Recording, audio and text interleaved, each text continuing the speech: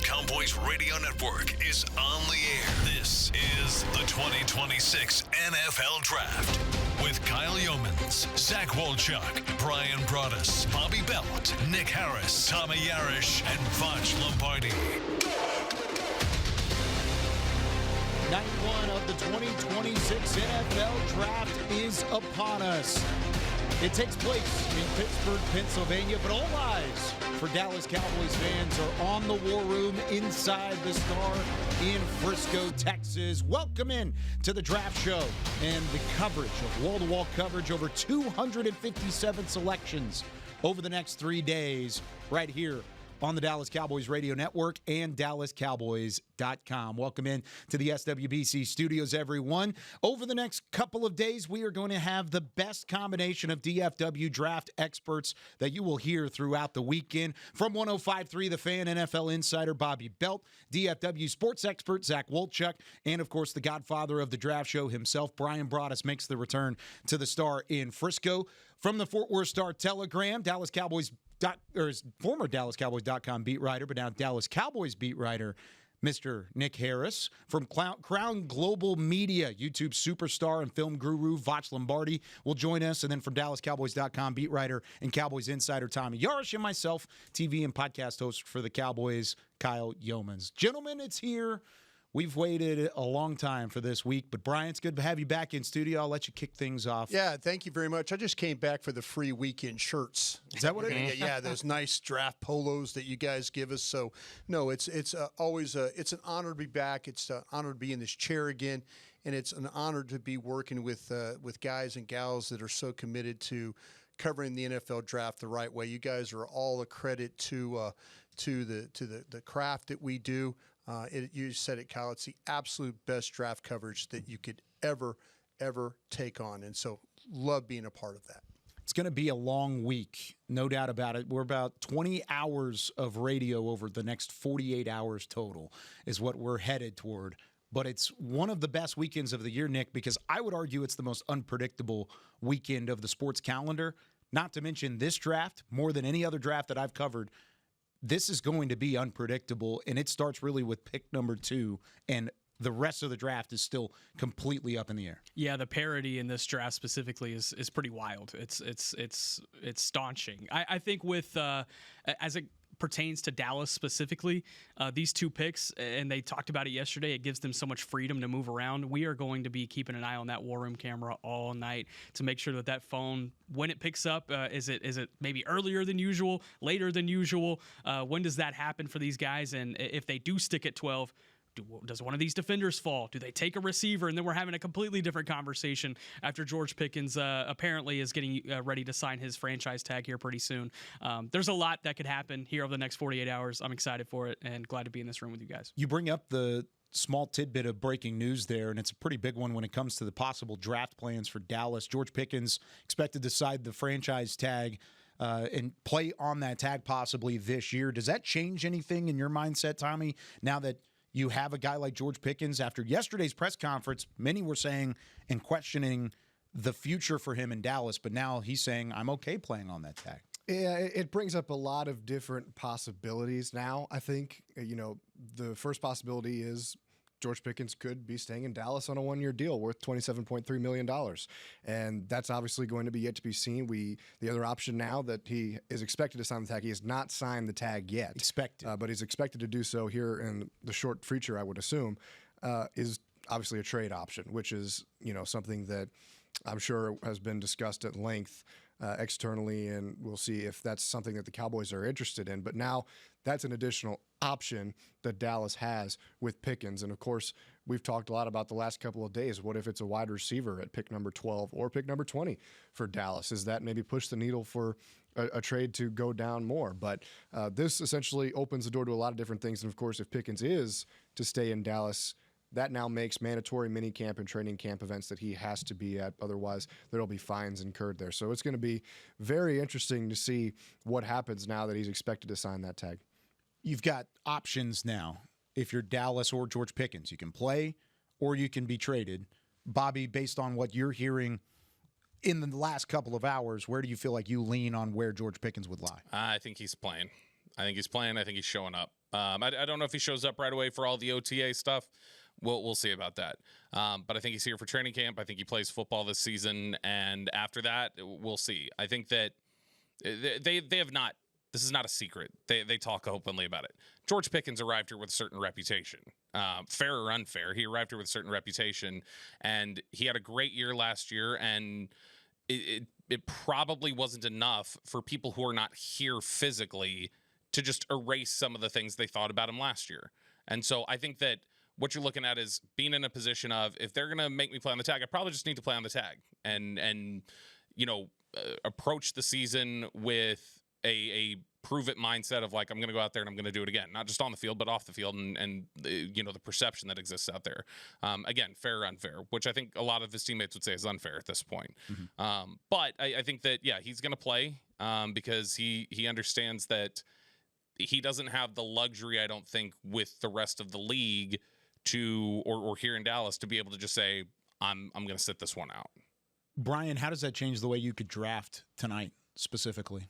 Yeah, there's, as we're kind of working on the draft, we're hearing all kinds of different possibilities when it came to the wide receivers. And it's been very much a defensive heavy, whether it's the edges, the corners, the linebackers.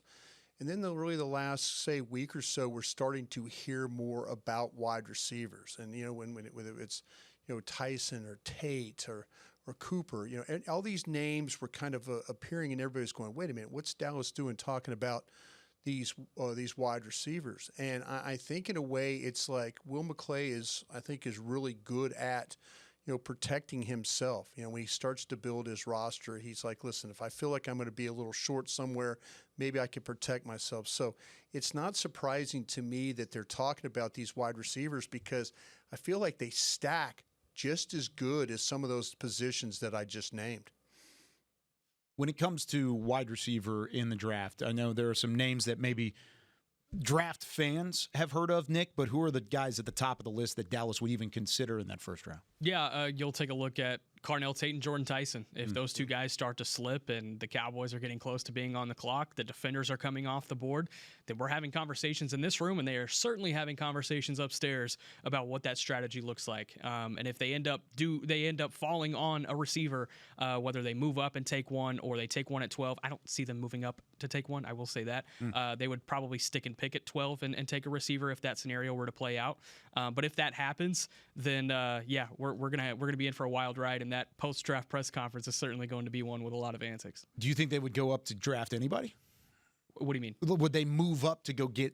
You said they wouldn't go up to get a wide receiver. Yeah. Would they go up at all in the draft? What I've been saying over the course of the last week is, do they have a potential desire to move up? Yes, but they want to pick twice in the first round. That is very important for them. They got that asset in the Micah Parsons trade. They want to be able to utilize that asset. And the only way that they move up and still keep that scenario happening is if they move up with Kansas City. And it's a swap, 9 and 29 for 12 and 20. That's the one I've been pointing out all week. Unless it's that, I don't necessarily see a reality. You could look at Cleveland at 6 if David Bailey or Arvell Reese were to fall. I don't see them getting out of the top 5, so I don't think that scenario plays out. We look at Kansas City and we go from there. But again, I've mentioned it more over the course of the last few days.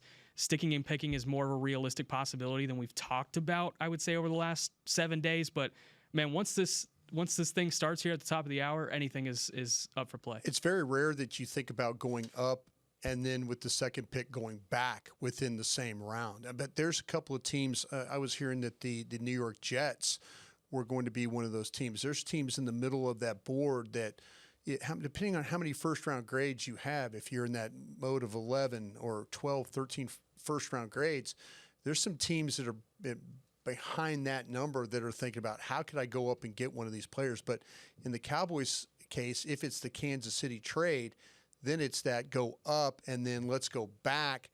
By going back, you're potentially into that 29 range, and they might be a little bit more comfortable taking some positions that they weren't when they were picking at 20. How many first-round grades did you end up with? 13. Okay, all right.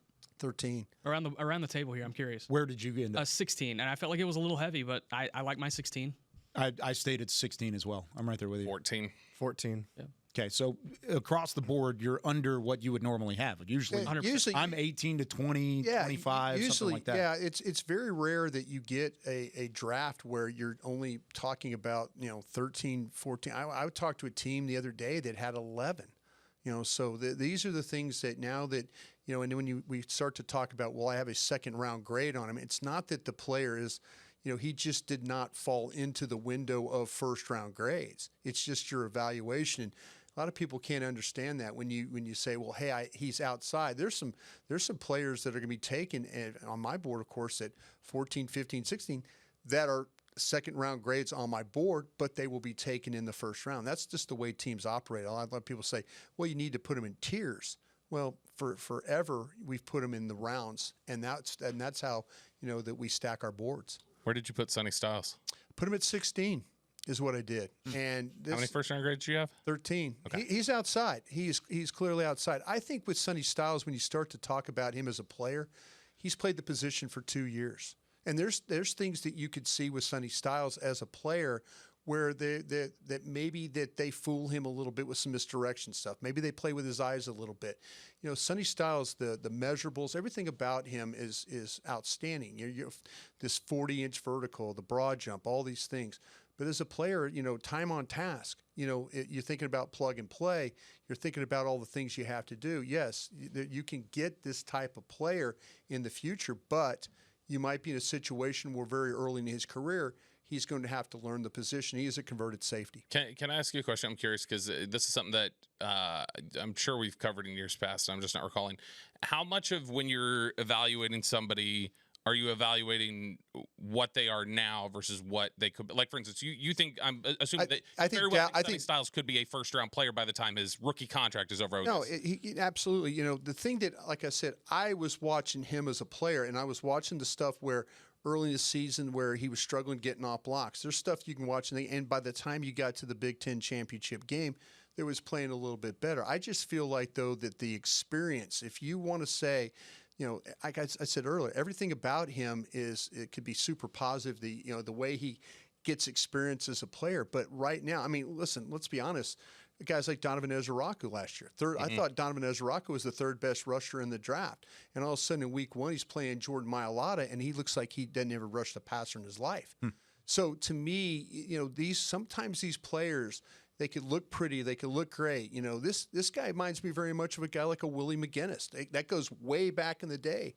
But that type of athlete, that type of size, but it takes a little bit of some time. And there might be a little bit of a learning curve for him as a linebacker. Everything else about him is super positive. Who are the guys at the top of your list? Let's stay specifically on the defensive side of the ball that are NFL ready, because we've heard it from the Dallas front office quite often throughout the draft process. They want guys that are ready now to play and ready to contribute to this team in 2026. Who are those guys for you? I kind of feel like that if you look at Bailey from Texas Tech, I feel like that he is a ready-made pass rusher.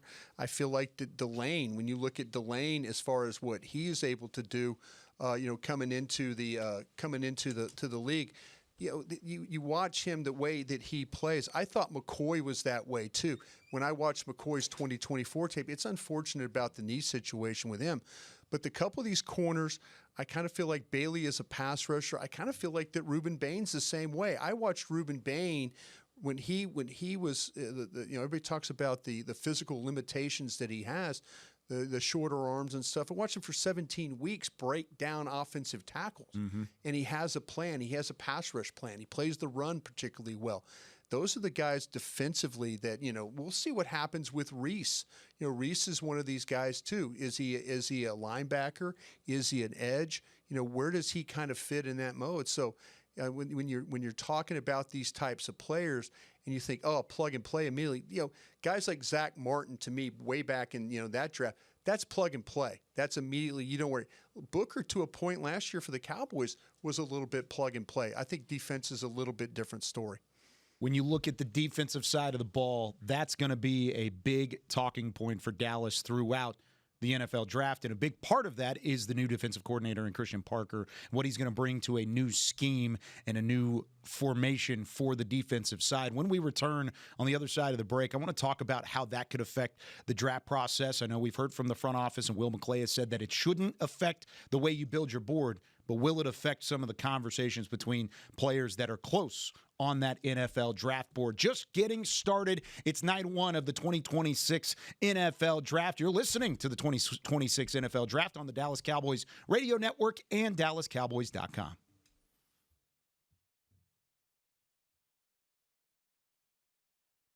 Hello, Internet friends.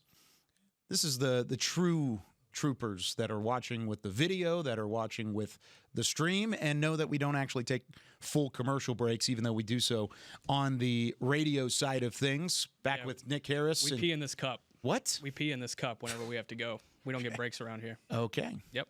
You're going to finish the drink first, right? Yeah, you see? That's why it's got a little color to it. I was gonna If say, that's what the color Feats is, of then we're strength. already in Feats trouble. of strength when you don't leave the room. That's the whole idea. Feats of strength. It's like a sip of it. You know? yeah. The amount of buttoned up we were on that first segment on the radio, and then to turn into that. Gotta loosen it up a little I'm bit. glad Let's you loosen it brought up. that up. I really am. There's a lot of topic of conversation going on between offense v defense. Do you really think an offensive player is in play at 12 and 20 for Dallas at either position? Well, I think absolutely, especially if they get in a situation where guys are coming off the board. And if they start to eliminate guys, if say they do eliminate, you know, we want to believe about the whole thing with Bain. If they eliminate Bain, they eliminate McCoy, you know, all of a sudden then you start drafting guys, you know, maybe eliminate Messidor because of his age.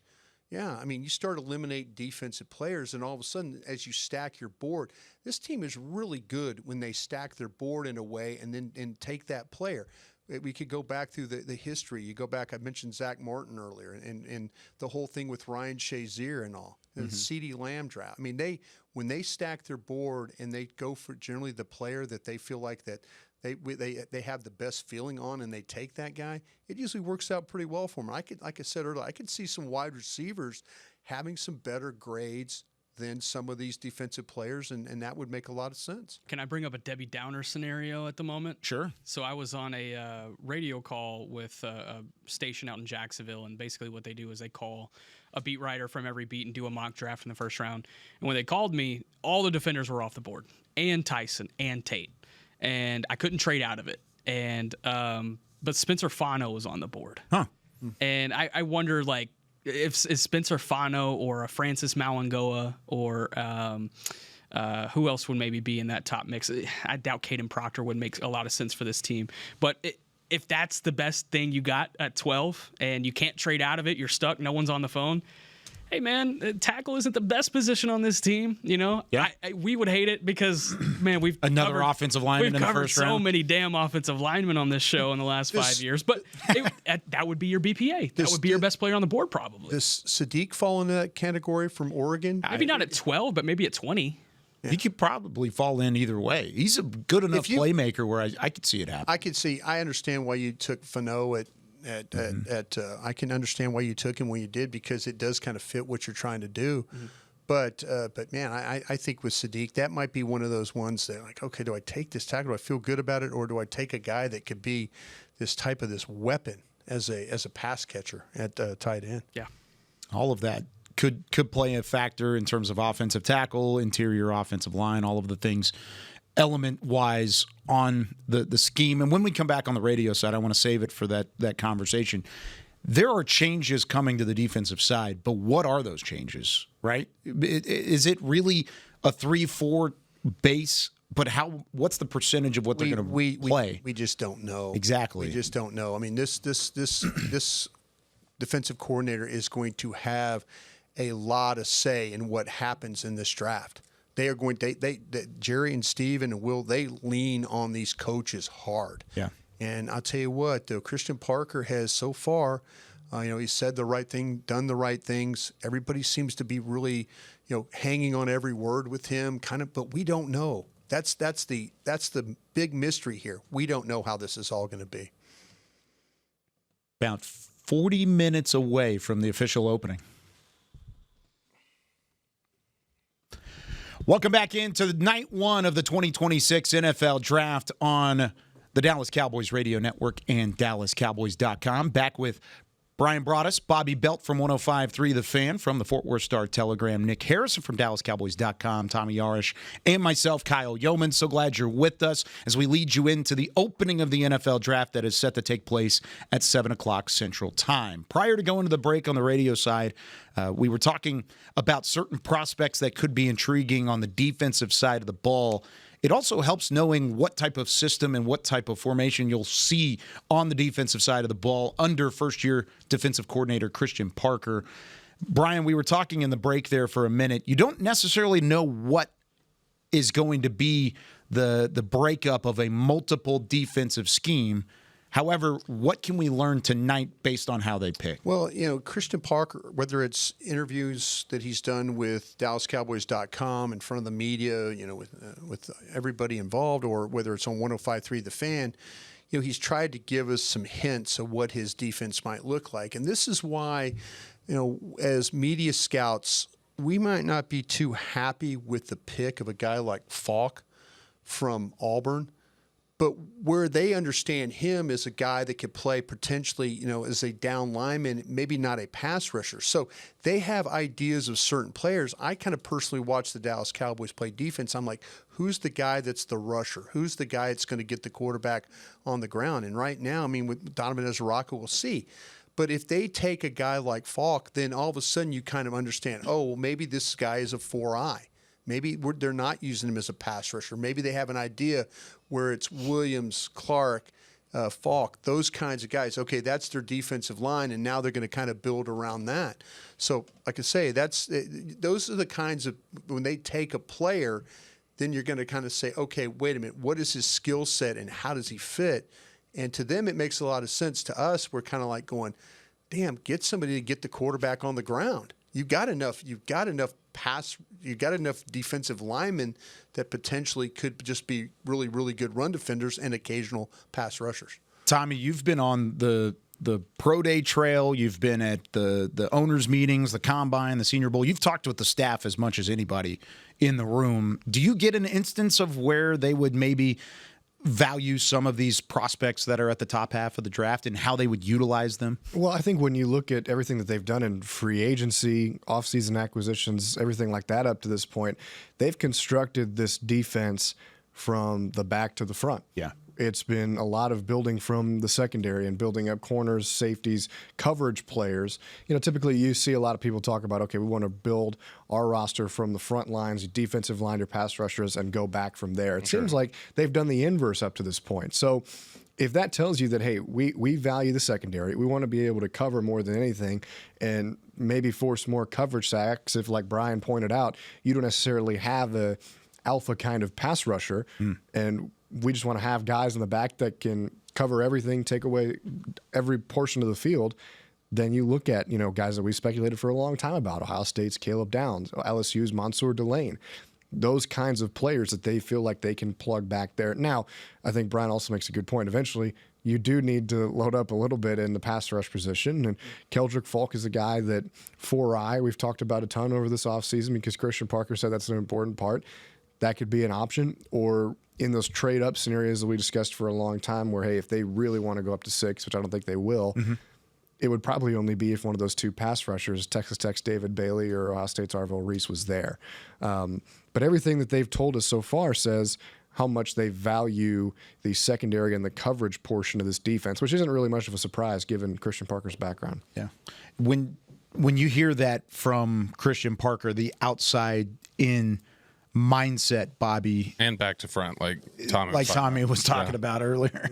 When it comes to whenever it gets to that point, is that something they've already been doing? Have they shown that throughout the offseason? Yeah. Signing safety Jalen Thompson and bringing in Kobe Durant and bringing in guys like that. They don't have a linebacker at all. Like, they don't have a linebacker, and they added Rashawn Gary, and they added corners, and even the safety that they added is a guy who can play some nickel stuff.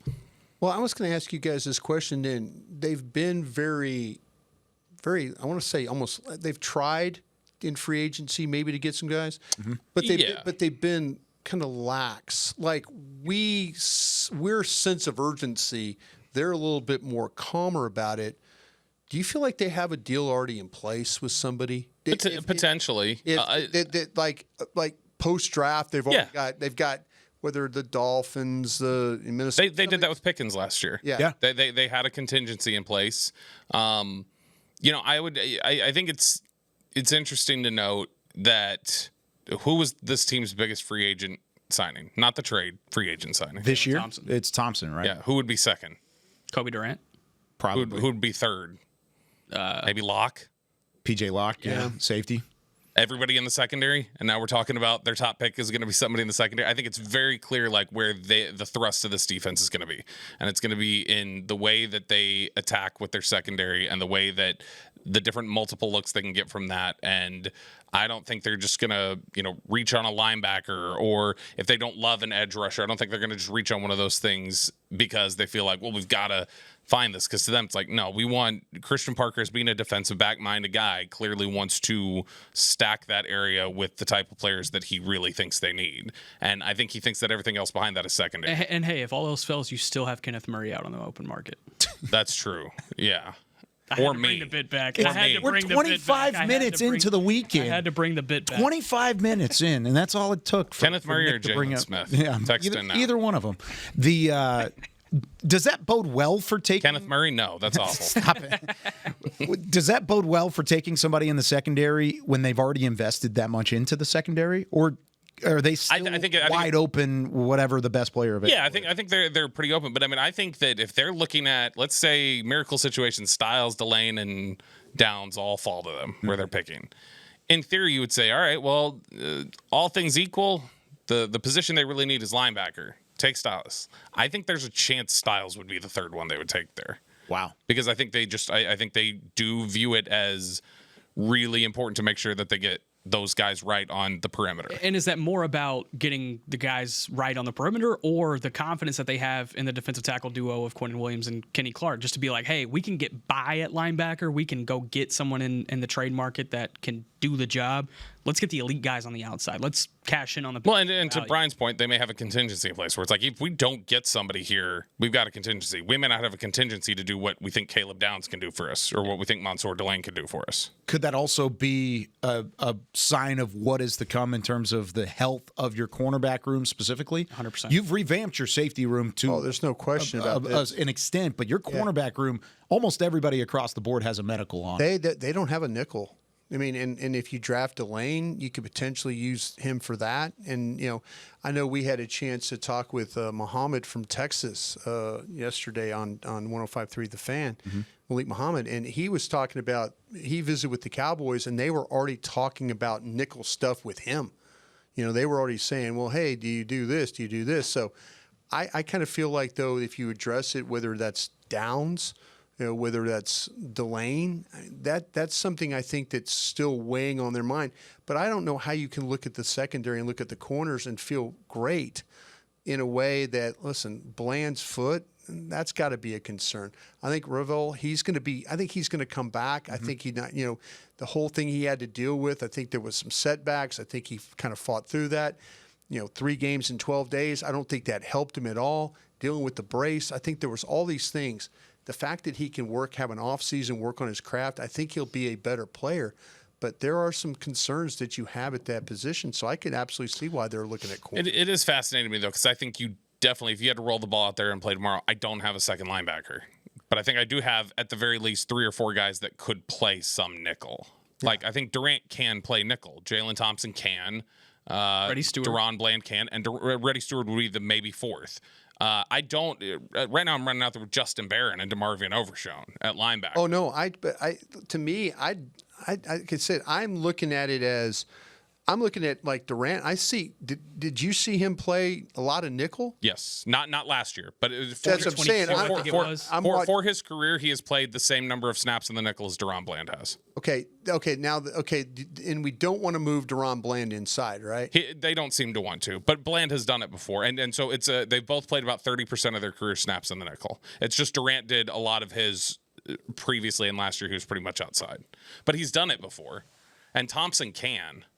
See, the one with Thompson, I'm thinking why they're talking about Delane is because I think they're looking for a real nickel. I mean, Yeah. I think they're looking for. I think they're looking. I mean, to me, if they take Delane or Downs, that is your primary nickel. But I'm saying if they had to go out there tomorrow, I think the contingency is they have people on the roster who could, in theory, do it. Whereas with linebacker, I don't know that they've got anybody who can do it. Oh, right now. the linebacker situation is a mess. It really is. Just based off of draft value in terms of the prospects that you could take in the first round, 12 and 20 overall for Dallas. Are they just stuck because the secondary players match the value? Guys like Downs and Delane and those early secondary possibilities. But outside of linebacker at Sonny Styles, there's not a ton of confidence in the guys that you could take at 12 and 20 because if you don't take one there, you don't have a pick until 92. Maybe they address it there. Is that why this conversation is what it is at the moment? Yeah, and I mean, that's not to say that there wouldn't be a linebacker for you at 92 because I do think there's a scenario where they don't take a linebacker on day one, they get to 92, and a Josiah Trotter out of Missouri is there, or depending on how they feel about Bryce Betcher out of Oregon. I like Bryce Betcher. Is C.J. Allen's medicals enough to slip him to 92? I don't think so, but you think about those things. I like Jimmy Rolder out of Michigan, and so there's some Keyshawn Elliott out of Arizona State. That's another one. So do they take one of those guys and then just sign Bobby Wagner in free agency and call that? I think that's a fine way to address the position because not only do you have a veteran and a young guy in the room, you have a bit more depth. You're going to need to probably triple up on linebacker still in this draft, but I think that is just as fine as, going out and trading for one and sacrificing future capital next week. They may go get one. I think what they have absolutely told you to this point by not willing to overpay in the linebacker market, not making a move to this point, seeming like they could be potentially fine taking Delane or Downs over a Styles in some instances. I think what they're telling you there is that one of the ways Christian Parker will probably be different from Vic Fangio is he doesn't feel like he needs a Zach Bond. Or he doesn't need like one of these other big-time linebackers. He may feel like he can make do with certain deficiencies at linebacker that maybe Fangio didn't think he could, and that Parker thinks he can insulate him a little bit more. I think they have told you that with their moves. Wasn't Zach Bond a player that was kind of a deficiency initially? Bond was considered it? a guy who had just been a disappointment, I think. Sure. But was somebody who it was just more like where have you locked into the potential? I think but then they dug deep and he became Bond was somebody that New Orleans. I don't feel like this might be coaching malpractice. They didn't know. They didn't seem to have a clue of what they wanted to do. It's very similar. Because there was a question about was he an edge or a linebacker type of player? Yeah, exactly. That to me, that's kind of like, oh, wait, Dan Quinn figures out that Micah Parsons can rush the passer. Oh, here we are. I mean, that sometimes coaches have got to come up with plans and stuff like that. But after you watch Bond play, that was the New Orleans, for him just to be a special teams guy.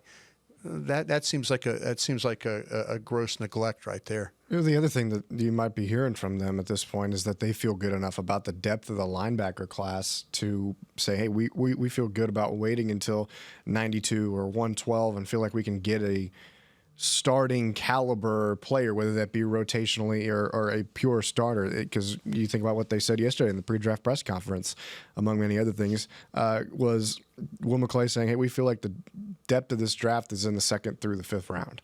And you think about Dallas has, 5 picks in that time span? Mm-hmm. So what do they do with those picks? Do they feel like there are going to be linebackers that get to that point and can come in and step up day one and do something? I think Trotter, Rodriguez, Golday, I think guys like that, I don't think the league is as high on them as we have been. And I think that there's a chance they could get pushed down a little bit.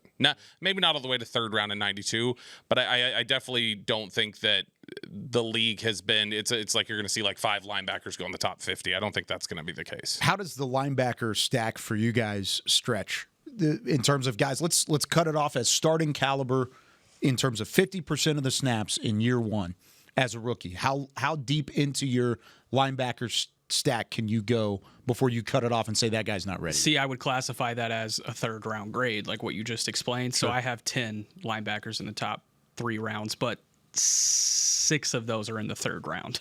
Okay. Yeah. So the depth of the draft. Yeah. What about you, Brian? I think I could go 7, and I get down to York. And I maybe because of the size that I would have a little bit questions. I think is he 8? He's 8. I think I would draw the line at Murdoch from Buffalo. Okay. Is kind of where I would draw the line. I mean, I'm just talking about those inside guys is what I'm thinking. But there's a couple of guys, like I say, there's a couple of projections. The Barham from Michigan. There's those guys. Maybe there's others, but I kind of feel like that I get to York and beyond him, then I'm a little bit thinking, oh man, I should have maybe done this a little bit earlier in my life. It's fascinating because I think it's probably goes to like third round or something. Yeah, that's where it stops. But then there are other people who I don't have in the top 3 rounds that I would say in the right context, or if maybe this is answered for me about them or whatever else. Maybe, like, for instance, the first person that comes to mind to me for that is like Lander Barton. Mm-hmm. I don't think Barton is a top 3 round player, but I also think that in the right context, Barton could play significant snaps for you if you're in the right sort of scheme and the right sort of defense. He's got the right measurables for it. He's above that measured line. 6'4", 233 pounds. His family might be more decorated than him when it comes to all the things that they've done in their lives. I mean, maybe, but that's one of those, because I think of him a little bit further down the board than where I guess where you guys would. Where do you have him? I have him actually in the 5th round. I have him in the 4th at LB 14. I've heard that some teams view him as a tight end. Yeah, I mean, you could actually watch some tape and see played him a little bit of it. He did, and some teams view him as a tight end. Wow. Yeah. Interesting. Very fascinating. He's one of a number of cases in this draft that when we get into day 3, we're going to have some fun breaking down some tape, because there's some two-way guys, there's some possible quarterbacks that could be wide receivers, there's all sorts of wild scenarios that can happen. But when we come back, I want to get everybody set for the first round of the NFL draft. Let's outline what the pick order is going to be, especially in front of Dallas 1 through 11, and tell you what Dallas does have to work with. If this is your first time tuning into the draft show, we'll get you ready for all 7 rounds. You're listening to the 2026 NFL Draft on the Dallas Cowboys Radio Network and DallasCowboys.com.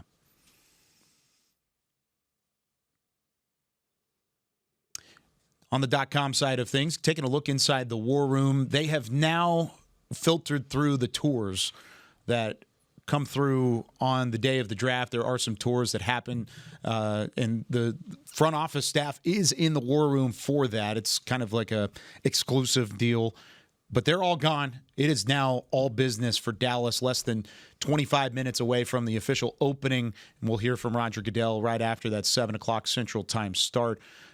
What is the conversation right now in the War Room there, Brian, when it comes to the final minutes to the lead up and then finally kicking this thing off? Yeah, I think you need to have everything. As you see right there, Todd Williams, Director of Football Operations Administration, is going around. I think they're probably looking at, made sure everybody's got their trade charts ready to go.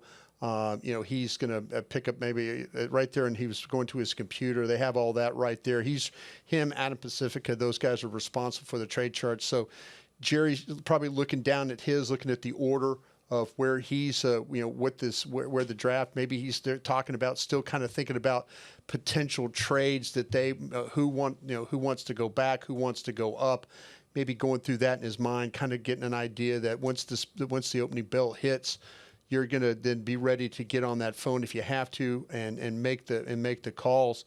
So yeah, it's just a matter of now just making sure all the preparation that you have, their board's set, everything's ready to go, but it's just maybe you want to make one more call. So you'll see Stephen Jones occasionally pick up a phone, somebody calling, checking in, saying, hey, do we still have a deal? And Stephen would probably say, hey, well, we got to deal with you if our player's on the board. So those are the kinds of things that they're going through right now. Brian, who did you hate receiving a call from back in the day? I thought it was fun to get all kinds of calls. The team that never called us was Cincinnati. So they hated calling you. Duke Tobin, who I used to call Duke, and I would say, hey, Duke, it's Broadus in Dallas. He goes, hey, what's going on, Brian? I'm like, hey, just making sure the phone works. He goes, okay, man, good luck with the draft. See you later. And then I would never talk to Duke Tobin again. Brian, you got to stop pouring into people that don't pour into you. Yeah, I just, we did a draft. We're on the .com side. If you remember a very famous draft with the Roy Williams, the defensive back from Oklahoma, we forgot to turn the trade in. That's the draft that Jerry had Carl Peterson on one line and Frank Gilliam on the other. and he got Frank Gilliam. He got both, and I've never seen this in a war room happen. He got both general managers to tell them who they were going to pick. And Jerry said, "Okay, hang on just a second." And he had the phones on his chest, and he goes, "They're not taking our guy. Let's take the Kansas City deal." So he said, "Frank, we're going to hang on here. We're going to do something else." Thank you. Hung up with him. He goes, "Carlos, you got a deal." And then we said, "Okay, great, we got a deal." And Chris Hall walked into the room and goes, "Did anybody turn the trade in?" And the clock was bleeding. Wow. And like Robert Blackwell was sitting in New York, kind of like, and they were filming him, and he's kind of smiling like, "I don't know who we're going to pick. I don't know." And, and the clock, so the trade had not officially gone in, and Stephen Jones had to basically dive on the table, hit the phone, and hit the NFL trade button, and said, he goes, "This is Dallas. We got to trade with Kansas City." And basically made this trade with 8 seconds on the clock. If one side calls it in, yeah, you do not have if they do not match all the exact terms both sides, the trade does not go through. So and Joel Bussard, who you can't just say, "Hey, I'm calling on behalf of both of us." Yeah, Joel Bussard, who was at the time was doing the player personnel stuff, he called back, and Steven picked up the phone and goes, "Dallas," and Bussard goes, "Don't you effing ever do that again." Wow. And Steve goes, "Okay, we got you, Joel. Thank you." And then we all started cracking up. But literally, we're watching, and God bless Chris Hall. He walked in and goes, "Did we turn in this trade?" Because the clock kept bleeding, and sure enough, that was the way it was. Let's hope tonight, if they make a trade with Kansas City, they'll turn it in on time. The and most the right amazing moments. thing was Jerry, because usually you talk to a general manager, and they'll say, "Hey, well, who are you taking?" And they'll say, "We're taking offense. We're taking defense." They will never tell you who they're taking. Yeah. And Jerry Jones got two general managers to do that. Amazing. Never seen it before. Interesting. Can't wait to see what kind of wild scenario happens this year. They're a lot of fun. Usually there's one or rooms. two. A lot of fun. I think Aaron Rodgers is going to announce he's coming back to play. That might be one of them. Who knows? Diana Rossini just deleted her Twitter account. Oh, stop it. She deleted her career.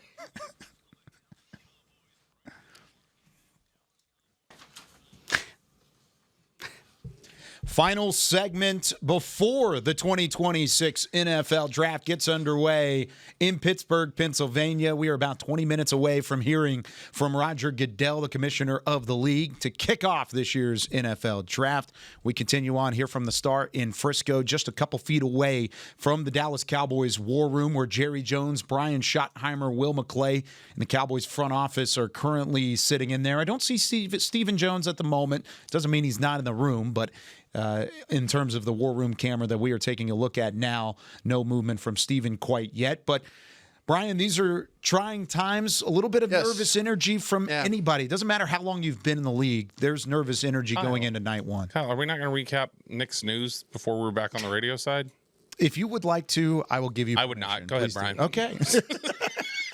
It is an interesting story.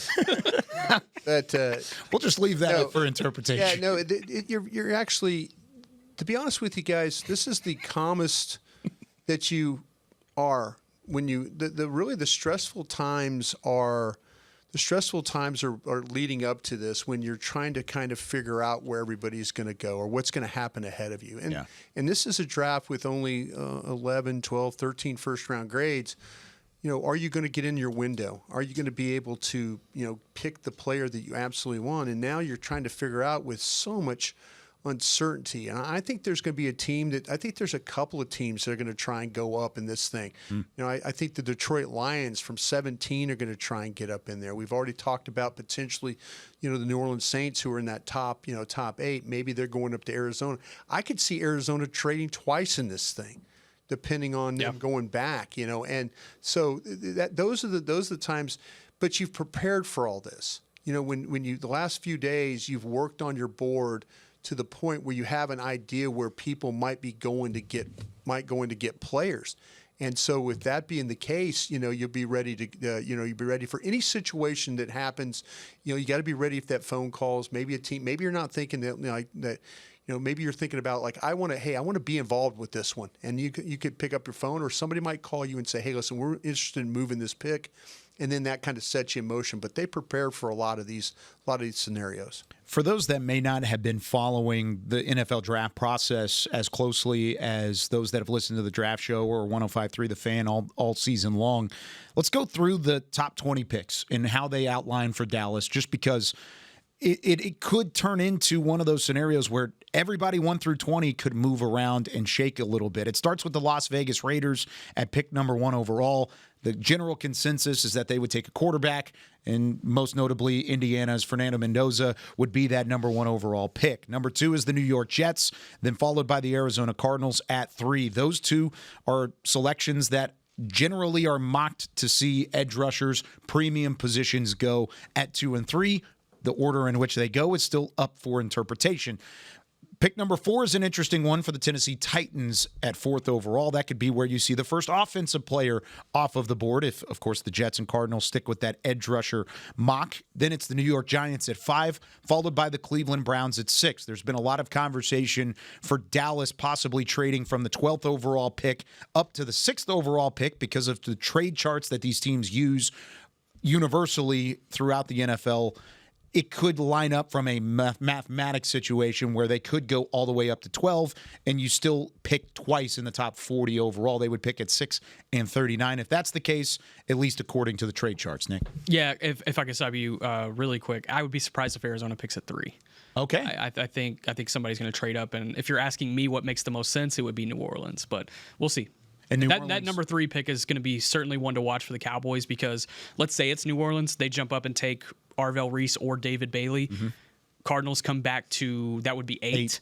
They're taking an offensive player there. I don't think they're going to steal one of those defenders from you. So that's a good thing for Dallas if you see a trade happen like that. I think so. Okay, so 6 with the Browns, 7 with the Washington Commanders, former defensive coordinator Dan Quinn, and then you've got the New Orleans Saints at 8 for now, is what you're saying, Nick. Yeah. At 8 for now. 9, Kansas City is another team that that Cowboys fans, at least throughout the draft process, have tabbed as a possible trade-up scenario because they could pick twice in the first round, according to those NFL draft trade charts. Kansas City's been talked about doing both. Going up or coming back. Interesting. Where would they go up to? Is 3. That Arizona they'd be one of the ones potentially talking about 3. And the Dallas and Kansas City front offices, they are so tied in with each other. They talk to each other even when it's not football season. Like they are friends. They're neighbors. So the Preston Road Trophy. But that's how they got the Peyton Hendershot deal done. Exactly, and the Eric Scott deal done. Mm-hmm. Yep. So maybe a third time's a charm. Maybe. Hey, that Peyton Hendershot conditional 7th round pick is the reason you have a 7th round pick this year. Wow. So I don't want to hear anything from y'all when it's 218 and there's finally a pick on the board after like 60 picks. Sorry, guys. So teams at 8 and 9, New Orleans and Kansas City, both as possible trade opportunities. The Giants did trade into the 10th overall pick. They send Dexter Lawrence to the Cincinnati Bengals. They go to 10. Yeah, Cincinnati was going to reach on a defensive tackle. There was a lot of talk that maybe that they were going to look at Woods from Clemson. Interesting. I think they did reach on a defensive tackle. Well, that's Dexter Lawrence. Yeah, they were going to go into this draft, and everybody kind of had a defensive back there. They were very talent poor defensively, much like Dallas was in a lot of areas. And people were thinking, well, they're going to take a corner, they could take the safety. But it sounded like to me, talking to some folks, that Peter Woods was going to be the pick there at 10. And so they went ahead and made the trade. And now you put the Giants in that position. Giants, I think, are going to go offense, defense, offense. Mm-hmm. But one way or another, listen, if they don't get, and I think that at 5 they would absolutely take Love if he was there. And then that's the one I would worry about at 10, potentially with Downs. Maybe this is why Dallas is thinking about it. If they have to go and they want to go for a guy like Downs, maybe you have to get ahead of what the New York Giants are doing. If the Giants take Downs at 5, does that take Dallas out of the mix? Maybe there's a couple other options for them on some of these defensive players. Tommy, do you feel like you got a good read on where New York could go defense or offense first, or if they could? Still not out of the equation. They could take 2 defensive guys in those spots. Sure, and there's been a lot of reports that they like both Sonny Styles and Caleb Downs from Ohio State. So if there's a way where they can get both of those picks to be the defensive players. I don't think John Harbaugh is necessarily upset about that.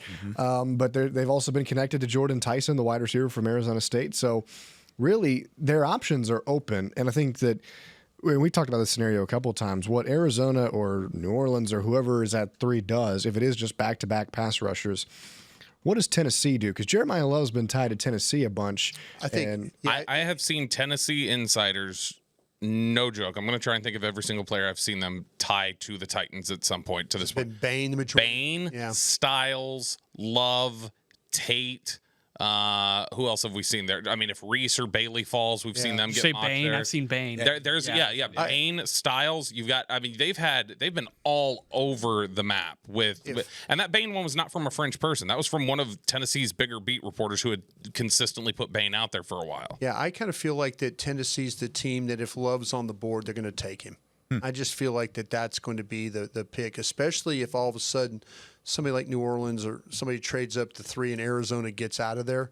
I could very well see Love was going to go with 3 spots. He could have gone to Arizona, he could have gone to Tennessee, and then the Giants are all 3 opportunities that I know. Talking to people around the league the last couple of days, that's kind of where they were trying to put Love in those 3 positions. Do y'all feel like you know roughly who the 10 players in the top 10 are going to be?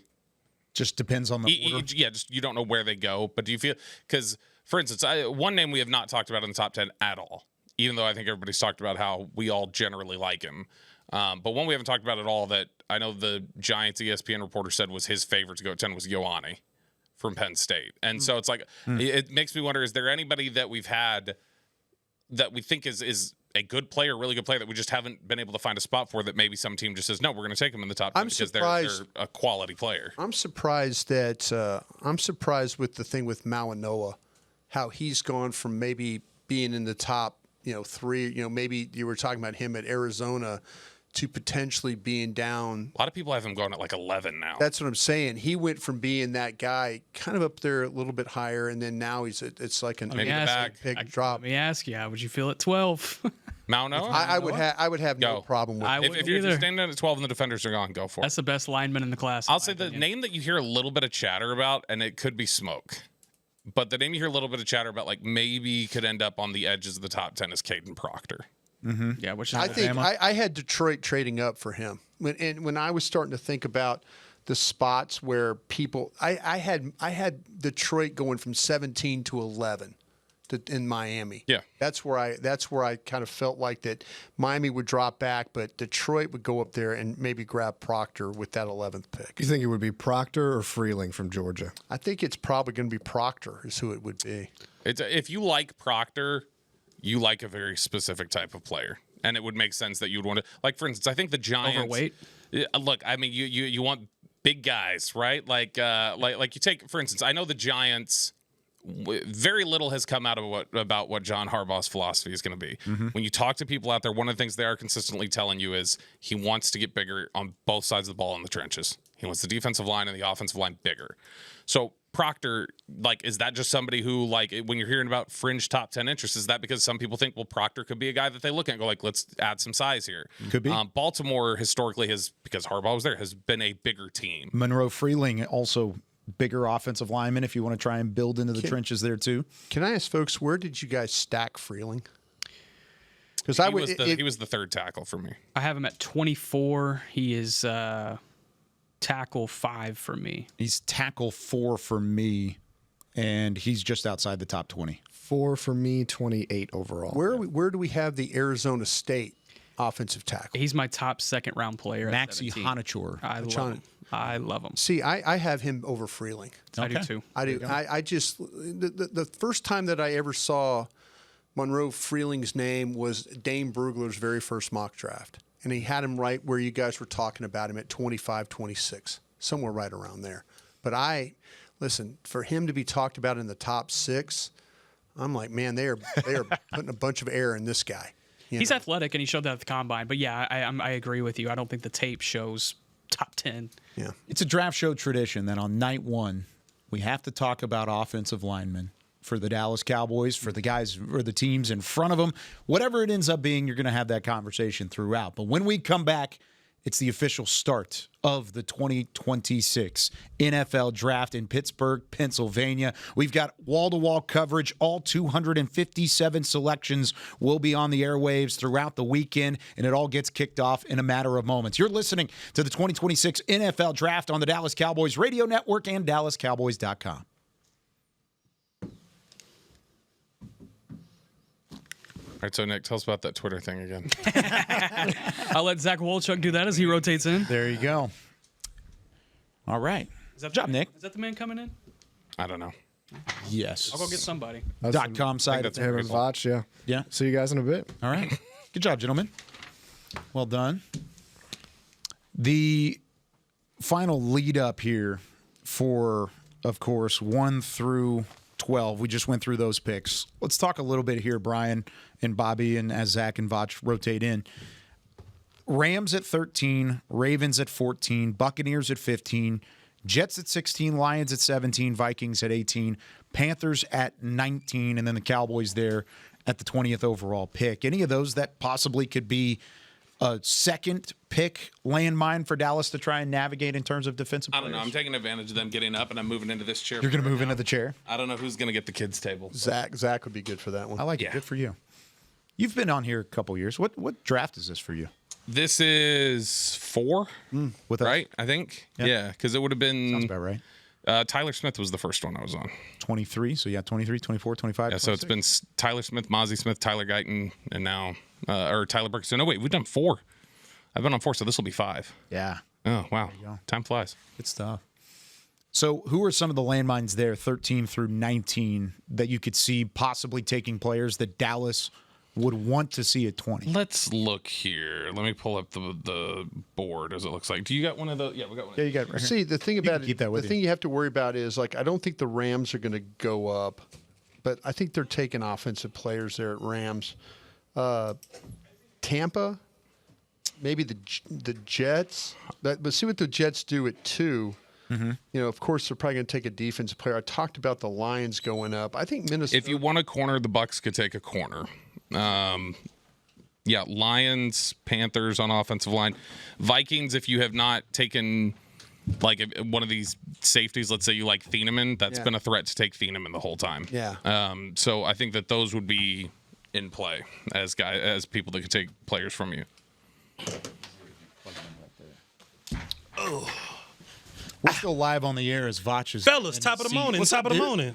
What's fix up? Fix your lapel pin there. Oh, pardon me, Nice. man. It's Pardon nice. me. I wanted to be straight there for you. Hey, look, I am gonna take the jacket off at some point. I do have a backup You're lapel gonna pin. take what? Just huh? You're gonna take what? What'd I say?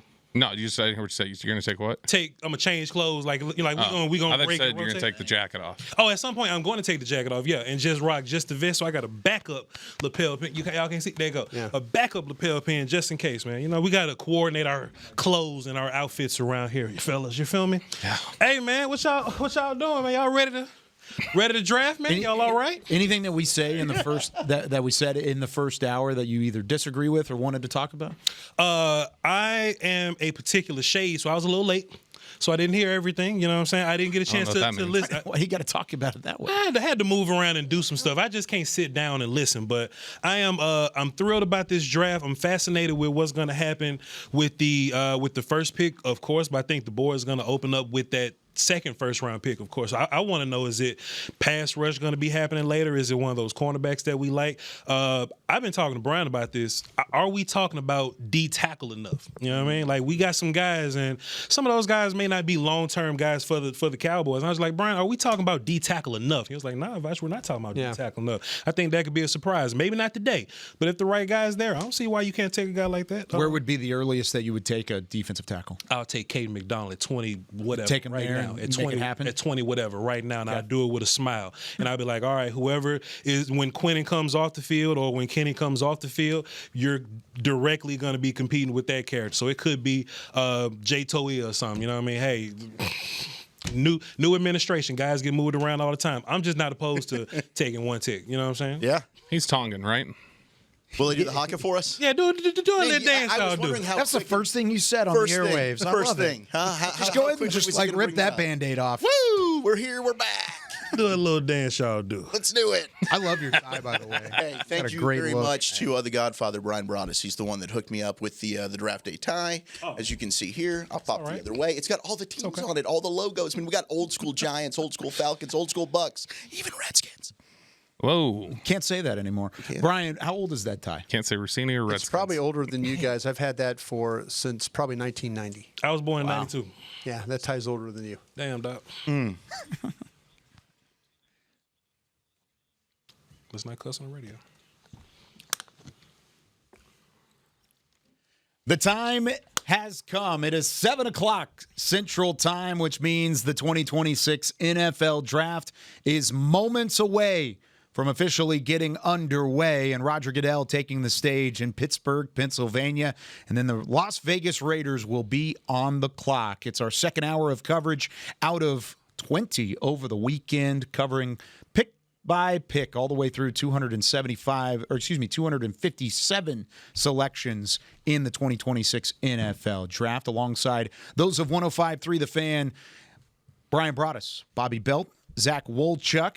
We've also got Fort Worth Star-Telegram's Nick Harris, DallasCowboys.com's Tom Yarish, and YouTube superstar Vach Lombardi in the studio for the first time today. Is that the best way I could describe it? YouTube superstar, Crown Global Media, Ball knower. Ball knower, film guru. Thank y'all so much. You know, it gets kind of weird here because it's like when I'm here, I'm supposed to represent what we do here, but I think most people would know me from YouTube, so I appreciate y'all if y'all watching right now. So thank you very much for that intro. Hey, Vach, I got a question. Hell yeah, Bobby. I was just about to ask Kyle a question. How happy are you to have Mike McCarthy back in this draft? He back? Oh, He's at the host city. How about I say? That's why they picked the place. Drafting for us, I would have been a little. I don't think that's I would have been a little upset. I think it was. Drafting for us. It's a late call. It's a late pivot. But I would just have to assume that he didn't do a whole bunch of research for whoever they about to draft in Pittsburgh. So I hope they do well. Shouts out to him. You know. That scouting department better be ready. Hey right? man, I hope they want. Thank God we've got a great one here. I hope they want no input from their coach, man. Shouts out to Mike, man. Can I drink one of these like later? When we toast the pick at 12 and 20, If it's Caleb Downs, first round picks. we got to chug him. But can I take a sip out of it? Yeah. Is what I'm saying. Okay. Well, Dallas Cowboys draft coverage is brought to you by Miller Lite, the only beer of the Dallas Cowboys. It's Miller time. I just want to know, man, because they're sitting in front of me. They just looking gorgeous. Yeah. You know what I mean? Like in a pyramid in front of you. I'm just saying, like, if it was a pick that I wouldn't be happy about, they'll just be right there exactly how they left them. But if it's, I just feel really good about what's possible to happen tonight. And if it's a pick that's like worth celebrating, I might drink all these. Is what I'm saying. All of them. All of them. All of unless y'all want to partake of something. You know? Thanks, man. Give us one just to have some fun with. Or like, I'm sure these ain't the only ones in the building. Bean probably got 9 more in the back. Brim Jones in. You might be right. You might be wrong. We'll talk about it. Assuming the Cowboys do something that's gonna make me incredibly happy. Go ahead. All right, let's go ahead and hand things over to the commissioner of the NFL, Roger Goodell, as we get things started in the 2026 NFL Draft. We send things to the stage to get things started.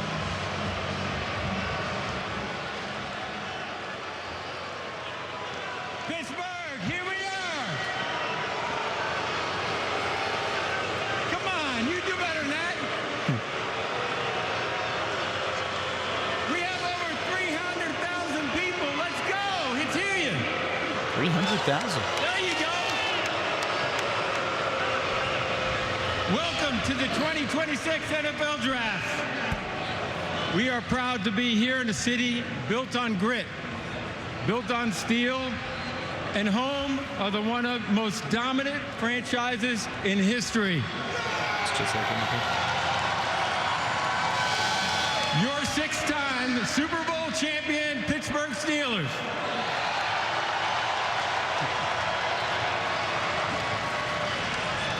But tonight we're going to celebrate Western Pennsylvania heritage. And as you can see, I didn't come alone. Steelers captain, 8-time Pro Bowler and Defensive Player of the Year, T.J. Watt.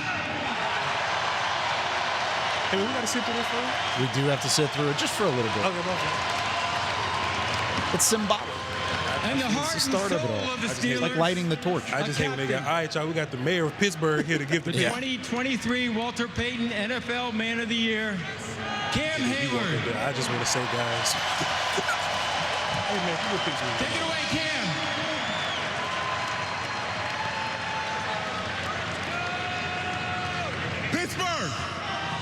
some noise!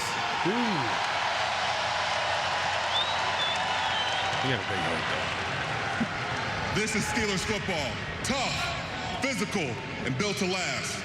But everything we do today is built on the standards set by the legends before us. Let's bring out the men who paved the way to greatness. A Hall of Famer, a true shutdown corner, a piece of the steel curtain, Mel Blount! That was Cam Hayward, by the way, the defensive tackle, as they welcome in Mel Blount. He's wearing his gold jacket, Hall of Fame jacket. One of the few they earned. Now, one of the few. Yeah. They do have a couple. Not Lynn Swans. No? No. Some Super Bowl MVPs. Lynn Swan and Hines. Oh, there he is. Got it there. Hines Ward, of course, Hollywood superstar from The Dark Knight.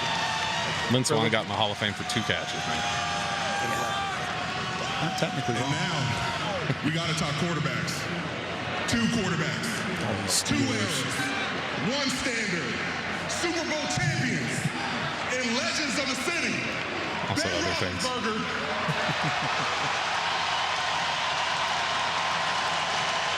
Big Ben walking up to the stage. Where's Mason Rudolph? I think he's the next one they're Yeah, I think going to have walk. There's Terry Bradshaw. Rodgers come out. This would be a way to This would be announce the it. way to do This it. is if you wanted to do Open that. the draft. Yeah, just have him walk out here and say, I'm coming back. And your 2026 starting quarterback, and then just have him walk Let's out. run it back. Let me just tell you what I know. Brian Broaddus is sick. He ready to get going.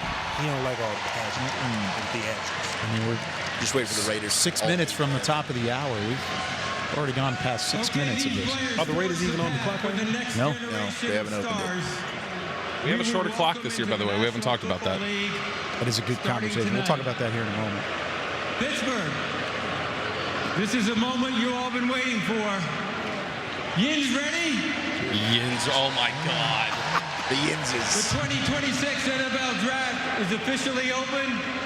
The Las Vegas Raiders are on the clock.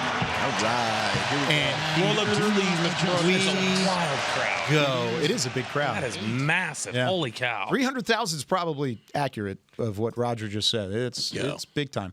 All right, you just talked about it. Yep. This is a new clock this year that the NFL is going to. It's shorter, more compact. How does that change things from a drafting Yeah, I mean, it's 8 minutes instead. What, Brian, back in the day, first round for you guys was 15, right? 15 minutes, yeah. So, I mean, and then they had brought it down to 10, and now they're down to 8. So it's going to be more commercials. It's going to be tightened up a little bit. I assume this will more impact trade talks than anything else. I hope so. Yeah. The thing back in the day, though, if you go back when I ran the 98 draft in Philadelphia, if you go back and look at the quickest pick that was made in the first round, your Philadelphia Eagles with Brian Broaddus at the helm. I'm like, listen, hey, we know who we're taking. We're taking Pitch trades. clock brought us. Hey, let's go. I mean, let's turn this card in. Pitch clock brought us. Phone don't ring. Voch is right. I don't have time for all this. Let's start drafting. Let's start, and I know the NFL likes to have a big production of it all, but yeah, let's get to start picking these players and stuff. And I think the clock will. I mean, you can't wait late in the clock to try, and I think that's why some teams maybe have some pre-deals done. Yeah, I think that's players. If players are there, that like, hey, if our guy's there, be ready. We're going to call. And I think some teams are alerted, and we should be ready for that. I think when you ask around the league, that's the area where you've seen the most shift, probably, just with this clock, is that it's caused some teams to maybe just do a little extra groundwork on trades potentially in advance of the day. So it's like, all right, we already kind of have a starting point of where we're gonna look at this, and then they can execute it from there when they're on the clock. I know we talked about it a little bit in the pre-show, but Zach, where do you expect that first trade to possibly happen? Where do you feel? Because right now the Raiders are on the clock. They're going to probably take Fernando Mendoza, we would assume, the quarterback out of Indiana, and then the draft starts at 2. Is that as early as we could see a trade? I mean, I think the Jets are going to probably stay and pick. Now, the Jets could jet, and then they end up taking a player that it's not Reese or Bailey, and maybe it's Carnell Tate or it's Sonny Styles, or they make a really surprise pick. But I think Arizona's made no surprises that they want to bail out of there, and I don't think the Jeremiah Love is a pick that they really want to make. If you look at the running back position, they bring back James Conner. They drafted Trey Benson from Florida State in the second round a couple of years ago.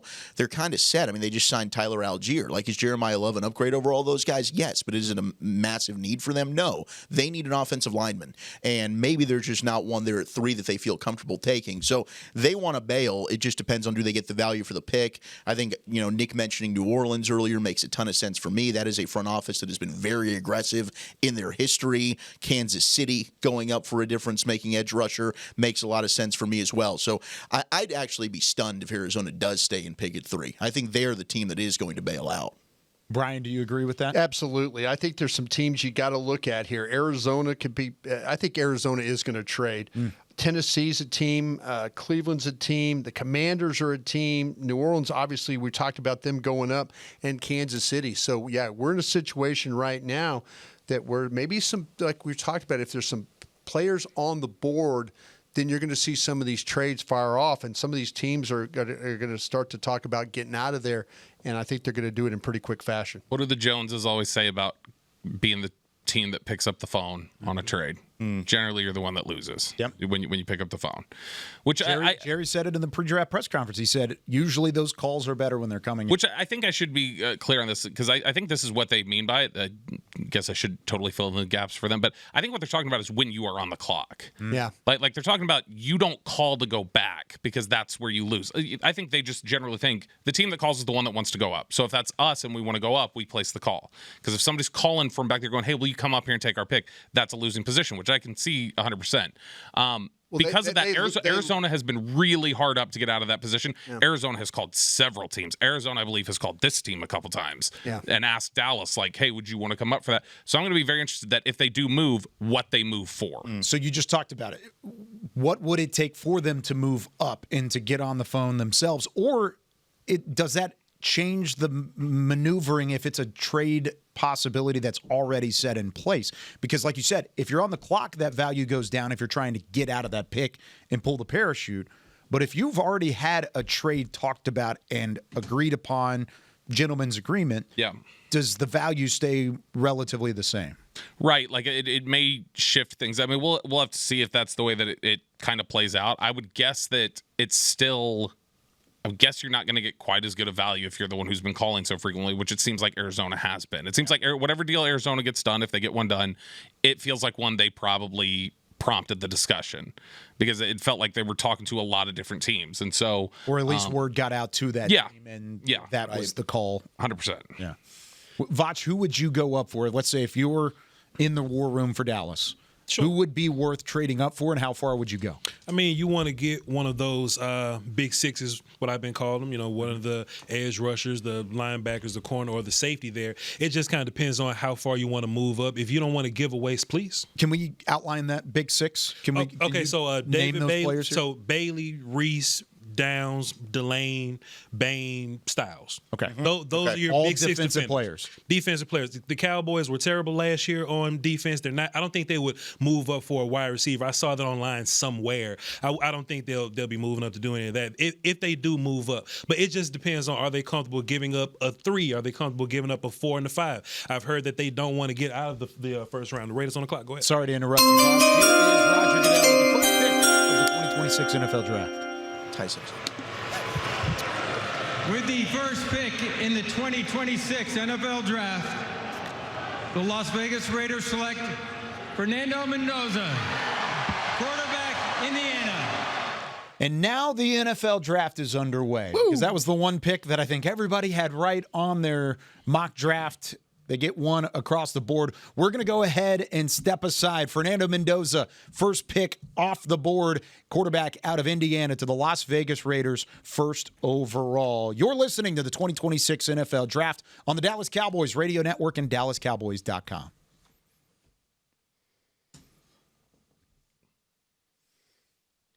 All right, back here on the internet side of things, we're taking a look at Fernando Mendoza's tape, but Bobby, you noticed something in the war room there that we probably should talk about here, and it's part of why we wanted to take the early break, just to give us a little bit of window. Well, and it's one of those things where a lot of times it can mean nothing, but you're always watching any sort of change in the war room or anything else. I do think it's fascinating that Will McClay just has his hand like on the phone and it's not moving. He's got his right hand just placed on the phone, looking at some chart or something else. So maybe it's a case of they're just working ahead on some other things, or they're fielding calls for trade back or trade up. But it's and now he's out of the room as we cut back to the war room. Could they be a part of the Arizona trade? That's what I'm just saying.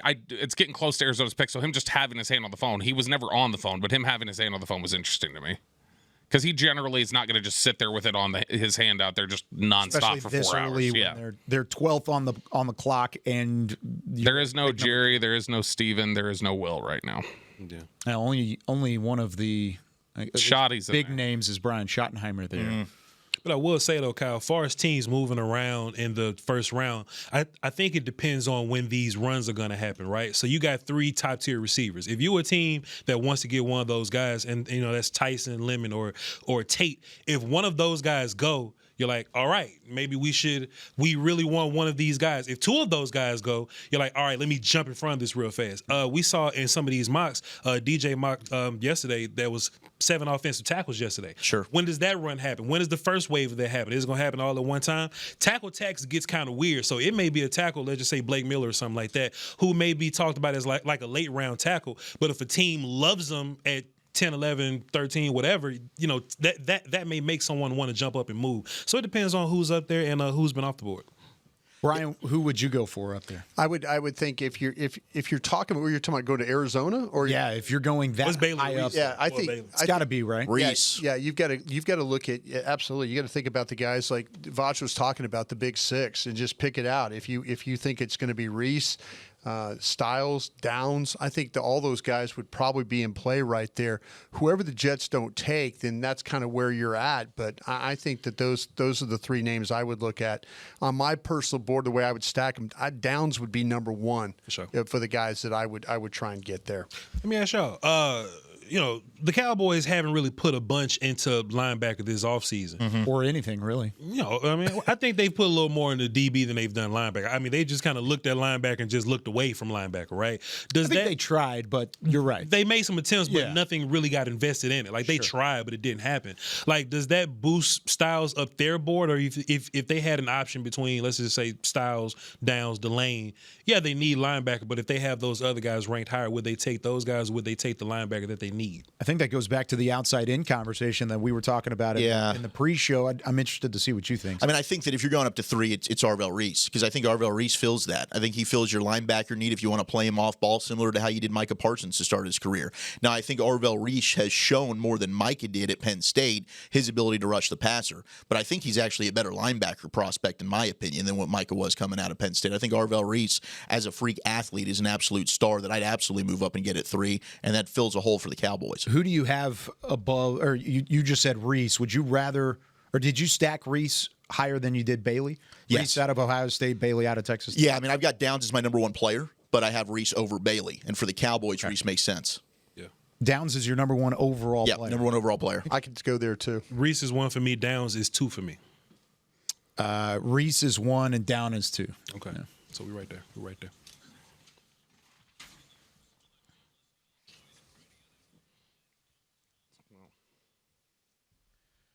One pick has been announced. Fernando Mendoza, the quarterback and the Heisman Trophy winner from Indiana, off the board of the Raiders with the first overall selection. The Jets on the clock, and their pick is in at 2nd overall. The pick has not been announced quite yet.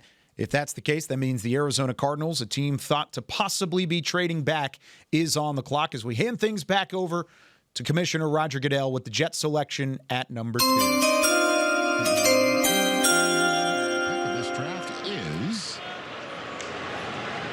With the 2nd pick in the 2026 NFL Draft, the New York Jets select David Bailey, linebacker, Texas Tech. First edge rusher off the board, the Texas Tech. Sorry, Bobby. Texas Tech edge rusher David Bailey goes to the Jets. Ian Rappaport just worded it very interestingly. He goes, the Jets have made rather than traded the pick. They take David Bailey. Which makes me wonder if they were fielding calls. If they were talking about it, maybe. We're sitting here talking about 3 as the first possibility. Maybe 2 was. David Bailey's awesome, by the way. He is a total monster. I mean, that's somebody who he was like the first player I watched during this whole process, and just violent, understands how to rush the passer, sets up, every move that he has in a pass rush plan is setting up the next, plays with a really high motor. The biggest way he gets himself in trouble a lot of times is playing so aggressively that he sometimes over pursues. Yep. But man, he is a lot of fun to watch. That's somebody that if Dallas had the number 1 pick in the draft, that is who I would want them to pick. It would be awesome. That's who I would have been all over, is picking David Bailey. Bendy, bursty, flattens well, and I just value dudes that just know how to rush, that just know how to get sacks. I'm not one of these people that will, think that a player that doesn't get sacks in college will all of a sudden learn how to get sacks in the league. I'm just not one of those guys. David Bailey is a dude that knows how to get sacks in college, so I would assume that he will get sacks in the league.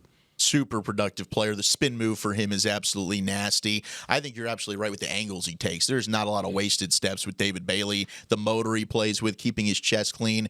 The Jets got a heck of a player. I mean, I would have taken Reese over Bailey personally, but if you just want a product that you know what you're getting, best pure pass rusher in the draft right now is David Bailey from Texas Tech. But, Zach, you know what, though? This is what I think it came down to, and this is what I think the conversation about Reese is. I'm very high on Reese, but some teams may be like, okay, well, he's not a linebacker, Vach. He's just a pass rush for me. Some other teams will be like, well, Vach, I don't think he's a pass rusher at all. I think he's only a linebacker. He doesn't know how to pass rush just yet. So let's just say that the Jets, because we don't know, let's just assume that the Jets have Reese, he's purely edge guy. Bailey would be a better edge guy than Reese is right now. You would only put Reese over Bailey if you're banking on the upside of him being a linebacker and a pass rush guy like I am. So I guess that makes sense for them, if that's the case. So pick number 1 was, of course, Mendoza. Pick number 2 is Bailey. Arizona on the clock at the moment. Any word here, Bobby, on what they could possibly be doing with this selection? Trying to trade the hell out of there. That's what they're trying to do. They're definitely trying to move back. Which I'm going to guess they're going to find somebody to dance with them. It's just going to be a matter of who. The buzz heading into today seemed like it was New Orleans would be potentially the trade partner. Yeah, that's what everybody that I was talking to on the way in was saying that New Orleans they had a trade already and ready to go. This was several hours ago. Again, we're talking about teams that are preparing to make these picks quick and to get the trades in and out pretty quick too. You don't want to be waiting around on this one. A lot going on, and the Saints were the team that I was hearing was going to be aggressive in this draft. They're having some sort of discussion in the room right now. It looks like Jerry and Will are talking about something. Yeah. Not like super animated, but no. Bobby, you was noticing. You were just quietly noticing, and Will kind of did it again. What you think Will hovering over the phone for? Because if it's a trade conversation, wouldn't the Joneses have that conversation? I don't think it's like a Cardinals. I think it's more just they're prepared to make a deal that maybe they've already like, hey, this is contingent on how things play out here. Then we'll make it. I think it's more just sitting around waiting for potentially to pick up the call to say we're on or we're off is what that could be. And to this point, I think they thought it would go Mendoza, Bailey. If let's say Arizona does pick here at 3, do you think they're going Arvell Reese out of Ohio State, or is it somebody else's? It looks like they're clapping. Arizona is clapping. But are they clapping on a trade or a pick? Or a pick. Could be interesting. I mean, I think that Arizona needs to take an offensive lineman. I would take Francis Malinois from Miami. I don't, but Jeremiah Love could just be the highest rated player on their board. He's my number 2 player, so I could totally understand it. If you're going to stay true to it and you're not window dressing, as Brian would say, then you take Jeremiah Love. But I think Arvell Reese makes more sense for them than Love would. I would still lean an offensive lineman. And remember, they did hire the Rams offensive coordinator, Michael LaFleur, as their head coach. So an offensive guy up front. LaFleur, as Vach would say. 1:15 remaining on the TV side for Arizona's pick. No indication on whether or not the pick is They're picking. Or if they trade it. Oh, they are picking. They're picking. Wow. Is that the first shock of the draft? Is that they are picking here? Yeah, that's a surprise. Yeah, they were. I could say the last few days have been nothing but trade back, trade back, trade back. It was. I mean, I was talking to people in Arizona, and they were saying offensive line, defensive line. They were not talking about really Love at all. A lot of teams had Love there. We'll see what the pick is, but they were the one team that was really anxious to get out of there. Do you think it's because they didn't expect Reese to be there? like, maybe they weren't going to take Bailey. Maybe they were fine trading away from Bailey. But hey, Arvell Reese is here. We may have him ranked much higher. Should we just take Reese here, as opposed to trading back? Yeah, I think they might just not have gotten the offer that they wanted. They might have received the quality They were for calling pick 3. Everyone. They were calling everybody. Yeah, I mean, if they're staying and picking, I just don't think they got the value for the pick, and they just said, you know what, we love whoever we're taking enough to go ahead and just stay here and pull the trigger. All indications were if they stayed there, it would be Jeremiah Love. I just don't think that pick makes as much sense for them. Mm-hmm. And you said offensive line first. They want to need build offensive through the lineman. trenches. Yeah, absolutely. That's what the people in the building at Arizona, they were, because I was asking about the whole thing with Love, and a lot of people were saying that, hey, this might be a thing where Michael Bidwell, the owner, got involved and was thinking about butts and seats. Maybe. And maybe that Love was a guy more so than, say, taking Mawanoa here or one of these offensive tackles. All right, here's the selection. Roger Goodell walking to the stage. Keldrick Falk. 2 minutes into their time on the clock. Could be. With the third pick in the 2026 NFL Draft, the Arizona Cardinals select Jeremiah Love. Wow, they took him. Did it. Notre Dame. That's the first time that Arizona has taken a running back in the first round since Beanie Wells back in 2009. Wow. That's significant. And that was at 31 overall. This is at number 3. Jeremiah Love, but best running back by a wide margin in this NFL draft. Beanie Wells has had some great verses over the years. He's better than Beanie Wells. He's much better. Or no, that's Beanie Senior. Never mind. No, they got a hell of a player. I mean, with Jeremiah Smith, with Love, he is a mismatch problem. I mean, to me, I do think that the Jahmyr Gibbs comps, I can see that with the explosiveness, the ability to catch the football out of the backfield.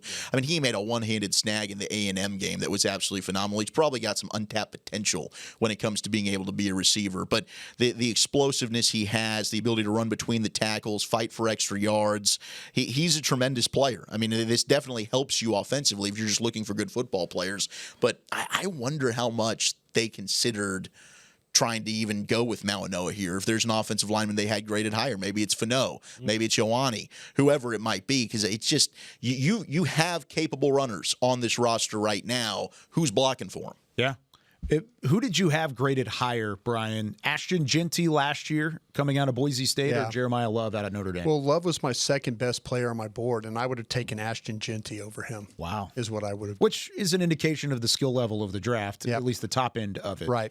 But for him to go 3, and remember, Jeanty went 6 to the Raiders, and a lot of individuals in the NFL draft community thought that was high for the pick, even though Ashton Jeanty was a phenomenal player and a great prospect. I think this is great news, by the way, for Dallas. Absolutely. That was going to be my next question, because now Arvell Reese is still on the board. Titans are on the clock at 4. That was really where Jeremiah Love was most popularly that's what mocked. We thought, Where does Tennessee go now at 4? Well, that's I think that Tennessee can go a couple. Tennessee's been one of the big points where everybody thinks like the draft kind of turns on them. And so I think they've done a pretty good job of, as a lot of times happens, you get new staffs in somewhere and local beat reporters who are going to be on the ground and have a good vibe for where people are going. It's a new staff that they don't necessarily have relationships with yet. So I think it's been really murky as to which direction they could go. But I mean, it's been talked about. Styles. Yeah. Bain has been talked about here. That's the one the one that would be surprising to me would be the Bain one. Yeah, I would be stunned if they went Bain, but that was something that a couple that Paul Kowarski, who has covered the Titans for a long time, Kowarski had put Bain there several times. Yeah, even late too, when the Bain conversation cooled off over the final, let's say, month of the draft process. He was still one that was staying and mocking him to 4 overall to the Titans. Now, was that in the thought process that Love was off the board and that Reese is still there? Maybe in certain. So I think Reese was not on. I think Reese and Bailey were off on most of these mocks where he had been projecting Bain for, and so obviously it was like, oh, that's the third edge rusher. I will say it's odd. Mike Sando had an article in The Athletic about 6 weeks ago where 2 executives at the time after the combine had projected they thought 2 separate ones had thought the Titans would take Falk at 4, which sounds wild, but who has Falk most consistently been compared to from last year? Micah Williams. Micah Williams was a 49ers pick last year. And that's a 49ers staff that's in Tennessee now. That would be incredible. to have Falk go number 4, and now Reese is there at 5. Downs and Styles survived. Delane's still there. Go ahead, get Keldrick Falk off the board here at 4. And mind you, I love Keldrick Falk. I'm just fearful of Keldrick Falk at 12, basically. You know what I mean? But if somebody love Keldrick Falk at 4, I love y'all for taking Keldrick Falk. Hey man, knock yourself out. Knock yourself out, man. What's the possibility of another offensive player? If they were leaning toward Jeremiah Love at 3, where could they go outside of it? Because you talked about the tackles. Yeah. Do they really need offensive line help? They've invested quite a bit They up got front Dan already. Moore and J.C. Latham playing tackle right now. So they're probably fine. they're set at tackle for the most part. They're fine at tackle, yeah. So does that mean a skill player could be in play? And then if that's the case, is it too high? I'm looking at their wide receivers. They got Calvin Ridley. Last year they drafted Alec Ayamanor from Stanford, and they just signed Wan'Dale Robinson. So he was a draft show darling for a little bit of time. Io Manor was for sure. Hey, man, maybe they go defense. Maybe they go defense. I'm looking at their corners, and they got Cardell Fly and Alontae Taylor. So go Monster or the Lane, maybe, I don't know, but it'll definitely be Jermon McCoy. It'll definitely be fast. Just go ahead and get that one out of the way. Jermon McCoy, yeah. That would be interesting at the 4th overall pick. For those on the radio side, Fernando Mendoza goes number 1 overall, quarterback Indiana, to the Las Vegas Raiders. The Jets take edge rusher from Texas Tech, David Bailey, at 2. The Cardinals take Jeremiah Love, running back from Notre Dame, at 3. The Tennessee Titans are on the clock, followed by the New York Giants, the Cleveland Browns, the Washington Commanders, the Saints, the Chiefs, the Giants at 10 again, and then the Dolphins and Cowboys at 12th overall. As the pick is in now for Tennessee. I just want the chaos, boys.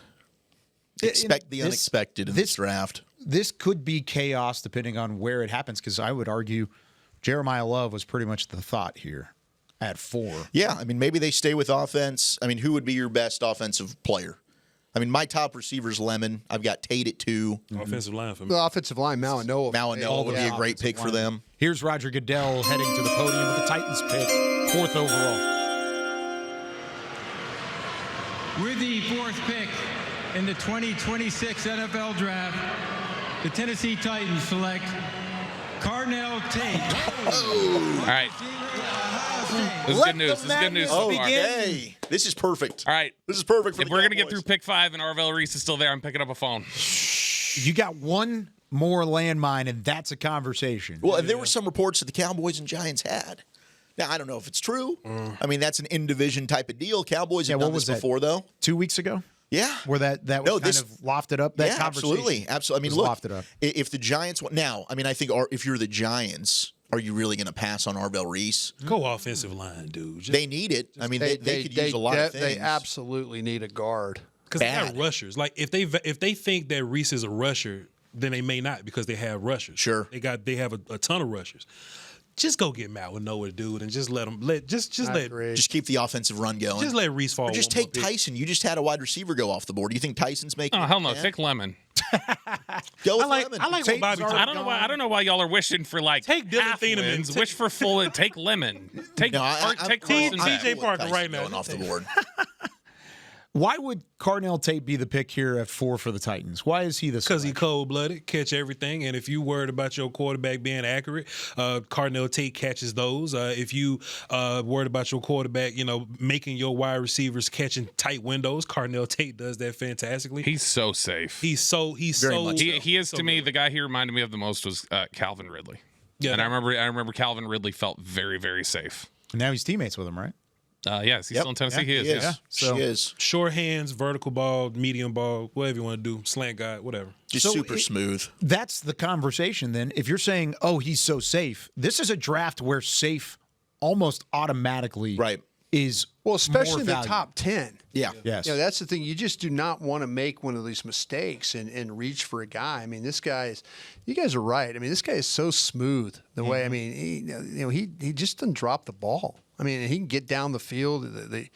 We've seen him, like, if you watch the Texas game, he had a great adjust and catch on a deep ball, the body control.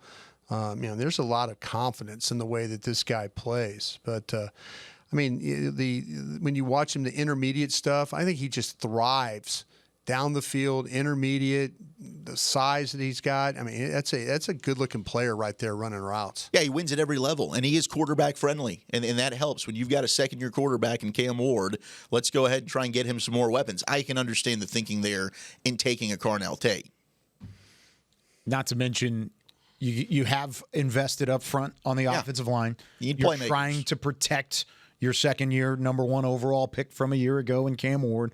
You give him a weapon that can get coached up by another similar but veteran weapon with Calvin Ridley. I get it. I don't know why the thought process was anything other than Tate in certain situations.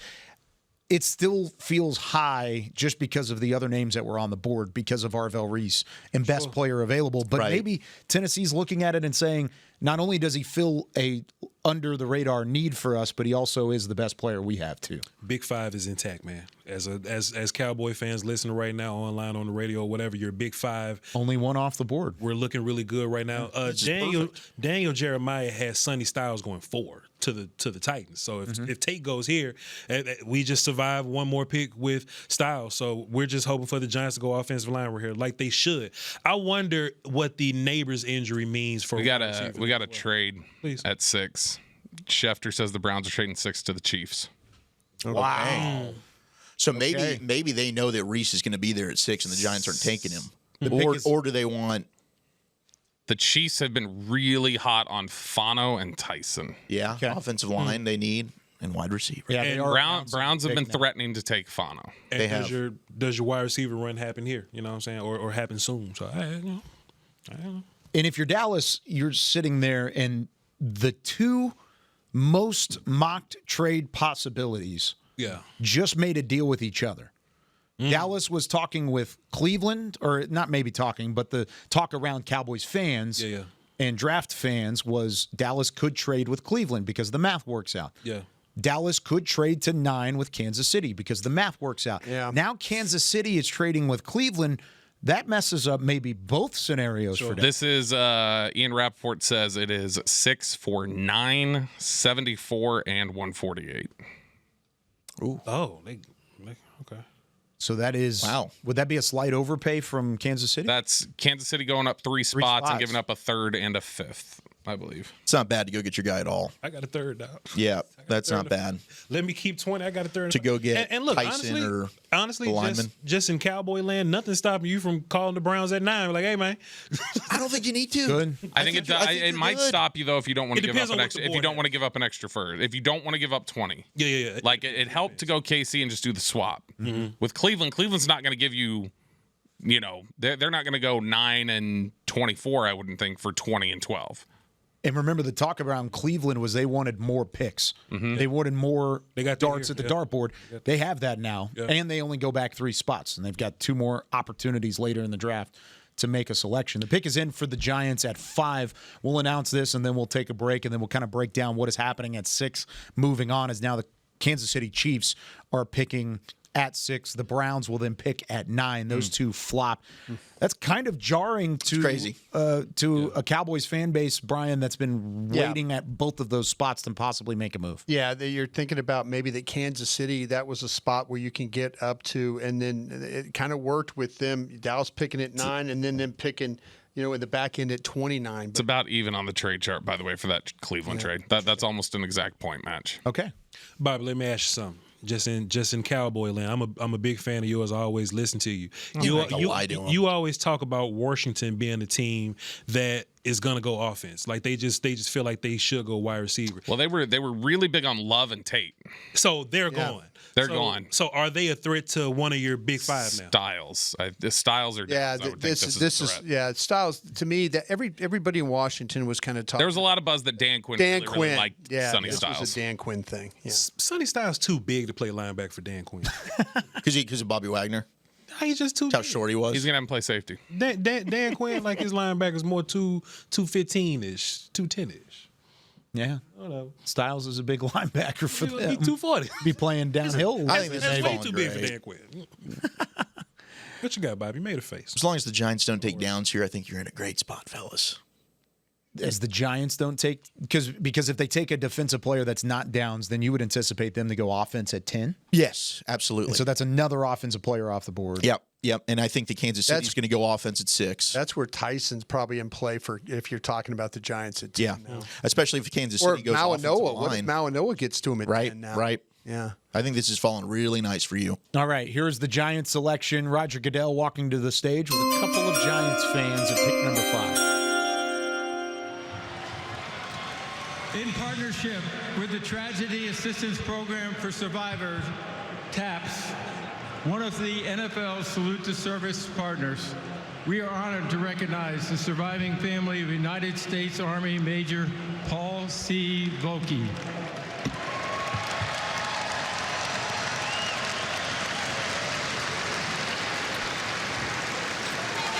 Major Volke sustained tragic, fatal injuries while deployed in Afghanistan. He is survived by his spouse, Tracy, and their 2 sons, Andrew and Benjamin. Major Volke was raised in the Hudson Valley and was a lifelong fan of the New York Giants, a tradition he proudly passed on to his sons. Volke family, take it away.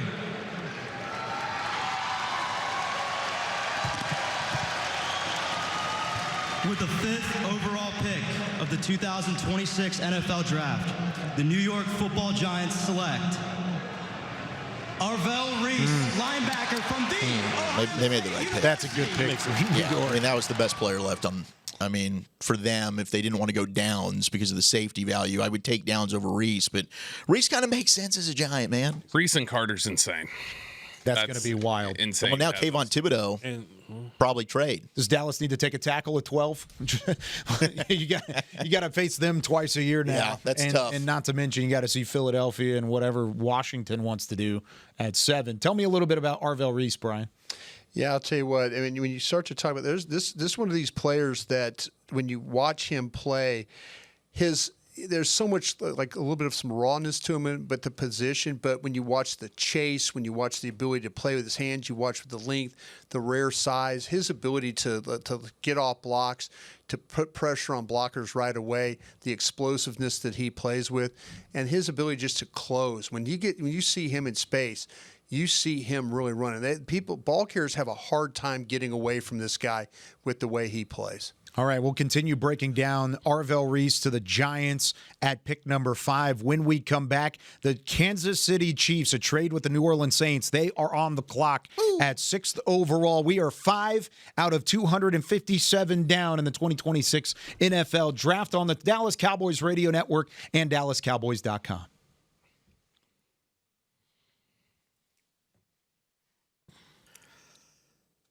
All right, back here on the DallasCowboys.com side of things, taking a look at Arvell Reese to the New York Giants. So I love the pick for them. It's a great pick. Now, does that take them out as a defensive player or of a defensive player at 10? Yeah, I think it'll depend. Like, let's say Kansas City's moving up to go get Jordan Tyson here.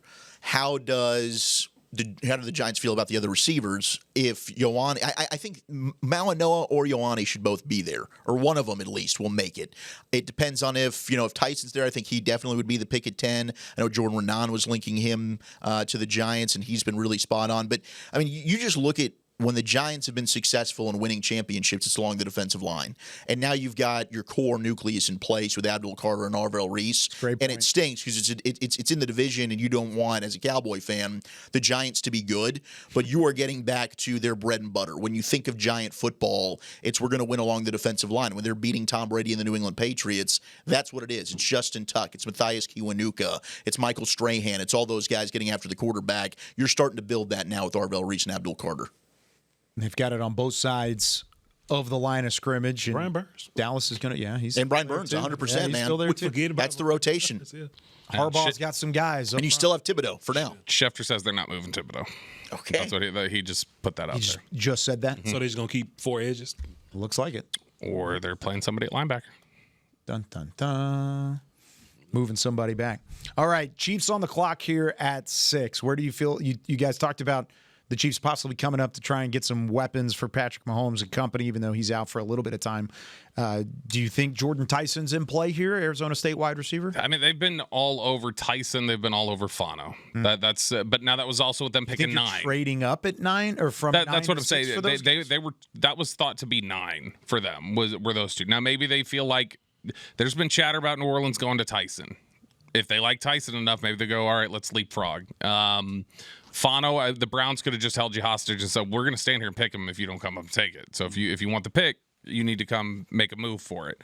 And then, I mean, they had the entire secondary decimated on their own doing in a lot of ways. The corner situation. The corner or the safety. They lost the entire starting secondary. Delane makes a lot of sense.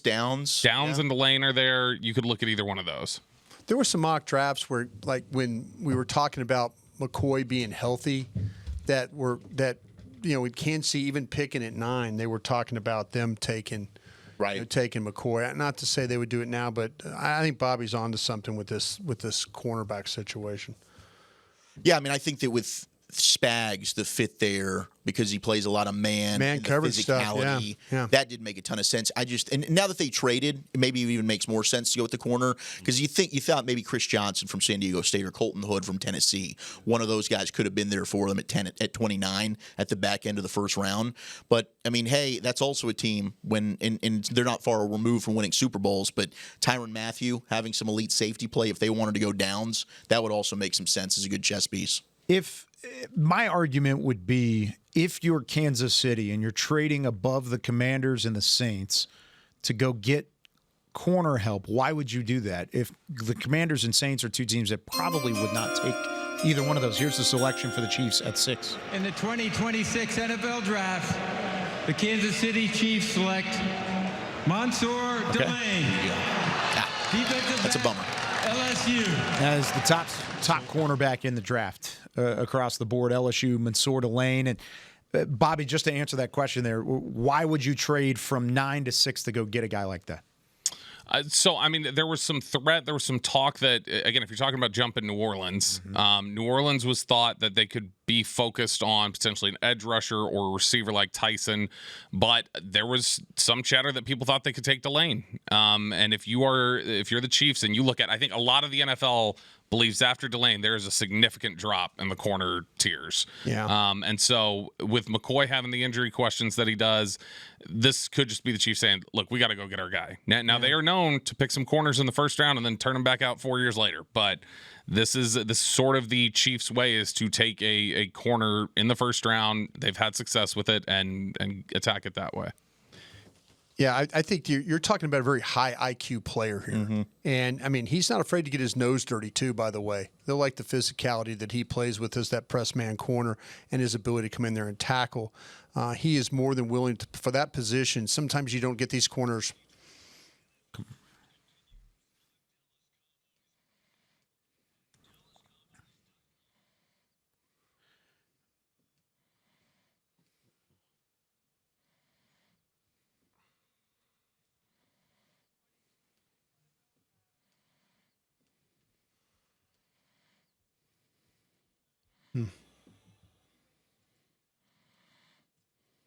Back-to-back selections on the defensive side of the ball. The Giants at pick number 5 take Arvell Reese, the edge rusher from Ohio State. And the Chiefs, who trade from 9 up to 6, they go get Mansour Delane, the corner from LSU. Couple of defenders off the board that Dallas would have loved to see continue falling down. But Brian Broaddus, tell us about your LSU Tiger there, Mansour Delane. This is an accomplished cornerback. You know, he was accomplished when he was at Virginia Tech, and he can play left corner, he can play right corner. There's not an assignment this kid can't handle. He's a sticky man cover corner. He thrives in the physical side of the game. Impressive with the way he carries routes, super flexible, bendy in the way he moves, footwork, pedal.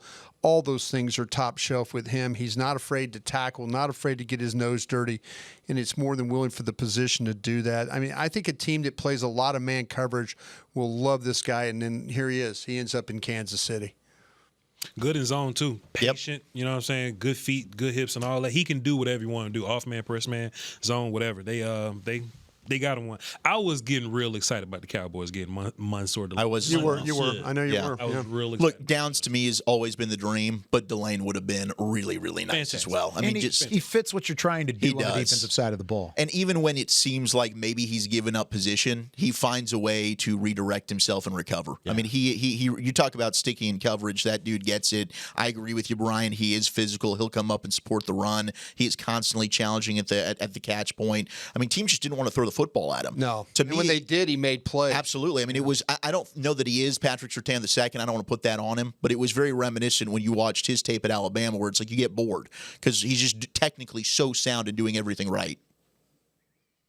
All right, so with that pick being in for the Chiefs at 6, the Washington Commanders pick is in at 7th overall. Former defensive coordinator here in Dallas, Dan Quinn, has made their selection. Cowboys fans, while the team is making big picks, make the smart pick at home. Call On Time Experts, the official AC heating and plumbing partner of the Dallas Cowboys. Fast, reliable, always on time. That's the On Time Experts. Visit ontimeexperts.com and click Book Now. Once again, alongside YouTube superstar Vach Lombardi from 105.3 The Fan, Brian Broaddus and Bobby Belt, alongside Zach Wolchuk. I'm Kyle Yeomans from DallasCowboys.com. As we hand things back over to the Commanders selection, Roger Goodell at the podium in Pittsburgh.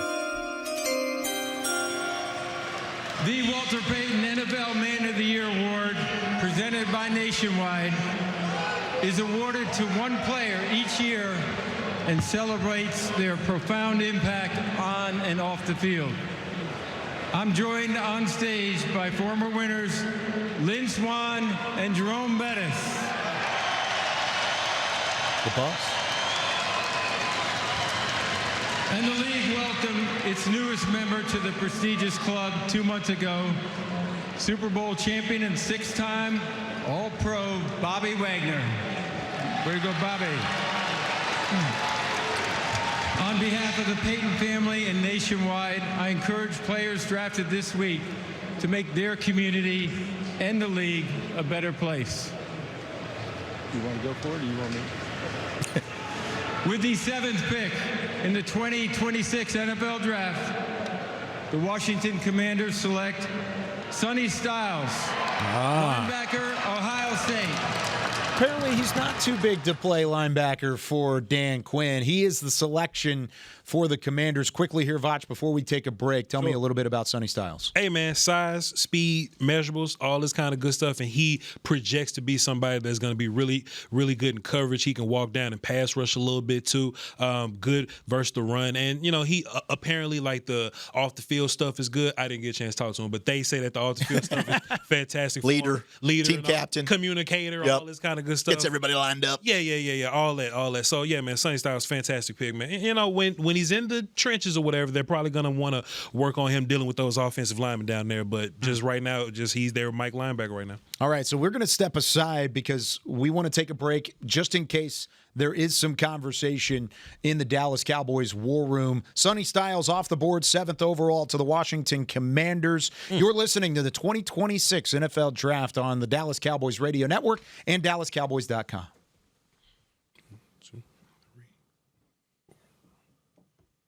So just because this was a conversation, 8-9 possibility trading up, the Saints on the clock now at pick number 8. The Browns follow at 9. Wanted to get that break in. We're back on the DallasCowboys.com side of things as we continue to break down what Sonny Styles is now going to see on the defensive side of the ball against Dallas twice a year.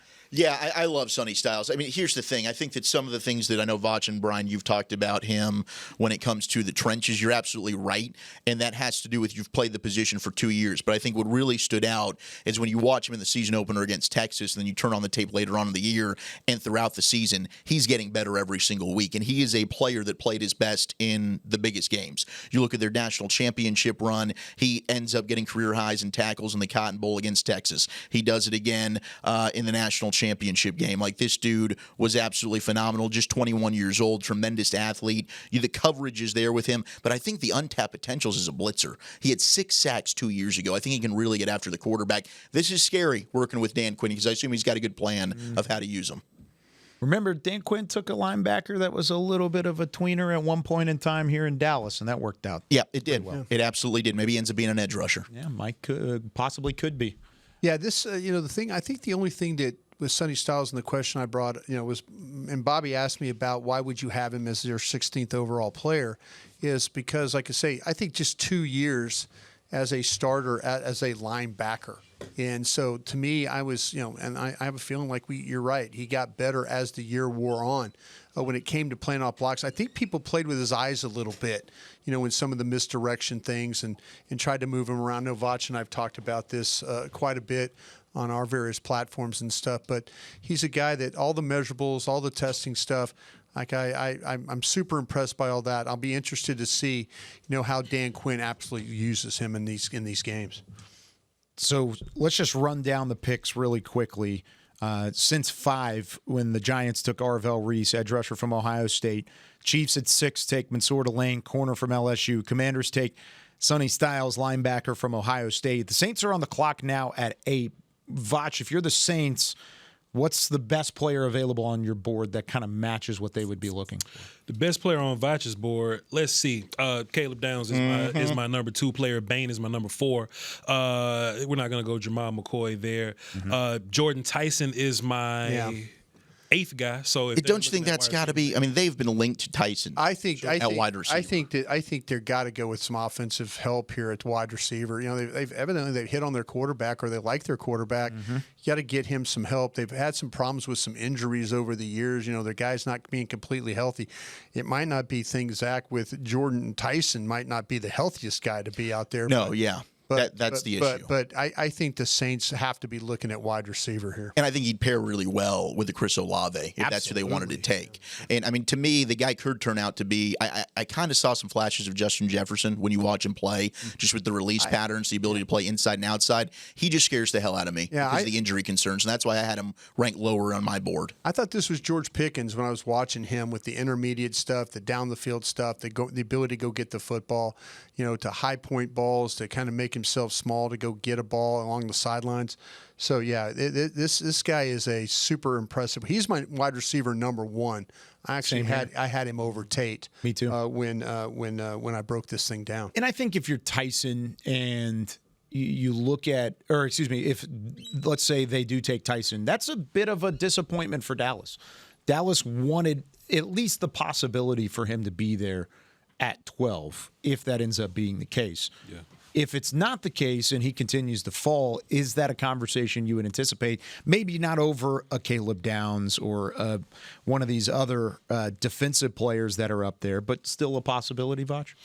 Yeah, man, but I'm just looking at these tackles and how they're kind of falling a little bit, So if you're the Cowboys and maybe you're having a conversation about Tyson, maybe in the room right now they're having a conversation about these. That's what I was going to. You got to talk about. I was going to ask you, and I was trying to kind of gauge in my mind how far did I need to get before I start bringing this up, and if you get to if you're getting to the Giants there at 10.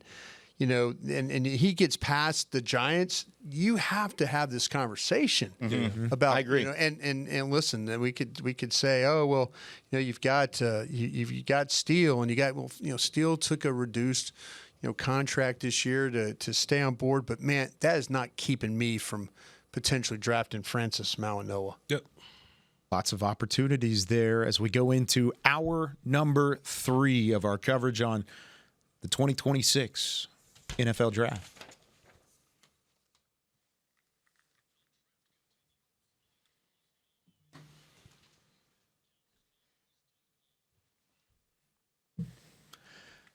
Closing in on the 8 o'clock hour of the 2026 NFL Draft in Pittsburgh, Pennsylvania. Welcome back into our coverage from the start in Frisco on the Dallas Cowboys Radio Network and DallasCowboys.com. We're taking a look inside the Cowboys War Room on the streaming platforms and conversation happening. The Cowboys are about 4 picks away now at pick number 12. The Saints pick is in at 8. After the Commanders go with Sonny Styles at 7. Mansour Lane, the corner from LSU, goes to the Chiefs at 6. And Arvell Reese, the edge rusher from Ohio State, goes to the Giants at 5. So with all of that being said, Brian Broaddus, our resident scout, what do you think the conversation is for the Cowboys in the war room at the moment? Yeah, I think they're hopeful that in fact that safety gets to them. I mean, that's kind of Caleb where Downs, Ohio State. everybody's holding their breath. And, Right, and let's pray. there's a spot. There's a spot. I mean, talking to my friends at the Giants, Downs was a guy that they really thought the world of, but they need a right guard. Yeah. And that's where in doing some mock drafting stuff with those guys on the Giants.com. Steven's on the phone. I gave him Francis Mauigoa at 5. So this could be somebody might be talking about coming to Steven here. I think is what they're looking at. All right. Potentially. Saints selection is in at pick number 8. New Orleans on the clock. Here's Roger Goodell to announce the pick.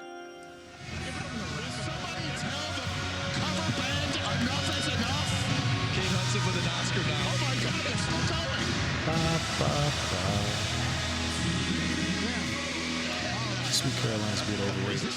Oh, come stop on. it, Voch. That's terrible. How dare you? I think living on a prayer should be In the 2026 NFL Y'all Draft, son. the New Orleans Saints select Jordan Tyson. Here we go. Wide receiver. That's a big Arizona sigh of State. relief for me.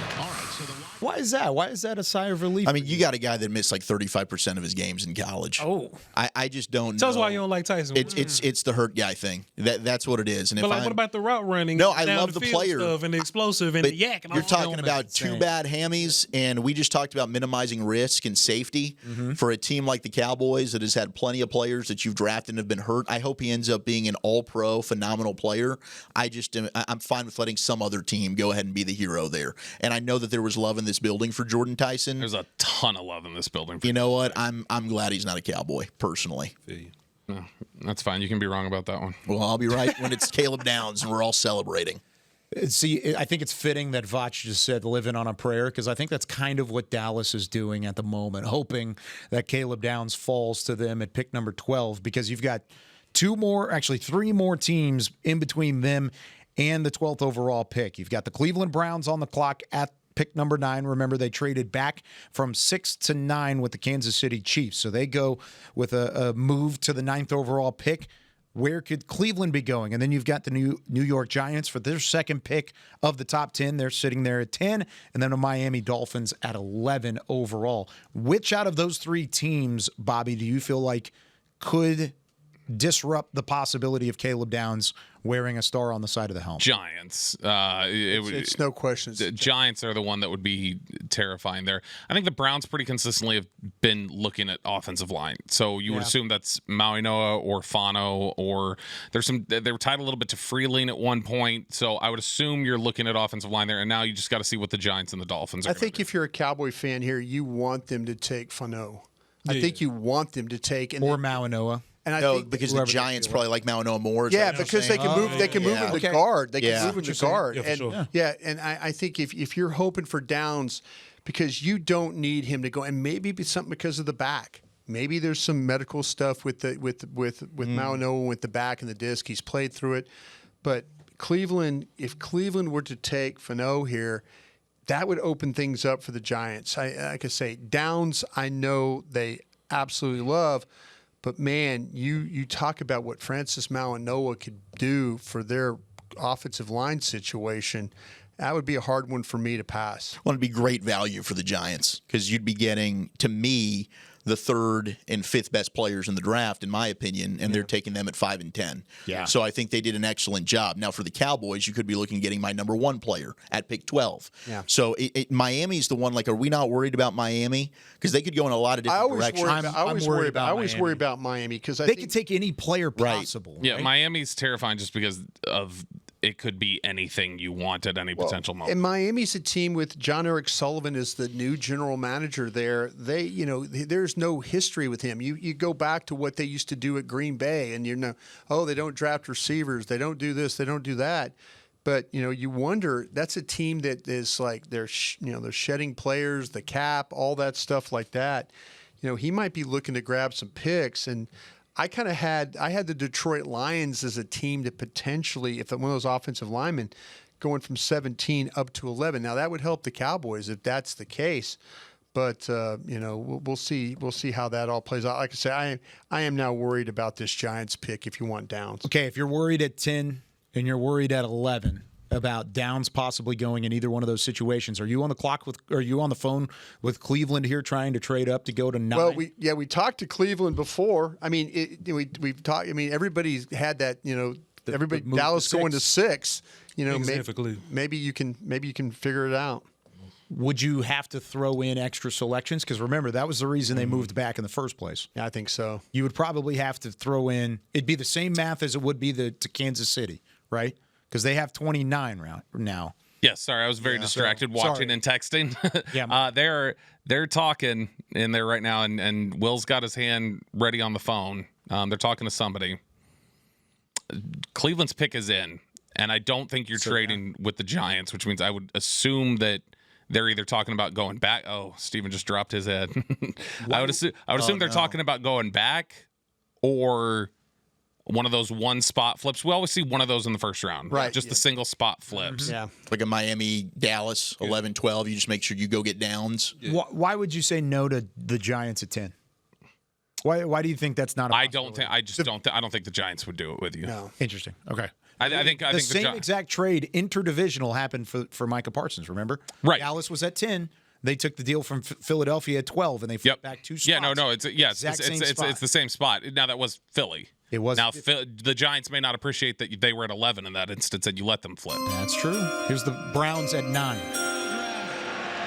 The Cleveland Browns select Spencer Fano. Okay, here we go. All right, this is good. Utah. This is that part is good. So that keeps Malinois on the board for the Giants. The Giants, potentially. I think they've got to take him. I mean, look, like they don't have to, right? I mean, they could take Downs. Now you got Downs and Reese, and your defense is freaking stacked. I don't want that to happen. I think they need the offensive lineman. I'm praying Caleb Downs, the best player in this class, makes it to 12, and then we can all chug Miller Lights together. I like that idea. Remember, Miller Lite, the only beer of the Dallas Cowboys. It is Miller time.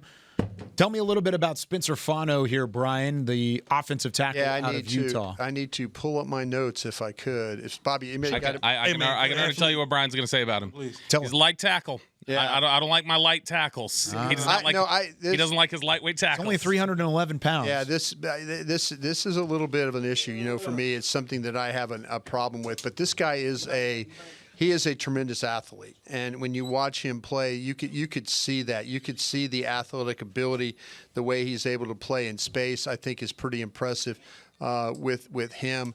I can say I just have a real problem with these lightweight tackles. He is a right tackle. He's played both sides in his career. He's fluid. He's flexible.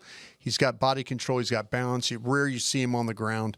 He can be an outstanding run blocker when it comes to getting. They're clapping. They are pumped. So did they? I think the Giants might have taken that. They might have taken the tackle. Here we go. Here is the Giants selection at 10, with Roger Goodell going to the podium. With the 10th pick in the 2026 NFL Draft, the New York Giants select Francis Malinois. There you go. Wow. Tackle, Miami.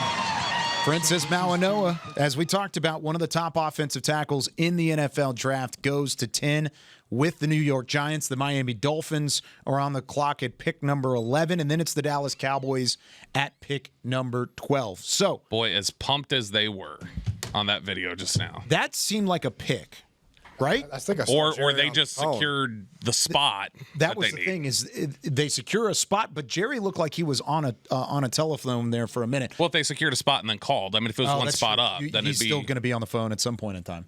So Cowboys have traded up to pick 11. So, yeah, we knew the Dolphins were going to be a team that give me picks. So, is this Caleb Downs? I think this is probably. It's got to be Caleb Downs, right? Or they're going to stun all of us, and I mean, I just know they have loved him during the process. Absolutely, and it makes so much sense. Where is he on your board, Brian? He's number one. Number one overall player. Number one overall player. Yes, sir. When you look at it, Bobby, what is he on your board? He's 3. Okay. Yeah, it was Bailey, Reese, and then it was Downs. Okay. Nick Harris, who is back in the room from the Fort Worth Star-Telegram. I know you're probably tweeting. You're doing your job. He's number 2 on my board. Number 2 on your board. Tommy Yarish. Number one Let's see overall. here. Okay, he's number 4 for me. So top 5 player in the NFL draft. Christian Parker was on the phone. Who else do we have in there? This is a pick. Yeah, it's a pick. So Dallas probably just went one spot then, right? Is that what we're doing? Well, that's what the selection was, and that's what the news is. It's being broken across the board. Dallas trades from 12 to 11 with the Miami Dolphins. We'll get some compensation there in a little bit. What on the trade chart would that take here, Bobby, when you talk about some of those? 112 probably. If you're going to do a one pick flip, I would guess it'd be something like 112. I would do that for Downs in a heartbeat. It's now official, by the way. Is it official? Okay. What the trade is? The trade is. Do we know what the compensation is yet? Not just yet. Okay. Sounds like 2/5. That's better. Ian Rapport saying it's for 177 and 180. So if you trade back from 20, you can pick that back up easily. If you're trying to get more bites at the apple at the end of the day, giving up 2/5 is a little tough to stomach, but it's a lot easier when you have potentially a really game-changing defender. If you don't make the trade here, If this is the pick, I'm just telling you, if this is the pick, every one of you is getting hugged. okay, that's fine with me. If they don't make the trade up to 11, that's a wipeout scenario. Look at all the names that are off the board to get to this point. Mendoza 1 to the Raiders, Bailey 2 to the Jets, Jeremiah Love 3 to the Cardinals, Tate 4 to the Titans, Arvell Reese to the Giants at 5, Mansour Delane 6 to the Chiefs, Sonny Styles to the Commanders at 7, Jordan Tyson 8 to the Saints, the Browns at 9 take Spencer Fano, and then the Giants at 10 take Francis Malinois. The best player on your board is Caleb Downs. Right on my board, it is not absolutely. even close. Yeah, he's the number 1 player on. Who's the next highest graded player? Is it Reuben Bain? It would have been Malinois. And he's off the board to the Yep, Giants. Yep, absolutely. So you have a significant opportunity here to just move up one spot and either take the best player available or turn around and have a possible wipeout scenario where the Miami Dolphins across the board can take anybody. They're bad enough that they can take anybody. I just had a feeling that Miami was going to be the team that was going to move, and I worried about somebody taking their pick, and here, lo and behold, it's the Cowboys. They are too happy for this. I feel like this has a very real shot. We're trying not to give it away in terms of. No, we're just talking about how excited they are in that room. Well, they should be excited. This guy's a hell of a football player. If in fact he is the selection, which we all do. Pick is in. Okay. Pick is in for Dallas. John Stephen Jones almost took off Stephen's hand, giving him a high five when I don't they blame stood him. up and celebrated there. I just want to play devil's advocate here. Who else could it be outside of Caleb Downs? Is it Bain? Reuben Bain, I would think. Could it be a tackle? Yeah, Honor could be. Freeling still there? Could be. I mean, if they He might be a they- possibility at 20 though. Yeah. I can't. I don't know. I don't know who else. I don't know who Well, else. I mean, like with the I mean, the only thing Bain would be it. Bain or Lemon. I mean, I'm just if they saying, really liked Lemon, you know who they liked? They liked Omar Cooper. Yeah. A lot. Yeah. I think they liked Omar Cooper more yeah. than Lemon. Okay, well then I'm just going off. Yeah. my No. board. But I think that would be. I think that's who it would be. Yeah. So once again, just to recap, the Cowboys originally slated to pick 12th overall and 20th overall have traded the 177th pick in the 5th round and the 80th pick in the 5th round to go up one spot from 12 to 11. Their pick is in the 1st round. They flip spots with Miami, and they are celebrating in the They war room probably here in were Frisco. worried that Miami was going. They probably had to give a little extra because probably worried that Miami's going to sell this pick. Sure. You know, so Dallas had to Or take the player they wanted. exactly. And that's one thing that if you give credit to the front office as they draft, they don't normally give up who they want to draft.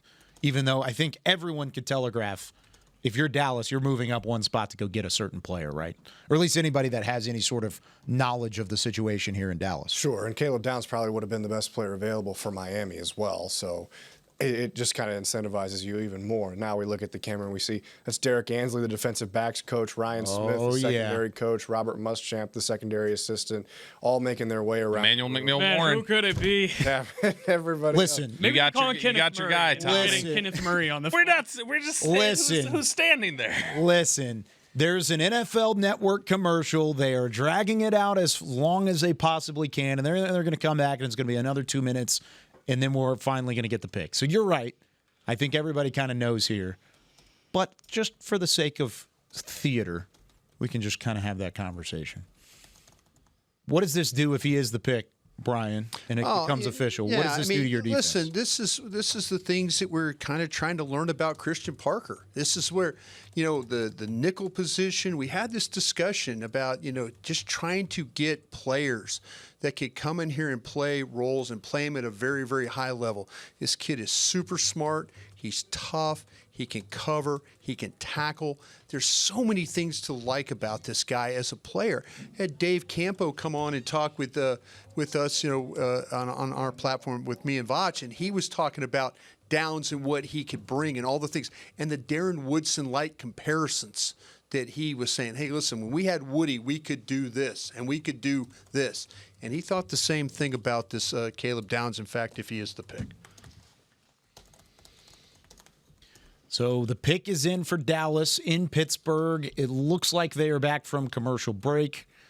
And shortly we should hear from Roger Goodell about who the Dallas Cowboys are picking at the 11th overall selection in the 2026 NFL Draft. Once again, alongside Nick Harris, Brian Broaddus, Bobby Belt, Tommy Yarish. Here's Roger Goodell with the Cowboys pick at 11th overall.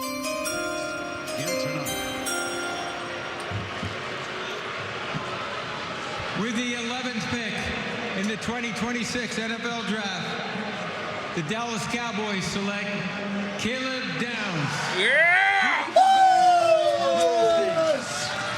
Let's go! So there you go. Caleb Downs is a Dallas. Cheers to Cowboys Nation. This has been a name on their list at the top of the list from the early moments of the draft process.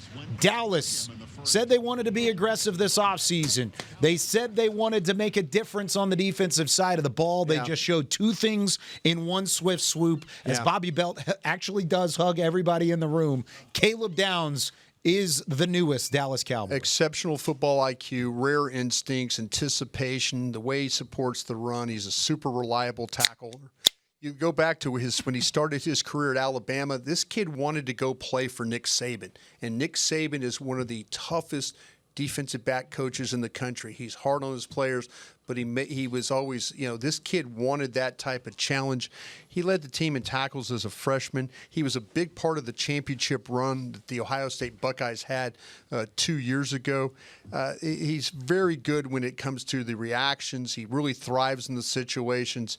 You might have to live a little bit with some gambling traits that he has. And I'm talking about gambling, with some of the plays and stuff on pass coverage.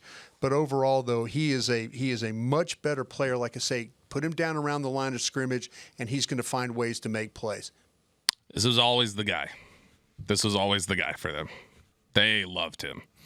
And I tweeted it about, 3-4 weeks ago, some cut-ups of him, and I said that one player isn't going to fix your defense, but this dude comes pretty damn close. He absolutely changes the entire DNA of what they want to do. Yeah, we talk about versatility with Christian Parker and what he's been trying to do, and I think Caleb Downs directly plays into that. And there are plenty of opportunities for us to talk about how he fits into it. We're going to hear from Caleb Downs. We'll get to talk about his possible role in Christian Parker's defense. A whole lot more reaction still to come as Caleb Downs is the pick for the Dallas Cowboys, 11th overall in the 2026 NFL Draft. Cowboys still have that 20th pick as they have another selection in the first round for now. Let's step aside. You're listening to the 2026 NFL Draft on the Dallas Cowboys Radio Network and DallasCowboys.com.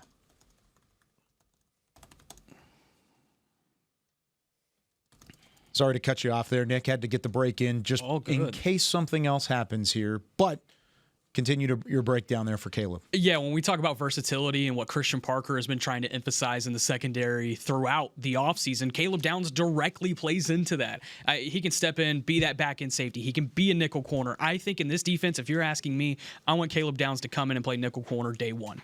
I want him playing close to the line of scrimmage. I want him throwing that 5'11", 206-pound frame at the line of scrimmage in the run game and getting after the quarterback in some blitzing situations. This is going to be an ultimate chess piece for Christian Parker. And, I can't really oversell how great of a pick this is. He's number 2 on my board. He's the highest defender on my board. I am very confident that this man is going to have a really, really strong career in the NFL. And, man, the Cowboys are super fortunate they see him fall and get him at 11. If you want to talk about the Miller Lite moment, Cleveland taking Fano. In allowing and then Mawanoa that made Mawanoa get to the Giants. Mm-hmm. That opened the door for the Giants to take, and that the talk was about him. They loved Downs, but they needed offensive linemen.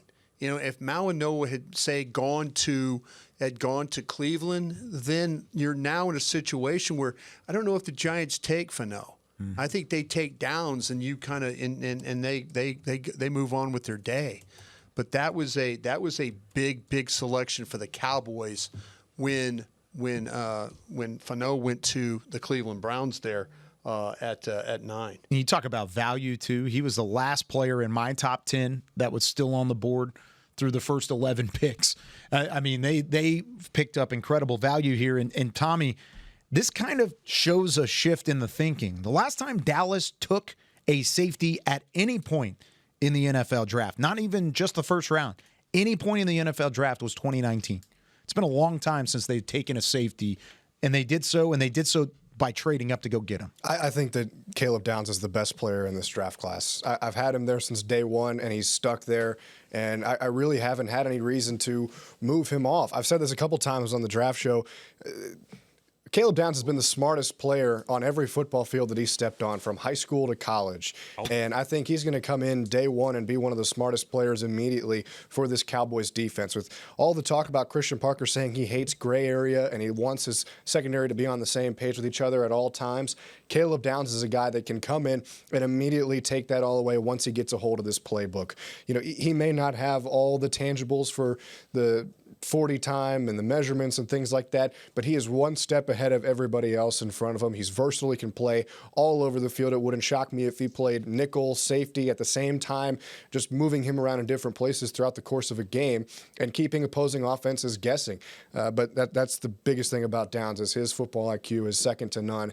I think he's going to be a really special player for a very long time. Do you guys feel like, I know they only traded up one spot, but was this one of those things? Because I know in various platforms I was on, radio and all that, I was saying Dallas has got to go up. Mm-hmm. Dallas has got to go up. They've got to go up and get one of these players. Their patience played off. Was this a positional value thing? I was going to ask the same question. Probably. Now, Dallas is going to view him differently because that is your starting nickel corner. Yep. Yeah. Caleb Downs is playing nickel for them this year. Right. And then in base, he'll play safety. But otherwise, that's going to be the guy that's out there in the nickel. And he is the perfect modern nickel, especially for what they look for, just within Christian Parker's scheme. He is going to be asked to do a lot in run support. The stuff at the line of scrimmage with him is ridiculous. It's insane. He is so good at the line of scrimmage. He is such a difference maker. And this is...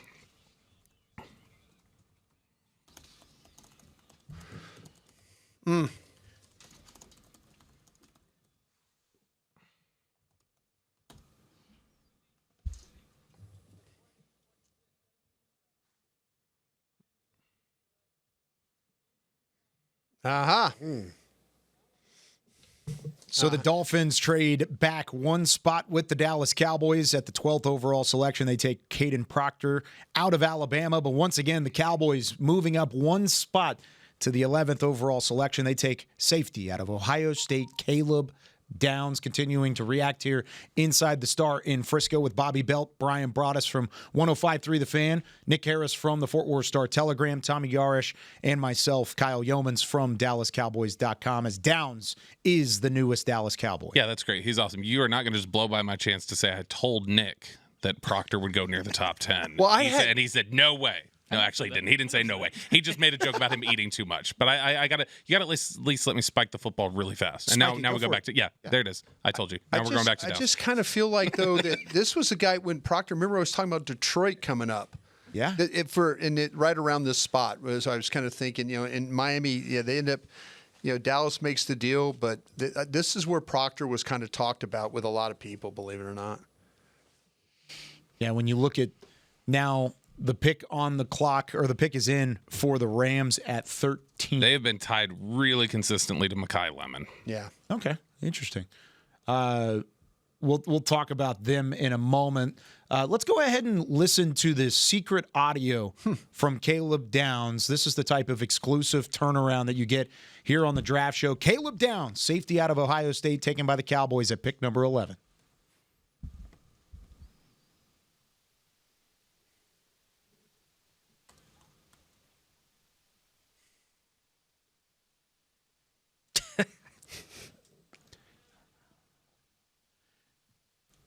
So it doesn't seem like the audio, we can hear it in our headset, but on the program side of things, apparently it's not going out over program is what I'm being told. So we'll get that audio very shortly and it'll fire up here in a moment. But yeah, we can hear it in our headsets there with our tech team in the back working on it.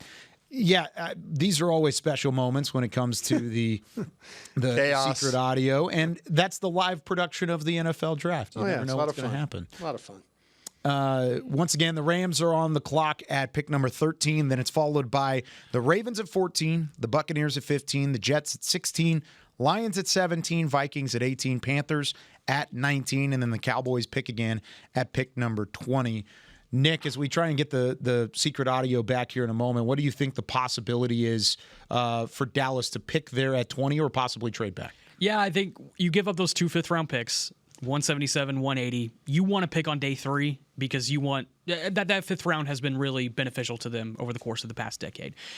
I think trading back from 20 makes a lot more sense now. And as I've mapped out over the course of the last week or so, that's going to be a sweet spot for a lot of these teams to want to come up for an offensive lineman. You're going to have players like Blake Miller, Max Iheanacho, Monroe Freeling, Caden Proctor just went off the board, but we haven't seen Oliva Vega-Ione. I would imagine he's gone by then. But there's going to be some offensive linemen, and there are a ton of teams behind the Cowboys at 20 that need offensive linemen. Yeah. And so I wonder if one of them call the Cowboys and say, hey, we want our pick of the litter. We're coming up. We'll give you this, whatever it may be. They could very well end up at the end of the night with more capital than they had coming in if they play the right trade. It could be 25 with the Bears, 28 with the Texans. Those two make some sense. But this is certainly not over, and it could very well end up being an A+ night for the Cowboys. I think at the very, very worst, I think you got a B+ night. Albert Breer, who used to cover things here in Dallas, he's with SI now. He said that he got a text from a head coach earlier today that Vegas odds on the guy with the best chance to get a gold jacket is Caleb Downs. Wow. I could see that. Especially now. He's just... What about a Super Bowl ring? You got the more of those guys you have. Stop it. I'm serious. The more of those guys you have with the gold jackets, the more likely you're going to get it. Yeah, you've got a couple of options there. All right, I believe we have the secret audio. Here is Caleb Downs as the 11th pick to the Dallas Cowboys. Hey, Caleb. Hey, Caleb, can you hear me? Yes, sir. Yes, Caleb, sir. this is Jerry Jones. You're a Cowboy. Hey, man, congratulations. Caleb, you're a Cowboy. Thank you. I appreciate that. Oh, man, we're happy. Here's Coach Schottenheimer. All right. Caleb, what's up, brother? What's up, Coach? Hey, congratulations, man. Hey, we get to play knockout a little bit more, man. Hey, we're going to have to play knockout. I'm going to have to beat you in putting again. Hey, damn right, brother. Hey, I can't tell you how excited we are, brother. This is the perfect spot for you. God, cannot wait. I hope you're excited, man. Hey, CP. Hey, hold on. CP wants to talk to you. Hey, congrats, man. Hold on 1 second. Here's Christian Parker, our DC. All right. Yes, sir. Caleb. Caleb. Yes, sir. Yes, You sir. hear me? Yes, sir. Yes, sir. I hear you. Hey, let's get to it, baby. Let's do it, bro. Hey, bro. I thank you for this, Coach. Hey, man, we're going to make it happen, bro. Hey, look, we're going to make each other great. Yes, sir. Let's get it done, man. All right. All right, bro. All right, there you go. Caleb Downs and a lot of excitement. You heard a couple things there. Playing knockout, putt-putt. Tommy, when did they do all of that? Yeah, always good to gauge your competitiveness of your new player when he challenges the head coach to knockout on the draft call. But I think the interesting thing there was, hey, Was Christian Parker saying, "Hey, we're going to make each other better. We're going to make each other better," and I will step aside for Vach Lombardi. May I say what you got? Hold on. Let's go to the Rams selection here at pick 13. Did you? Yeah. Is this what it is? What is this? Hold on. If it does come down that way, has no pressure to play. Amazing. Get ready. With the 13th pick in the 2026 NFL Draft, the Los Angeles Rams select Ty Simpson. I don't hate it. I hate at 13 because they definitely could have bailed and gotten, I think, him at like 24. Wow. Bailey got the third best. But I like in the draft. fit. I like the fit because he can learn behind Stafford for a while. But my goodness, that is wild. Yo, Nick, we got Caleb Downs. We ain't got time to be wasting our breath on this nonsensical stuff other teams got going. I just wanted to say one thing real fast, and I'm gonna leave. Bobby Belt. Yeah. Nick Harris, Brian Broaddus, Tommy Yarsh, Kyle Yeomans. How many times in Cowboy land last year we'll be watching a game and they'll lose by one possession? It'd be like 5 games they lost by like one possession or something. And it was always one big play in the game, right? Yep. One deep ball. And some corners looking back at Malik Hooker like, hey, dog, what was I supposed to do right there? Yeah. What was supposed to happen right there? That don't happen with Caleb Downs and Jalen Thompson, bro. It just simply don't happen. It don't happen. I like it. How many more games do you simply win? And I know it's a lot to put on a rookie like that. I'm just excited. I'm lit. Pardon me. Miller Lite, number 1. Listen. The only beer The only beer. Listen, how many games do you win if you simply don't have nonsense in your secondary going on? Yeah. You know what I'm saying? I'm just way too lit for this. Number 2 player on my board. Yeah. I've been saying all year on this daggone program, on this one, and on me and Brian's, teams really will just like let good players fall to you. Yeah. Teams will just let good stuff happen to you. You know what I'm saying? And the National Football League let Caleb Downs get to the Dallas Football Cowboys. I think the NFL let him get to 11. Yeah. I would give a lot of credit to Dallas for taking the initiative to go up and get your guy. Be aggressive. He fell to that point. I bet you they tried at 8, 9, 10 before 11. If the Cowboys were picking at 6 in this draft, I think they're taking Caleb Downs. For sure. Yeah. For sure. One more thing before I leave. I would drink all these Miller Lights if they mess around and take Ruben Bain at 20. Boy, he is still available. Hey, let me tell y'all something. Let me tell y'all something. I'll drink Kyle, what was your little show bet about your little scuba shoes and your marathon? So if they take Keldrick Falk at any point in the first round, Dallas specifically, I have to run the draft day 5K on Saturday in scuba flippers. Brian, let me tell you something. I'm not coming to work tomorrow if they mess around and get Ruben Bain at 20. I'll be back like 30 minutes, y'all. Okay. My word. Thanks, Vach. Good job, man. Good job. Congratulations. So there is kind of a small Cowboys tie here with Ty Simpson. You might have seen it if you're got a dual stream with the NFL Network on. Tyler Booker was there with him. He and Ty Simpson are best friends. They've been best friends since they played together at Alabama, and pretty cool. A year apart, they go 1 pick apart in the first round. So Tyler's talked a couple of times while he's been here about the relationship that he has with Ty Simpson. So again, you saw him there in the draft room again. And now they can hang out whenever the Rams come to Oxnard for joint practice and training camp, go. as they inevitably do every couple of years. So I'm sure that'll happen at some point in time. Thought you were breaking news for a second. No, not Well, I don't know why that hadn't really registered with me until Vach just said it. But, I mean, depending on what the Ravens are about to do, like you are looking at we're potentially 14 picks into this with no Ruben Bain off the board. That's very true. Let's break down the last couple of selections just for those that are listening on the audio side. Starting at 10 with the New York Giants, Francis Mauigoa goes offensive tackle from Miami.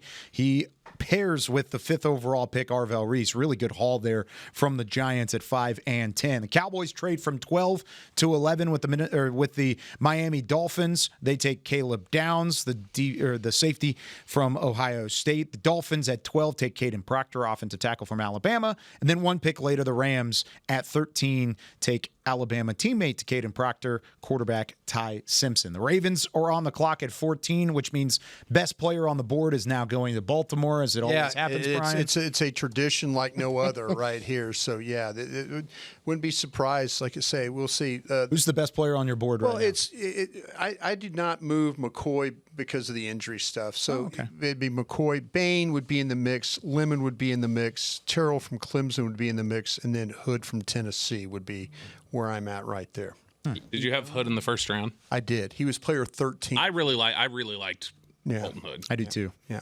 The ones that I think I wouldn't mind him at 20. The question I wouldn't either. The questions I have is the thing with Terrell. That's the one that I think might come back and get me. The 4.6, but if you watch the tape, the guy makes a ton of plays. So we all kind of doubted his brother a little bit.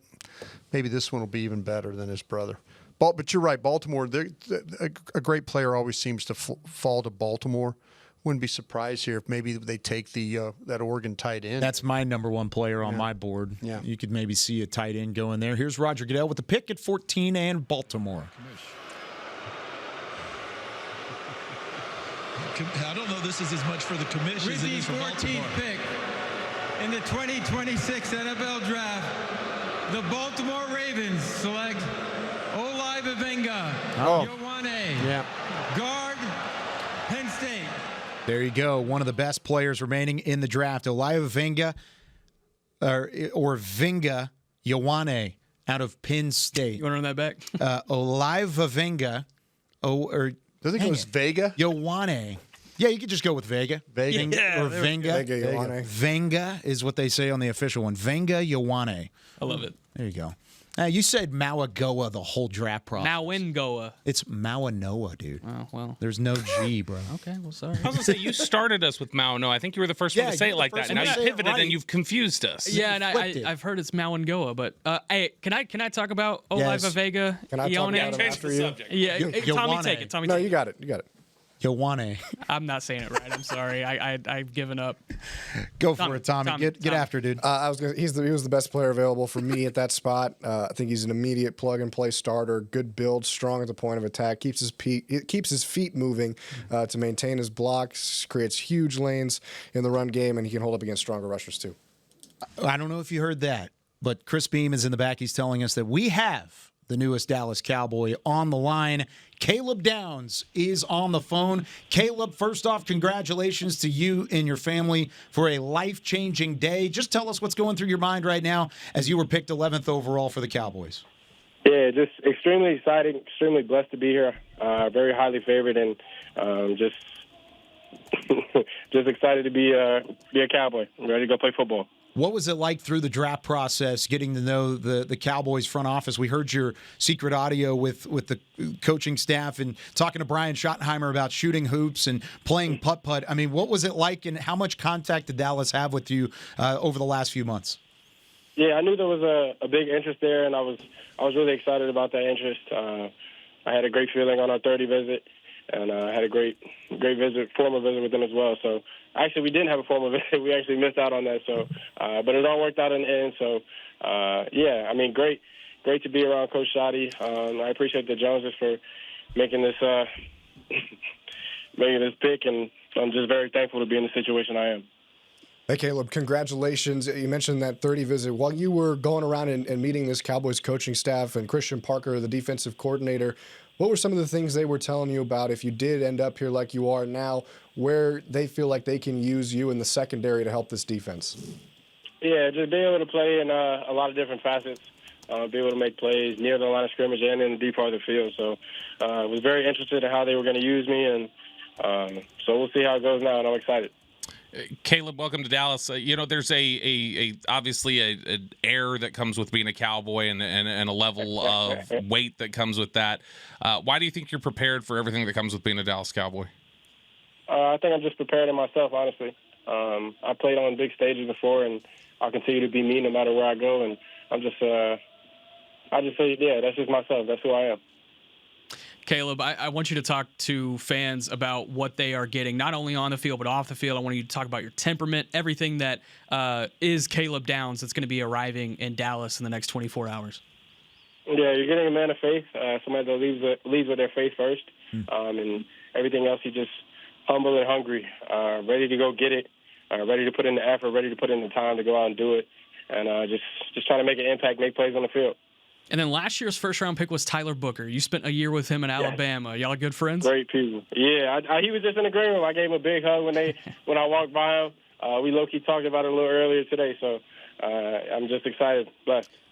Caleb, we heard that you beat Coach in a putting contest. What's our handicap in golf? What do we got going there? We got sticks? I'm like a 14.5 handicap, so I'm like 86, 87, right around there. But, yeah, he struggled that day. He struggled? Well, I'll tell you what, they've got plenty of great golf courses. I know that golf course at Ohio State is legendary, but we got some good golf courses here, so we're looking forward to having you out there, man. Well, I'll be out there soon, so you can count on that. All right. No doubt about it. Caleb, once again, congratulations on being the newest Dallas Cowboy. Can't wait to talk to you a little bit more down the line, and we'll see you at the Star tomorrow. All right. Appreciate y'all. Thank you. There he goes. Caleb Downs, safety from Ohio State. The Cowboys' 11th overall pick here in the 2026 NFL Draft. You're listening to our 2026 NFL Draft coverage on the Dallas Cowboys Radio Network and DallasCowboys.com. All right, back on the .com side. Good stuff from Caleb Downs. Getting to talk about his usage possibly with Christian Parker's defense. Pick is in for the Buccaneers at pick number 15. They're pretty fired up in their war room down in Tampa as the Buccaneers pick right after the Baltimore Ravens at 14. If you're Dallas here, and we've talked about the possibility of trading back. Nick, you did a great job of outlining that a moment ago. Who are you trying to fall or get to fall to 20 if you're Tampa, New York, Detroit, Minnesota, and Carolina standing between you and the 20th overall pick? Yeah. If I'm looking at my board, gosh, I do like Peter Woods. I don't think they would take Peter Woods in this scenario. We've talked about their interest in Malachi Lawrence, the edge rusher out of UCF. The assistant defensive line coach for the Cowboys is Dimitri Brim, came from UCF last year. So there is a connection. They have in-house connection with Malachi Lawrence. So maybe that's one to keep an eye on. I don't want to say I'm completely diminishing secondary, but I'm looking at secondary as a less priority now, obviously, because you have a secondary piece that can play in so many different ways. So I'm looking at edge rusher, and I still would not discount offense at the end of the day either. Yeah. So if the best player on the board is an offensive player, what does that look like? I'm not 100% sure. I really like Blake Miller out of Clemson. That's my highest rated offensive player on the board, but we'd have to see how it shakes out. Here's the Buccaneers selection at 15. In the 2026 NFL Draft, the Tampa Bay Buccaneers select Ruben Bain Jr., linebacker, Miami. Love that fit. That's a great player at pick number 15. Tell me a little bit about Ruben Bain and why they're getting one of the best players, if not the best player remaining on the board. Yeah, I've continued to say year after year that I love the way the Buccaneers have constructed their roster. And they have a pass rush unit that is fit to allow Ruben Bain to not have to play 80% of snaps. He can come in there and be a 65% snap guy, and I think that's probably what he would be best at the NFL level, because you see that power. That power is it's tough to deal with if he's rotating on the field. I'll tell you that. And you're trying to battle up against a long drive, and he can put the end to that really well. He closes games out really well too, and that's a demeanor thing. And if you have that type of demeanor thing as a defensive lineman, you're going to be all right. Obviously, the arm length is a big thing that people worry about. You see it right there, 30 7/8. It's going to be one of the shortest arms in the NFL since 2000. I believe it's top 10 shortest in the NFL since 2000. But he knows how to use his arm length. There's a move that he does where he gets his elbow under the armpit of an offensive tackle and uses his power to throw him down. I haven't seen anyone in my 5 years looking at draft prospects to be able to use that move as effective as Ruben Bain does. If he can still get away with that at the NFL level, because there is a fine line between hooking and holding, then he's going to be really special. I do. And the things you worry about with the arm length, of course, are, okay, when he goes up against these longer tackles, how can he get under them? How can he work them into a phone booth? But he's shown many times in his time at Miami to be able to do that. I just love his pass rush arsenal. He's got multiple moves, and he can make it happen for Tampa Bay. I love the pick. Yeah, he could play a lot of different spots too. You'll see him line up and down the line of scrimmage there. He's really a fun player to watch. The shorter arms thing, man, for 17 weeks I watched him just get past offensive tackles, guys with longer arms, guys with more reach. His ability to get small, to get narrow, to not let them get their hands on him, I think is one of his best traits. So he has got the full arsenal when it comes to rushing the passer. He plays the run really well. He's super strong. The leverage that he plays with, the power he plays with. This was one of my favorite players watching in the draft. Ruben Bain, 15th overall to the Buccaneers. The New York Jets are on the clock at 16. And 5 picks away from the Cowboys at 20. Who are some of the names that we should probably start looking at if we're Dallas remaining on the board that could be in play there at 20? So I think you are just personally pretty set in the secondary at this point, or that's where a lot of your resources have gone. First, I think the top thing I'd wonder about with them is if they're trying to trade back. Mm-hmm. I think that would be something where they'd like to potentially pick up some extra picks. If they've got to stand in there and pick, I don't know that there's a linebacker that makes a ton of sense. Maybe C.J. Allen from Georgia. One of these edge rushers that could potentially be on the board. We've heard some chatter about Malachi Lawrence, Keldrick Falk. And on the offensive side, Omar Cooper's still there. I think they like him. And then one of these offensive linemen, if they get pushed down the board and they got him graded high enough, maybe they take a gamble on a tackle.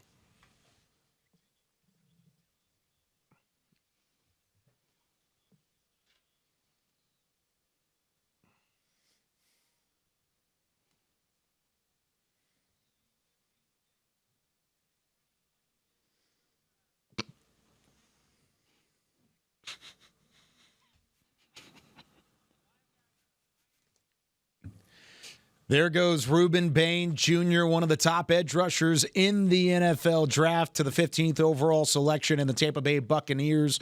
A great pick by Tampa Bay as they continue to revamp their defensive side of the football as well. Let's recap the last 5 selections, starting with the Dolphins at the 12th overall pick after they traded with the Cowboys up to 11.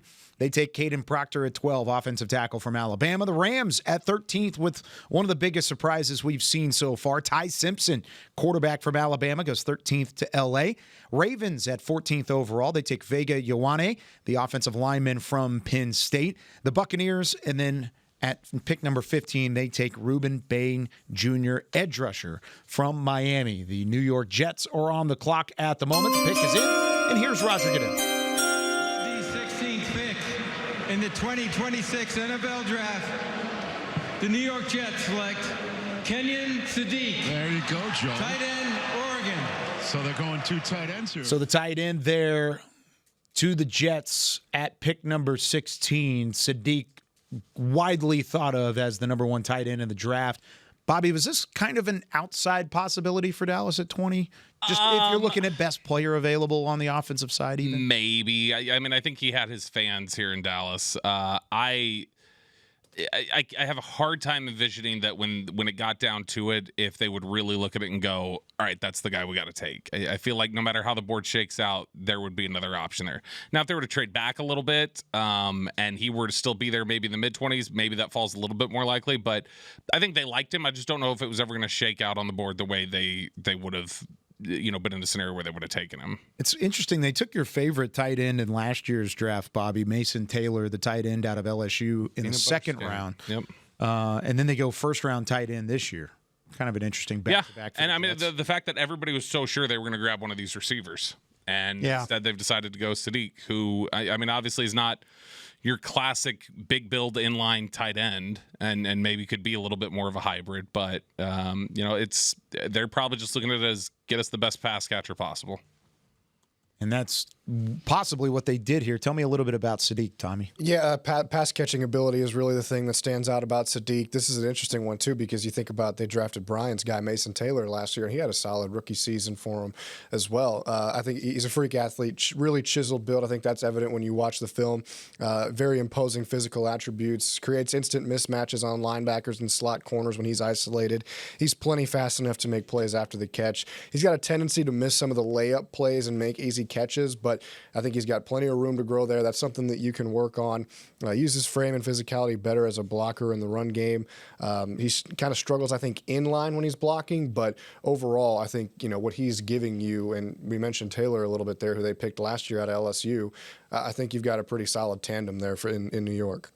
Yeah, probably going to see a little bit of that 2 tight end set every once in a while if they do continue to think Taylor is the future at tight end there, along with Sadiq across the board. Taking a look at some of the highlights on the internet side of things with Sadiq out of Oregon. 16th overall to the Jets. Now it's the Lions, the Vikings, the Panthers, followed by the Cowboys at 20. Was I wrong for just not like loving Sadiq, by the way? Like, he was clearly the best tight end, but I did not like love him. Like, is he going to have a better rookie year than Harold Fannin had? Probably not. Yeah, that's kind of how I viewed it. That's the standard, I guess. I'm known for being pretty bashful against tight end value, though, in the draft. I think he can. I think it burns teams way more often than it doesn't. Exactly. It's Even when they're good, Kyle Pitts is a good player. Kyle Pitts did not end up being the guy you wanted to take that high in the draft. Sure. And that was what, 4th overall? Yes. Way a couple years back. If you're the Lions here at 17, who are some of the guys? Offensive line. Yeah, left tackle. Yeah, I think that again, our Arizona State kid. That's who I would have. If it Who's the top left tackle? Who's the top right tackle? On the board right now? Yep. Left tackle Monroe Freeling. Yeah. Right tackle Blake Miller, Clemson. Okay, so if they were to go for whoever they have graded guys higher, like I would Miller guess more that's than going to me. whoever they have graded higher. I would assume that's going to depend where Penei Sewell plays. Yeah. So if they have Miller graded higher, Sewell goes to left. If they have Freeling graded higher, then they keep Sewell at right tackle. Taking a look into the Cowboys war room at the moment, and Will McClay's got his hand on the phone. A little quiet though, it seems like. He's just kind of they're having a bit of a conversation here. He's looking at the phone. Will is actually trying to explain something, maybe why they would, if they were going to go up, that maybe that, or the order, maybe they're trying to kind of figure out too, if they were to go down, who he's maybe trying to explain the pocket of players that might be there if they're, and then maybe on the you're getting like usually sometimes the pro guys will get involved and talk about team needs and then bring that up. And then, it helps the decision makers with like, hey, should we go back? That was a role I had in the war room myself, is like, tell me who needs what. And then you kind of explain, and that gives the Joneses the ability to kind of say, okay, we could trade back and we should be okay here, or we just need to stay where we're at. As they sit, and it's the normal situation for those from left to right. At the end of the table, it's Brian Schottenheimer, head coach. He's on the left side. You've got Jerry Jones in the middle, Stephen Jones on the right side, and then it's a seat that it has Stephen's son, John Stephen Jones, in between him and Will McClay. And Will McClay on the right-hand side of the screen for our audio listeners. And both Stephen and Will have a phone. Stephen has a phone that he semi-shares with Jerry up front. Yeah, the banks of phones, if you're watching on the site, the banks of phones are all geared towards the NFL teams. So whoever the decision maker, general managers, whoever they need to talk to, it's automatic, just dial. It says hit the button, it goes right to Atlanta or Tampa, wherever they need to go. And then Will McClay is responsible to get the player on the phone. So that's the phone he deals with. But the bank of phones in front of them are all either league office personnel or the various teams around the league. Roger Goodell in the slow walk up to the stage as he has the Lions pick at number 17 overall. The NFL is proud to be part of the global community of wish makers, taking action to support Make-A-Wish during World Wish Month. Tonight, you all have the opportunity to help grant an unforgettable wish. I'm joined here by Easton, a 14-year-old Lions fan whose wish is to announce the first-round draft pick for his favorite team.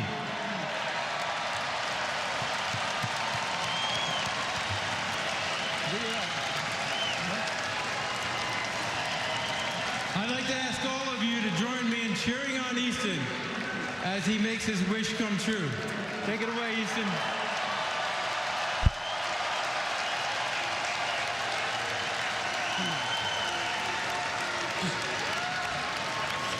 With the 17th pick in the 2026 NFL Draft, the Detroit Lions select Blake Miller, tackle, Clemson. All right, Penei Sewell, you are a left tackle now. Yeah.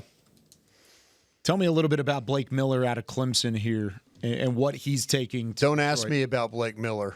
Yeah. Oh, Why you is got to that? ask about Blake Miller because you say not to ask about it. I listen, Blake Miller to me, this is the blind spot that I live with when I do these players. Mm-hmm. 6'6", 315. I don't deal very well with the non-powerful guy, offensive tackle. But this guy is a really good athlete, and he's made a lot of starts. He hadn't missed a start his entire college career. He does have some bend. He does have some flexibility for the position. He's kind of nimble in the way he moves. He plays well in space. He could be a little off balance, but he can recover when he gets pulled out of position. The majority of his snaps are in two-point stance. The kick, the slide, all that stuff's really good. The thing that you don't see him do is he doesn't overset too much. So he's generally in good football position to take on the rusher, then kind of get his hands inside. You can see him, the defender will put his hands on him, and he'll slap him down and then reset his hands for that. But then sometimes there's snaps where his hands will get too wide, and then it's a problem for him. I just think that he's got to go to a team that utilizes the zone blocking concepts, because he is not a powerful guy. He just does not get a lot of movement in the running game. He's more of a shield, get in the way kind of guy. Do the Lions use that more than you'd think? With the Lions, with Ben Johnson, there was a lot of movement with their offensive line, with the way that they played. So, there's some concepts of that for them. I see why they drafted this guy, though. Here's the Vikings at 18. With the 18th pick in the 2026 NFL Draft, the Minnesota Vikings select Caleb Banks. Wow. Defensive end, Florida. That was earlier than I thought. Very much so. We'll talk about that in a matter of moments. It is 19th overall on the clock. The Carolina Panthers currently making their selection. And then it's the Cowboys back on the clock at 20. You're listening to the 2026 NFL Draft on the Dallas Cowboys Radio Network and DallasCowboys.com.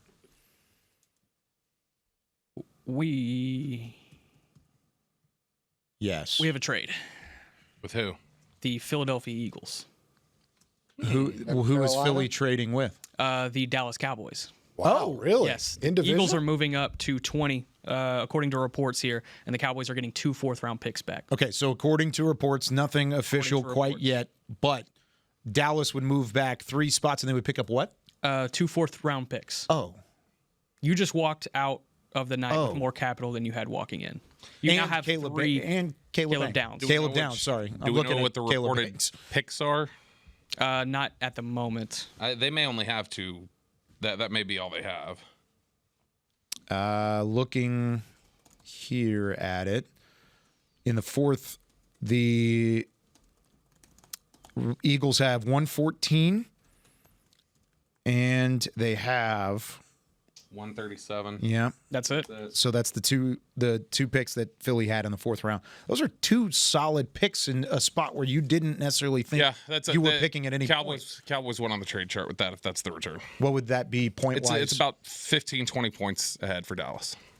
Well, I mean, think about you forget the points. You moved up 1 spot to get Caleb Downs, and you picked up 2 fourth-round picks, moving back 3 spots, and you gave up 2 fifths. Say it again for the people in the back, Tommy. Say it again. No, I'm just saying. Forget the picks. Forget the points. Evidently, it's not forget the picks, but forget the points either. But I'm just saying you move up 1 spot in the 1st round to take Caleb Downs, and if that's the reported compensation, you get 2 fourth-round picks.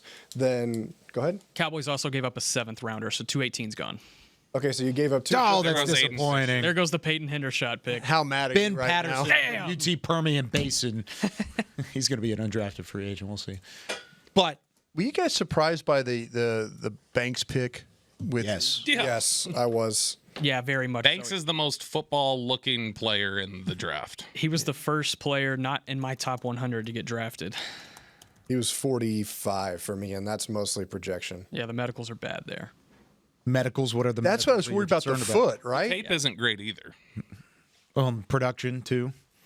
Yeah, I mean, like I said, Caleb Banks is the guy you draft because it's like, that looks like a football player. When you look at Caleb Banks, though, why does he fit with the Vikings? Why did they need that compared to some of the other interior defensive linemen that are there? Everybody for months has been projecting Thieneman or Emmanuel McNeil-Moore in there. Yeah, the safety, and they did not go that route.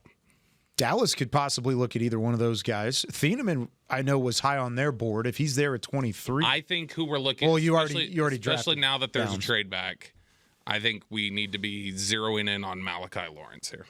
Okay. Yeah, I agree with you on that. As long as it's Malachi Lawrence and I don't have to run a 5K with. Although I would not rule out flippers. Keldrick Falk. Depending on if there's specific offensive linemen on the board where they pick, that is not impossible. Yeah, I could see that. At 23, especially with now you only have 4 picks in between you and your selection. Yeah. After Banks goes off the board to the Vikings at 18. Panthers, Eagles, Steelers, Chargers, and then it's back to the Cowboys. It's likely you could have a tackle that you like there. Sure. So good stuff there from Dallas. We'll recap the trade and give you all of the extra details as we get back on the radio side of things, and then the Cowboys will select in the 23rd overall spot here in the first round. Remember, got Caleb Downs already. I feel good about whatever happens from here on out, and this is just adding to the list. So this is receiver or offensive line for Philly, right? Panthers, yeah. Yeah. No, but Philly trying to come up to your spot. That could be Mekhi Lemon still there? Or, I mean, I would think you'd try to get a big X receiver. Like Denzel Boston has been a very common projection for Philly, but I'd be surprised if he went above Lemon and Cooper. We always talk about their safety play with the Eagles. I mean, they just lost one. I mean, is this maybe they're jumping up to get Thieneman? Maybe is this to go? Could be.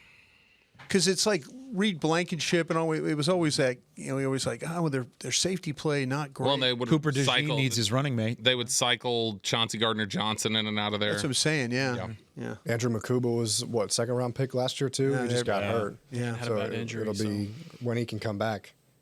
All right, here is the selection They need a quarterback too. Carolina at 19 with Roger Goodell going to the podium here. With the 19th pick in the 2026 NFL Draft, the Carolina Panthers select Monroe Freeling, tackle, Georgia.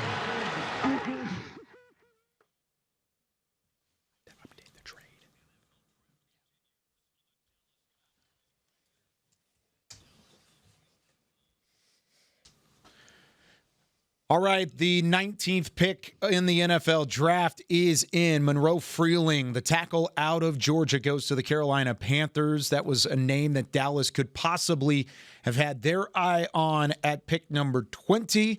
However, the Cowboys are not on the clock at pick number 20. We have an interdivisional trade between the Philadelphia Eagles and the Dallas Cowboys. Dallas goes back to pick number 23 and swaps 2 fourth-round picks from Philly. Dallas sends the 7th-round pick in return. So, once again, Dallas goes from 20 to 23, and they pick up 2 fourth-round picks. One is 114, the other is 137, and they send a 7th-round pick at 218 to the Eagles to move back a couple of spots. So according to Adam Schefter, the 7th round is actually going to Dallas. Oh, so it's a 7th and 2 fourths. According to Adam Schefter here. So that's even more so. Okay. I was a little distracted texting. Did you just read off the Carolina pick? I did, yes. Okay, that was somebody that Dallas would have considered at 20. And that was also part of me reading off the... See, and that's why it's good to listen, Kyle. Sometimes people don't listen very well. That's exactly right. Well, let's listen to the Philadelphia Eagles pick. He doesn't even know. Here's the pick at 20 for the Eagles. With the 20th pick in the 2026 NFL Draft, the Philadelphia Eagles select Mekhi Lemon. There we go. Wide receiver, USC. Okay.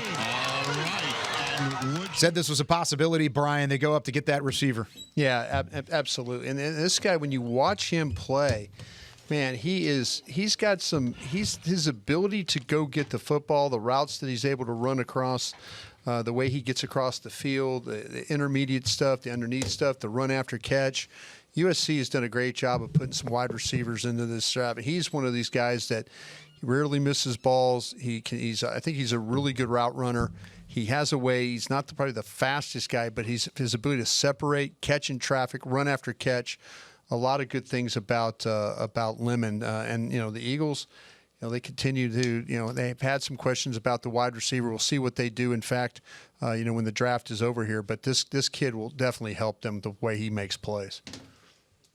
Lemon goes to the Eagles at 20. That is who Philadelphia felt it was necessary to trade up and go get. Yeah, man. Dallas, and they sent 2 fourths, possibly a 7th. We're trying to get some clarification. That was what Adam Schefter said. 2 fourths and a 7th round pick. Cowboys are cooking, man. That's good stuff. Oh, they are cooking. So you basically turned 2 5s into 2 4s. And you move back. You picked up an extra 7. You move back. You picked up, and you get Caleb Downs, dog. Like that's phenomenal drafting. Shouts out to the Cowboys and just flipping day 3. Like that's like you don't lose anywhere in that. You know what I mean? Like you get your guy, and day 3 is much more fun. I thought that if you're going to trade back, you're going to try to get another day 2 pick, but I won't be stingy. No. I won't be stingy at all. Shouts out to them. Well, now the rest of the NFC is just having a nice night. I will say that. Doing a good job. Was my top receiver. I hope he stinks now going to the Eagles, but maybe those crazy eyes will do some damage for him. Lemon is very Jalen Hurts friendly. He is. He'll just because I think Jalen Hurts and all that good. Certified bad ball catcher. Bad ball catcher and yak guy. Yep. And got a couple things working his way. I do want to reset things here at the top of the hour. We've got all of our coverage, all 257 picks across the Dallas Cowboys radio network this weekend. We are now 20 picks down, still rolling on in the first round. I'm Kyle Yomas from DallasCowboys.com. We've got Tommy Yarish from DallasCowboys.com. Zach Wolchuk and Brian Broaddus from 105.3 The Fan, the flagship station of your Dallas Cowboys, and Vach Lombardi, YouTube superstar, and from Crown Global Media. Roll into your next tailgate in style with your own Club Car, the official golf cart of the Dallas Cowboys. Club Car low-speed vehicles deliver the performance and quality that Cowboys fans expect with the features and comfort you command. Visit clubcar.com today. Just to recap, the Cowboys picked at 11. They take Caleb Downs, the safety from Ohio State. Currently 2 selections away from picking again at number 23 after they trade with the Philadelphia Eagles. So we've got the official trade terms on this trade per the Dallas Cowboys Twitter account. Thank you. Dallas receives the 23rd overall pick, 114 and 137. Those are those 2 fourths. The Eagles receive 20 and that 7th round pick, which is 218. What was the second one? 114 and 114 and 137. So Dallas will have 2 picks in 3 picks, essentially, because they have 112 already. That was their 4th round pick. Now they go again 2 picks later at 114. So what you're telling me is that we had it right and Schefter got it wrong. That's what happened. Sorry, Shefty. And that's why you turn on DallasCowboys.com and you turn on the Dallas Cowboys radio network to listen to your draft coverage, just to be safe. All right. Vach, you were out of the room for a little bit there, except for the one time you came in to talk about how great Caleb Downs is. Sure. If you're Dallas at 23, what are you looking at with the guys left on your board? I'm a sicko, and I'll go secondary again. You know what I mean? I mean, that's just me. I like Colton Hood a whole bunch. Has Dylan Thieneman been drafted yet? He has not. No. Boy, I would take both safeties. I don't care about nothing. Well, because in my mind, Downs is going to be more move around. He's going to be more nickel. Also, too, I said this back there. I love what the Cowboys did. Like you're active in free agency, and Jalen Thompson, you get to put the pressure on the veteran to be like the lead nickel player guy. So you're letting the rookie come in and just, hey, I get to be a rookie and just figure it out. And then in like 2 years or so, maybe next year, Caleb Downs takes the whole thing over. But why I'm such a sicko, man, put Dylan Thieneman on the roof and leave him on the roof, and you get to move Caleb Downs and do what you want. Me personally, I'm a sicko, and Dylan Thieneman on my board, I know he's really high on Tommy's board there. He's 16 on mine. So if you take him at 23 and he's 16 on the board, that's value right there. Did you have a first round grade on him? Second round grade. I had 12. I had 12 first round grades. I had 17 overall, so that would be second round for me. He's top of the second for me. He's 14. He's my last first round grade. There you go. Wolchuk? 17 for me. I had a second. There you go. We all in the same place. So do we all have Lawrence after him? Yes. Yes, sir. I got Lawrence as 24. And that's still a good value for him, too. Yeah, 23 for Lawrence. I want to recap the last 4 selections before we get the Pittsburgh Steelers and their hometown pick. I know that's probably going to take a little bit of time as they're on the clock and their pick is in at 21. Let's go back to the Lions at 17. They take Blake Miller, offensive tackle out of Clemson. Athlete, good feet. The Vikings take Caleb Banks, the interior defensive lineman from Florida. Big D tackle. Nah, big D tackle. Very big. A lot of room to grow. I thought that was a little high for Banks for me though. Yeah, sure. I would assume if you're gonna go tackle some guys that I had hires like Cade McDonald, Lee Hunter, I would have rather have gone those guys early. But shouts out to them. That's their business. The Panthers at 19 take Monroe Freeling, offensive tackle from Georgia, who was a possible offensive tackle target for Dallas in these later picks. Good athlete. And then the Eagles take Mekhi Lemon, the wide receiver from USC, at 20th in the trade with Dallas. So it's the Steelers on the clock clock. Their pick is in. Chargers at 22, and then the Cowboys picking again at 23. Based on how the board is looking, remember, this is the second tier of players that we've talked about through the entire draft process, right? Where you get outside of those early names, you're picking from a similar group of guys, maybe different positions, but similar value of guys from pick 20 through about 40. Do you think Dallas is looking at a possible trade back again and maybe picking up more value later in the draft? I would. There's a lot of players here that I'd be very interested in. I mean, Chris Johnson, the cornerback from San Diego State, is probably my top guy. Colton Hood, might be right after him, the cornerback from Tennessee. Thieneman's still there. I'm with you, Vach. That would not turn me away from taking Thieneman. Sure. Jacob Rodriguez, anybody who has listened to my content leading up to this knows that I absolutely love him. I think that's way too rich for Dallas, so I'd like them to move back. Here's the Steelers' hometown selection in pick number 21. Athletes at every level. Got some high school football players up there. Well, that jersey's small. Yeah, ill-fitting jerseys. They only have certain sizes and numbers. How he get past under there? Jerome? The Jerome Bettis Leadership Award recognizes high school football players who demonstrate leadership, character, and service, both on and off the field. Congratulations to each of you. We wish all of you the best as you continue your football journeys. The last time I introduced the Steelers' first-round pick, I was fortunate to introduce T.J. Watt. And with the 21st pick in the 2026 NFL Draft, the Pittsburgh Steelers select Max Ihanachur. That's a great player right there. Arizona State. I love that pick for them. Go ahead and protect him. Why you like him that much? You know, I would not be surprised if he ends up being the best tackle in this I class wouldn't either. when it's all said and done. I mean, this is a guy, his story is incredible with him being Canadian. He's only played football for a few years, but he's just so raw and the talent is outstanding. Yeah. He didn't start playing football until junior college in 2021. The upside's through the roof. The technique does need to improve, the consistency, but I mean, this guy is one of those guys that plays with power. He sustains once he gets a hold of you. It's game over. The grip strength's there. He's got the ability to reset and adjust with athleticism and footwork. You see the basketball playing background in him sometimes as well. I think he's a guy that you see him improve throughout the game. He kind of gets a feel for what defensive ends and edge rushers are trying to do to him, and he works a plan. I mean, like the football IQ and the intelligence, it's there. I mean, the athleticism is outstanding. I think he could play left tackle if they need him to, or right. He will dirt people. I like the play temperament. He can play mean. This guy's just getting started, and much like I talked about Sonny Styles earlier, I mean, this dude's an ascending football player, and you're banking on a little bit of a projection, but the tape's fantastic. Yep. And, I mean, if you guys were out there, you got to see him at the Senior Bowl. He was awesome. Absolutely outstanding. He was one of the best offensive linemen in Mobile when we were out there at Hancock Whitney Stadium. When you look at this guy, you look at all of the intangible, like you said, the traits are great. He moves well. He hits well. He's got some physicality. He also, when you turn on the film against TCU, Texas Tech, Colorado, no matter who you faced in the Big 12 and some of those high-end edge rushers that he went up against, he handled them quite well, Brian. And I thought for somebody that still has so much room to grow, 21 may be a little bit rich for me, but the ceiling is there for a guy at the position that's still new at what he does. I got friends in the Steelers scouting department. I just texted him. I said, I love you guys.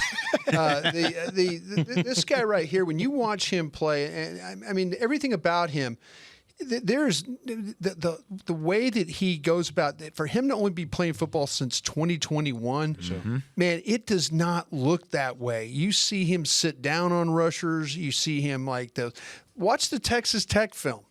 Just watch those. Watch how he dealt with those guys. He does a really good job of finishing blocks. I can only see this guy getting better. He did have some shoulder surgery stuff in the spring, but it appears it didn't bother him in the fall. But man, he is one of these guys. It's just beautiful to watch a guy that's 6'6", 325 move the way that he does. By the way, the pick is in for the Chargers at 22 overall. And that means the Dallas Cowboys are on the clock at number 23 at the moment, having a conversation inside the war room in what will be their second pick in the first round after they take Caleb Downs, the safety out of Ohio State, at pick number 11. What are we talking about here in terms of the war room? Will McClay is pretty adamant here having a conversation with the end of the table with Stephen Jones, Jerry Jones, and Brian Schottenheimer. This is when it talks about, maybe they've got a couple of guys in their stack that are right there with each other. They probably are just making sure that they're talking through it. Is there possibility we're talking about them potentially trading down again? Maybe Will's explained it. Hey, we need to stand here and pick this player. Let's not move down again. Everybody's having a little bit of an opinion about, but obviously I think they've got their guy. I just think that they're waiting to see, like, okay, is there a way that we can maybe move back, get some more capital? Maybe there's another guy we like right there, but just making sure. I think Will is trying to get everybody on the same page, like, hey, we like this guy because, and get into it. And I think Jerry's kind of making sure of that too. He's making sure that everybody's completely locked in to who they're going to take here. All right, the Chargers just took 22nd overall edge rusher from Miami, Akeem Mesidor, the opposite side from Ruben Bain, one of the elder players of the draft. It's going to be nearly 26 by the time his first NFL season comes to a close. But, man, he was uber productive with the Hurricanes this past year, and he goes to the Chargers at 22. He does everything, man. Good versus the run, good versus the pass, play a little bit of B gap as well. Double-digit sacks, put pass rush moves, counters, and all this kind of stuff. Like, if he wasn't, and look, I really don't care that he's 25 years old. I don't either. Or that his foot was hurting. If he was 21, he'd probably be a top 10 player in this draft, just based on, hey, I'm on the other side of Ruben Bain, and sometimes I look a little better than him. That's just how I feel personally. And he was 13 on my board, so I mean, shouts out to them. Good value. Yeah, it is. He wins in so many different ways. I think where he's at his best is when he's moving his hands. I think that's where you see the arsenal pass rush moves, and clearly you just saw him go to another level this past season. It might have taken a while, but he finally put it all together. And I think he's similar to Bain in the sense that you might be able to move him up and down the line a little bit. Like Vach pointed out, this is a good pick, and I think it probably would have been an option for Dallas too had he not gone here to 22. Will is being very animated. Yeah, I think this is kind of reminiscent of like the Mozzie Smith debate he had. Well, I think this very You don't need to have no more than debates. I mean, just for point of reference, like he's explaining the two players, and this is why I agree. This way. Yeah, I totally agree with you on this one. How much do coaches play a factor now compared to in the past? Because that was in the past a little bit with Mike McCarthy and his staff. Well, Brian Schottenheimer and Christian Parker have been very, very connected through this entire draft process. I think this is where the coaches do get involved, and this is where I think that Jason Garrett back in the day would have stood up. I think that's why Brian Schottenheimer is going to stand up. He's kind of surveying what everybody's talking about, and maybe he's going to be the guy that kind of steps in. You remember with the Dak Prescott when they drafted Dak, it was Jason Garrett that stood up and kind of made the final speech in order to get this to get that pick. So yeah, I think that it looks like to me Brian's given everybody a lot of leeway here. And Will trying to explain exactly. They got their guy. They got it. They got the consensus. I mean, look, to me, it'd be Malachi Lawrence. You just had an edge go. Akeem Mesidor's off the board. My next best edge is Malachi Lawrence. And I think this dude, the production's been there throughout his entire career at UCF. If he ends up being the pick, we can get more into that. But, I mean, that's a name that we had heard that they might be interested in. Keldrick Folk's also there. I know for Kyle's sake, let's not do that. Zion Young is another name that's an all-around to me. The size is there. But if you want a true edge that's going to get after the quarterback, the best one on the board for me right here would be Malachi Lawrence. Who are some of the other names that we could possibly throw into the fold here if Dallas is having the conversation? Now that the pick is in, you see Christian Parker, he's the first one to come up. So thinking defensive side, looking for other position coaches. Colton Hood, maybe. Colton Hood, that's the name. They loved him, and I think they would actually take him at 12. So to get him here, that'll be fantastic value for them. Yeah. Interesting stuff. And then just thinking about Cowboys is like cornerback room. They got a bunch of dudes that can play nickel, but how many of those guys are like trusted outside guys the whole time? I think Colton Hood would fit fantastic in that. Hood, Chris Johnson, both those guys are right there for me. Chris Johnson's at 14, Hood's at 16.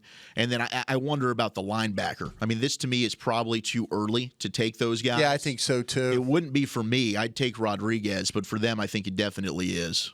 Yeah, the two corners that I've got Chris Johnson, San Diego State above Colton Hood, but they do love Colton Hood from Tennessee. I wouldn't be surprised at all if that's here. But like Kyle said, we'll see if a position coach comes up here. Still don't see anybody yet in terms of position coaches. Brian Schottenheimer just handed the phone back to John Stephen Jr., so they're done on the phone, it looks like.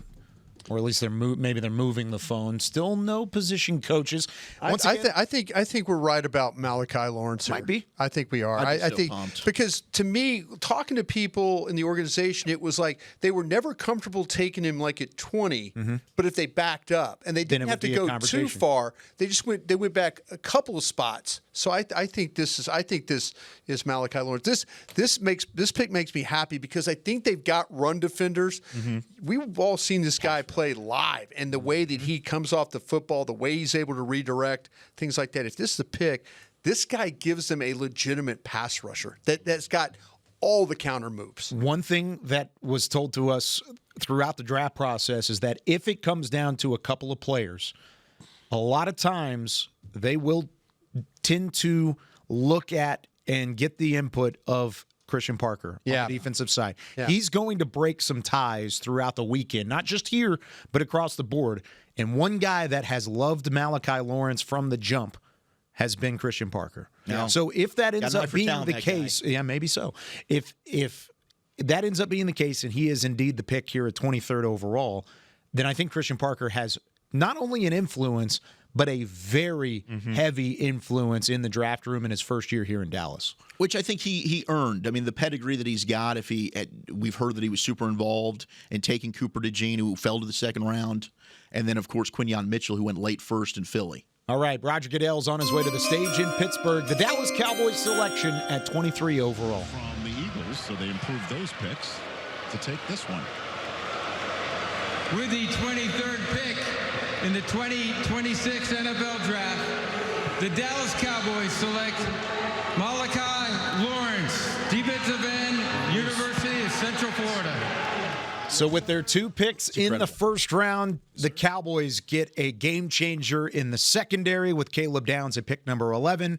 And then a dozen picks later at 23rd overall, they take Malachi Lawrence, a difference maker in the front 7. Vach, tell me about the UCF product. Bursty upfield, counters, ton of tools. What I liked about him most is it didn't look like he rushed with a plan, but he rushed with a feel. Like, I feel like something is coming, so let me spin here. I feel like this is here. Let me go into my bull rush and all these other kind of moves like this. I love how he just high effort, tempo, all this kind of stuff. I even seen him change tempo at the line of scrimmage. Come off slow a little bit, breeze past you. Or I'm just going to fly off the football because I've been setting you up with, tempo the whole game. I love Malachi Lawrence pass rush. He's going to be standing outside guy. Watching the film, they use him as like a 4-eye type guy sometimes. I didn't like that at all. So I would imagine in Cowboy land, he would be standing outside linebacker. Fantastic pick for them.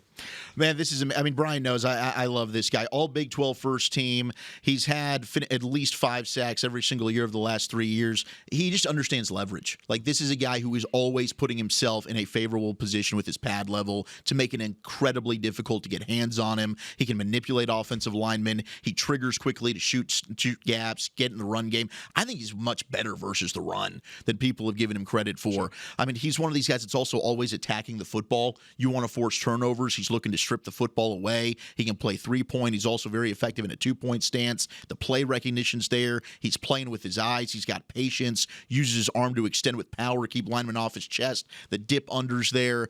He was one of my favorite players in the entire draft. To get Downs, to get Malachi Lawrence, this is an all-time night to be a Dallas Cowboy fan, in my opinion. And you have some extra capital in day 3 that you can play around with as well, with a couple of picks in the 4th round from the Philadelphia Eagles by trading back from 20 to 23. The Browns are on the clock at pick number 24. We'll continue our reaction with Malachi Lawrence, edge rusher from UCF, being taken by the Cowboys at the 23rd overall pick in this NFL draft. We'll have secret audio, and we will hear from Malachi Lawrence himself in the coming moments. You're listening to the 2026 NFL Draft on the Dallas Cowboys Radio Network and DallasCowboys.com.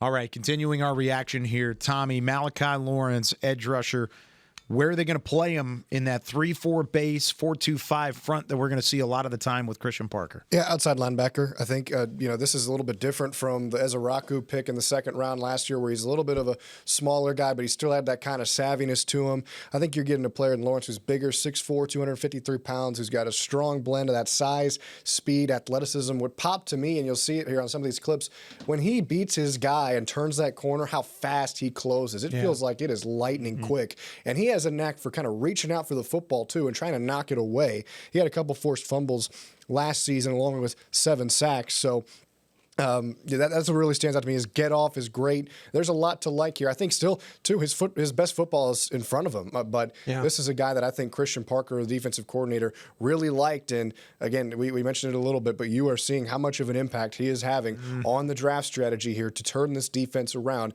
The Cowboys needed help in the pass rush, and now a different Lawrence is coming into town to help them in that department. I mean, just look at that. He just flies around that corner, and arms are extended. He's looking to knock the ball free. Missed it that time, almost got him the second time, and then brings him down on the ankle tackle on that play. Yeah, this guy's super disruptive when you watch him play. I mean, he is relentless effort, the pursuit. The scouts will tell you that he's a really, really good character guy. He can win inside. He can win outside with the way he rushes. You'll see him chase the quarterback out of the pocket, then run them down. He can redirect if he gets too far up the field. If he's going to need a little work on something, it's going to be on his strength. As far as taking on some blockers at the point of attack. But his rushing the passer will be his calling card until he kind of figures out some things about how to defend the run. He sure looks the part for the position when you stand next to him on a football field. When you look at his production and what he continued to do at UCF, which I thought was just really an interesting story. He stayed at UCF all the way through. Yeah. First team all Big 12. He led the team in forced fumbles, led the team in sacks. He had 7 of them last year. Tackles for loss, he had 11. He was also honorable mention all Big 12 back in 2023. And he finished top 10 in UCF history in sacks. He had 20 over his career, played 4 full years there with the Knights down in Orlando. So you talk about loyalty, you talk about traits, you talk about athleticism, all of that off the charts for a guy that, like you said, I like the way you put that, Tommy. It's another Lawrence.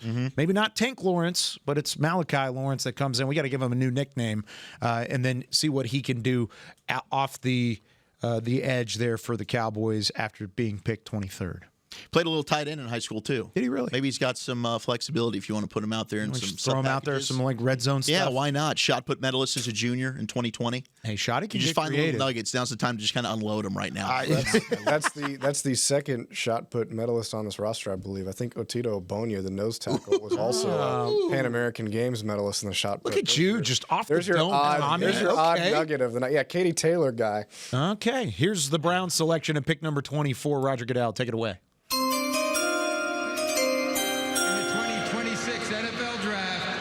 The Cleveland Browns select Casey Concepcion. That's a great pick. Texas A&M. Okay. Everybody, Texas A&M Aggies, stand up, right? And the KC Concepcion pick. Man, this guy can do a little bit of everything. I know. He's one of those dudes when you read your notes on him, I'm like, did I have Casey Concepcion too low on this? Did you? I might have. Where'd you have him? I think he's fantastic. On my stack, let's see. I put a 2 on him. I had him as my 28th best player. He was 19 for me.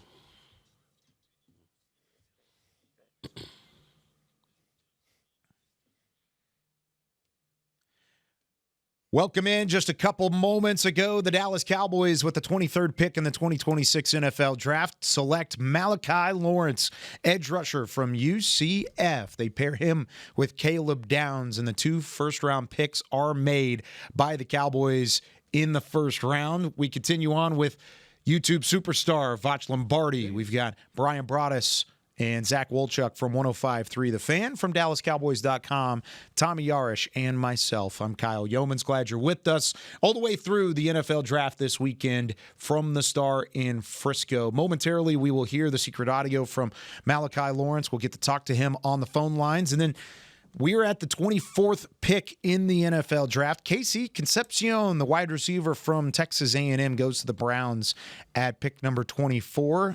less than 10 picks remaining in the first round. This thing's moving quickly with that 8 minutes on the clock instead of the traditional 10 that we've had over the last few years. Things are moving quickly, which means it's not very long until we'll hear from the Cowboys front office after their first round selections. And Brian, they've done some moving and shaking, but it's worked out in their favor so far. It absolutely has. And then there was some talk about them going up in the draft. The words we were starting to hear, when people were saying, no, they're going to sit there, they're going to be comfortable, they're going to pick the players, they're going to let the board come to them. There were some things happen in front of them. I felt like they caught a huge break with Cleveland taking Fano. That opened up the Giants being able to take Malinois there at 10.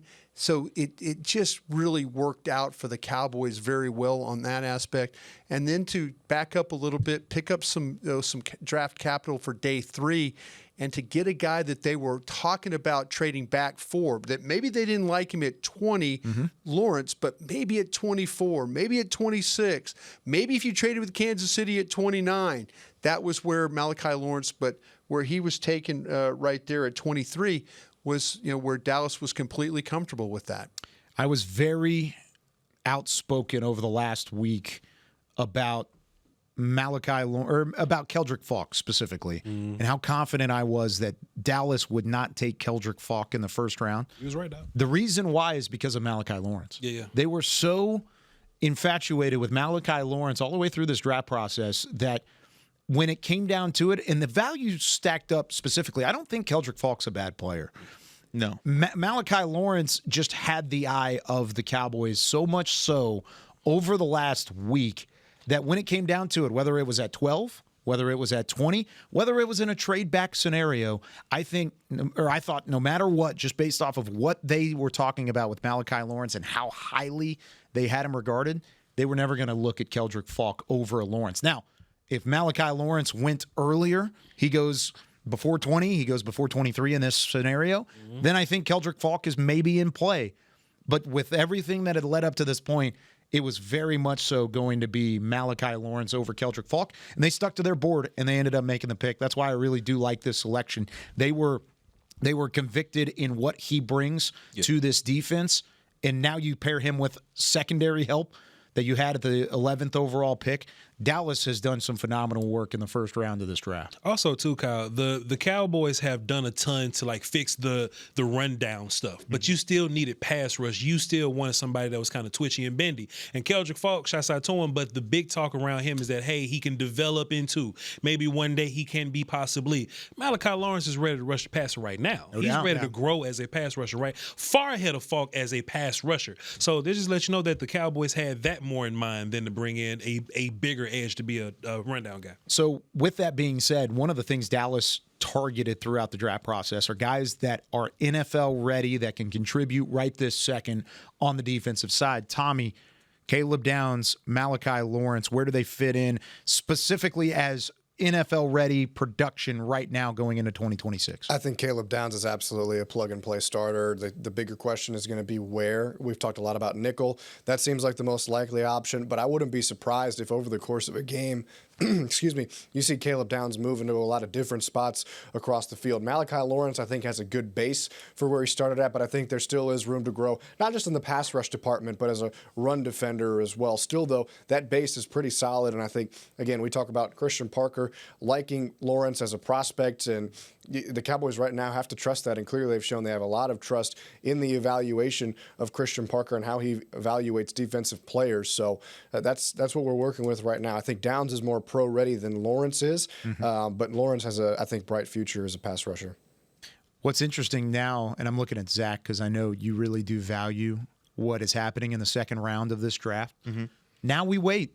Dallas didn't make a move to get a second round pick. They made their first two picks.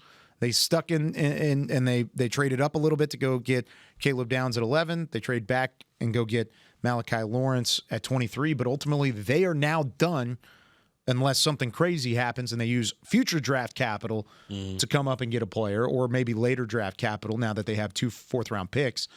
But they're probably done until 92 or at least around that area. Yeah, and it's one of those where you have those 2 4s now. if there is a player in the second round, specifically a linebacker, whether that is, and please let it be Jacob Rodriguez from Texas Tech, or maybe I had for a feeling them, you were going that direction. maybe for them it's C.J. Allen, from Georgia. I'm not sure how they have these linebackers stacked, but if they somehow came away at tomorrow. Here's the Bears at 25. With the 25th pick in the 2026 NFL Draft, the Chicago Bears select Dylan Thieneman. Oh, that's a great pick. Hell of a pick. Oregon. That fits great for Chicago. I mean, I know this was one of the top players you had on your board, Tommy. Tell me a little bit about Dylan Thieneman. Yeah, 14th overall player on my board. He's a hybrid safety. I think he can operate all over the field in coverage, and he can step up into the box, play against the run really well for you, and you have no worries at all against. I think that really flashed on his Oregon tape. I think Purdue, you saw him cover more of the deep part of the field just because they didn't really have the defensive assets to cover that part of the field. At Oregon, you saw a lot of things taken off of his shoulders, and he still shined, I felt like. Can at times be a little bit over-aggressive when he's coming downhill and tackling, but I really just don't see a lot of flaws in his game. Quiet, I think, like I said, that quieter production this last year, I think, is only because the increased caliber of players around him on that Oregon defense. But Chicago can play him really wherever they want to. They lost their safety pairing of Jaquan Brisker and Kevin Byard in free agency, so this is a guy that, they signed Kobe Bryant from the Seahawks. They've got themselves a new safety tandem. That safety tandem last year had a lot to do with them going to the playoffs. And even if you want to play him at nickel, I think that you can do that too. There isn't really a lot that Thieneman can't do. Yeah, he also returned punts during his time there at Purdue. All Big Ten, led all Big Ten defensive backs and tackles his sophomore year. I mean, the dude just has a nose for the ball, plays single high, everything you nailed. I mean, you nailed the guy there, Tommy, in terms of the description of him, I will say, okay, because I was waiting for the pause, Foch. I was waiting for it. You didn't give it to me. We can talk about playing with your eyes, all right? This guy's got a tremendous feel for the game. I think he's a big hitter. You can play him down in the box, but I do love the Purdue tape. With him playing back deep just as a free safety, the interceptions, taking the football away. This dude's definitely a difference maker in the secondary. I will say there was a list of names that if the Cowboys got wiped out, that it was just being thrown around at 12. Thieneman was a name like that. Falk was a name like that. I even heard like Peter Woods was a name like that. I'm just glad that it worked out the way it worked out. You know what I'm saying? I am a little bit surprised that it wasn't Peter Woods. I think they need the defensive line. Not that Thieneman's not a good player. I actually have Woods higher. Woods is a first-round grade for me. I think it was just a matter of usage at Clemson. I'm surprised that Chicago didn't go defensive tackle there. He's the highest player remaining on my board, as Peter Woods could possibly go very quickly after this. We need to step aside. We are currently in the 26th overall selection of the 2026 NFL Draft on the Dallas Cowboys Radio Network and DallasCowboys.com. Mm-hmm.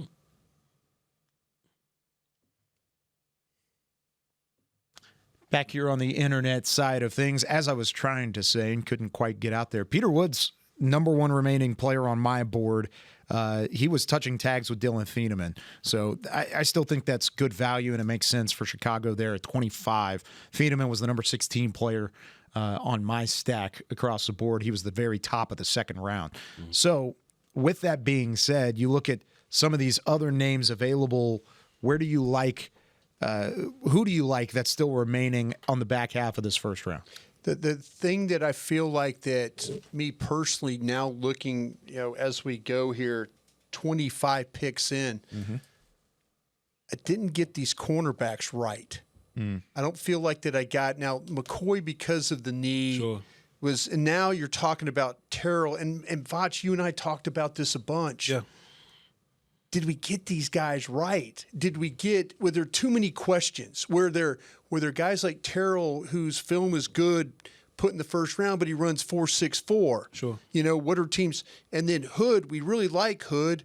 We like Cisse. I know I liked Cisse. Yeah. But all the top guys I have left are these corners. See, Brian, I was higher on corners and edges than I was the offensive tackles. Yeah. The offensive tackles went early, but I thought that Mason Thomas, I thought that Miller. Cassius Howell would be in this range somewhere. Yeah. And then my corners, Hood, Cisse, Terrell, Abney, Johnson, I just knew that they was going to be going around this time, but maybe they're going to be the guys that go higher in the second round. Yeah, I think we're going them here. Yeah, I think a second round run. But the thing was, with McCoy again, McCoy, the injury, the knee is all that. You could wash that. That's okay. I just put him where, the film is good. You go back and watch the 2024 film. I'll finish my thought after this. Here's the Texans at 26. Excuse me. Traded up with Buffalo.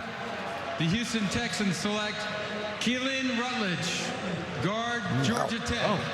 They traded up to do that? Yeah, they sure did. The Texans traded 26 and 91 to Buffalo for 28, 69, and 167. Interesting. So they jumped the 49ers to go get Keelan Rutledge, guard out of Georgia Tech. Physical player, strong, body mover. You know what I'm saying? I thought he was a pretty solid guard. Yeah, I got 4 other guards ahead of him. But, hey, shots out to Keelan Rutledge, though. I thought he was a bit, he didn't have the best lateral movement and all that. He's not like a zone-type guard. He's a guard that if you're going to, try to move guys, like that's what he does well. I just thought there was some better move guy guards on the board right now. This is a bit high for me. I got Rutledge in the third, but them taking him here, shots out to him. Player 79 on my board. So, yeah, I thought there was some limitations with him as a player. But, man, I mean, you watch him play, he's a powerful guy. Sure. But the movement and stuff like that, I think was a little bit lacking with him. I just had guys like Farmer and Prignon and Dunker. Exactly. I had those guys a little higher. Exactly. I mean, I love. Is it Prignon? I'm just gonna call him Prignon because it can't Prignon? be. It just can't be pregnant. He was actually my top guard. I had him slightly over Vega. Yeah. And that might have been one of my hot takes, I guess, in the draft. But I loved him. Rutledge I had as a second rounder, right behind Chase Pasantis from Texas A&M. But I do love the way he plays. I mean, the dude's mean. He moves people. He's constantly churning his feet.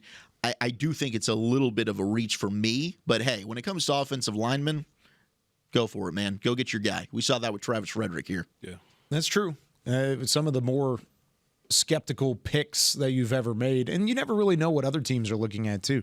If they're sitting in there at 28 and they're hopping in front of the 49ers and trading with the Bills to get that deal done, maybe they have intel that the 49ers were looking at them. Sure. And so you still want to get your guy, but you go and you use a little bit. That's kind of what Dallas did to go get their guy. Hey, teams draft certain kind of ways, Kyle. No doubt. Shouts out to them. No doubt about it.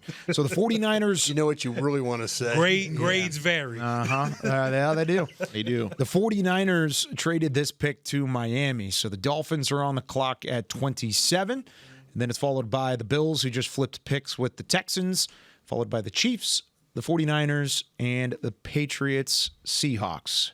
Final now 6 selections of the first round in the 2026 NFL Draft. We've still got an hour and 20 minutes of coverage tonight as we continue on through the weekend.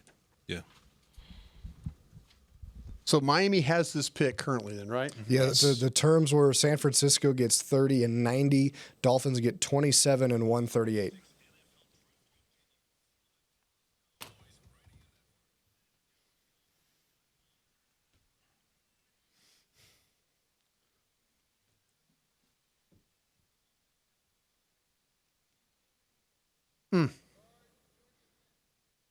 A little bit of surprise in the 2026 NFL Draft at spot number 26 as the Texans trade up from the 28th pick and they take Keelan Rutledge, offensive lineman out of Georgia Tech, who most of us on the panel had as a day 2 possibility, but the Texans felt like they got their guy, and they take him at 26 overall. Recapping the last 5 picks real quick, the Chargers take Akeem Mesidor, edge rusher from Miami. The Cowboys at 23 take Malachi Lawrence, edge rusher from UCF. Browns take Casey Concepcion, wide receiver from Texas A&M. The Bears have a good pick with Dylan Thieneman, the safety out of Oregon, at 25. And then the Texans, of course, with Keelan Rutledge, as we just mentioned, out of Georgia Tech. Back with Foch Lombardi, Brian Broaddus, Zach Wolchuk, Tommy Yarish. I'm Kyle Yeomans, now joined by the newest Dallas Cowboy, Malachi Lawrence, edge rusher from UCF, is on the line. Malachi, congratulations.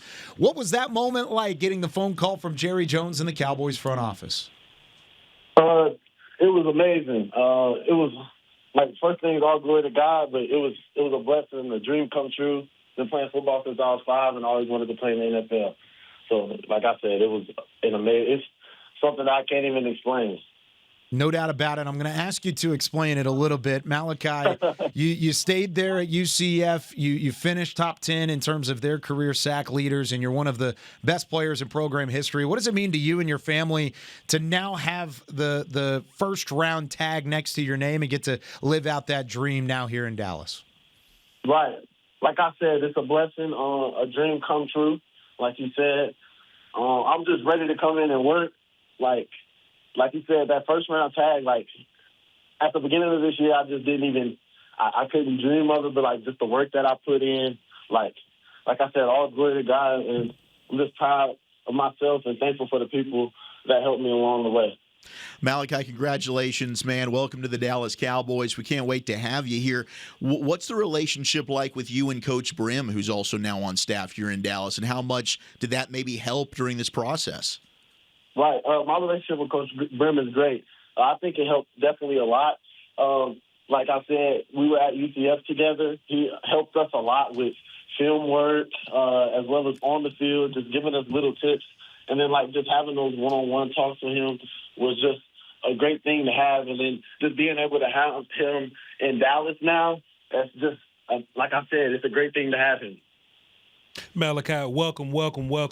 Just watching your film, some guys rush with a pass rush plan, and surely you do too. But just watching you, it seems like you pass rush more on feel, like something happens and you just kind of react to it. Break down how do you pass rush and put different rush moves together? Right. Like you said, it kind of comes off feel, and also like just game plan and watching film. And like I believe that I have a good repertoire of moves that I can work. And so just going up against those tackles, some weeks I can't use the same moves as I could other weeks on another tackle. So it's just like having those moves also in my bag just in case a tackle gives me a different set and a different look. That's hard. Yeah, good stuff. Malachi Lawrence joining us here on the Dallas Cowboys radio network, the 23rd overall pick in this year's NFL draft. Tommy, you have something for Malachi? Yeah, Malachi, hey, congratulations, man. Kind of tell Cowboys fans out there that are listening, what kind of player and person are they getting here in Malachi Lawrence? Right. They're getting a relentless player, someone that's just ready to come in and work, a relentless motor. Like, I'm just going to chase that ball no matter what. And then as a person, they're just getting a great person, someone who's going to bring a great face and have the Cowboys name in good hands. No doubt about it. Tell us about a little bit of your background. Who inspired you early in your career, and who are some of the players maybe in the NFL now that you've modeled your game after as you continue to grow and get to the next level? Right. Coming into UCF, the edge rusher named Tremont Morris Brash, we called him Drop. I'd say he definitely inspired me, just how he practiced and the moves he would use at practice. And then, I would kind of replicate those, and then I would do them in my own little craft or my own little way. So I'd say him. And then what was the other question? Yeah, NFL players, anybody that you modeled your game after. Right. Yeah, I like to watch Chandler Jones, Will Anderson, Daniil Hunter. I like those guys. They're different, unorthodox, and they know how to use their strengths. Have you talked with Christian Parker at all about how your usage will be in this defense moving forward or throughout the process? Right, yeah. We talked a little bit about it, I'm going to be that edge defender, edge rusher, getting to the quarterback, ready to play the run, ready to be started. So, yes, sir, we talked about that. Awesome stuff. Malachi Lawrence, edge rusher from UCF, and the newest Dallas Cowboy joining us on the phone line. Malachi, again, congratulations. Go celebrate with your family. Can't wait to talk to you tomorrow. Yes, sir. Thank you so much. There he goes. Malachi Lawrence. Awesome stuff. Really excited to see him. Let me just say, people that Shidy's been drafting, they've all been good dudes. We're gonna work hard. We all leadership. We all locked in. They all sound the same. All those. I don't want to say the right kind of guy because that's like Jason's. Jason Garrett's era or whatever. But they all sound like, hey man, I'm locked in. I'm leadership. I'm gonna work hard. I'm the right kind of dude. So man, shouts out to the Cowboys for having a type now. High energy. Love football. And he's not run down the middle of you guy. No.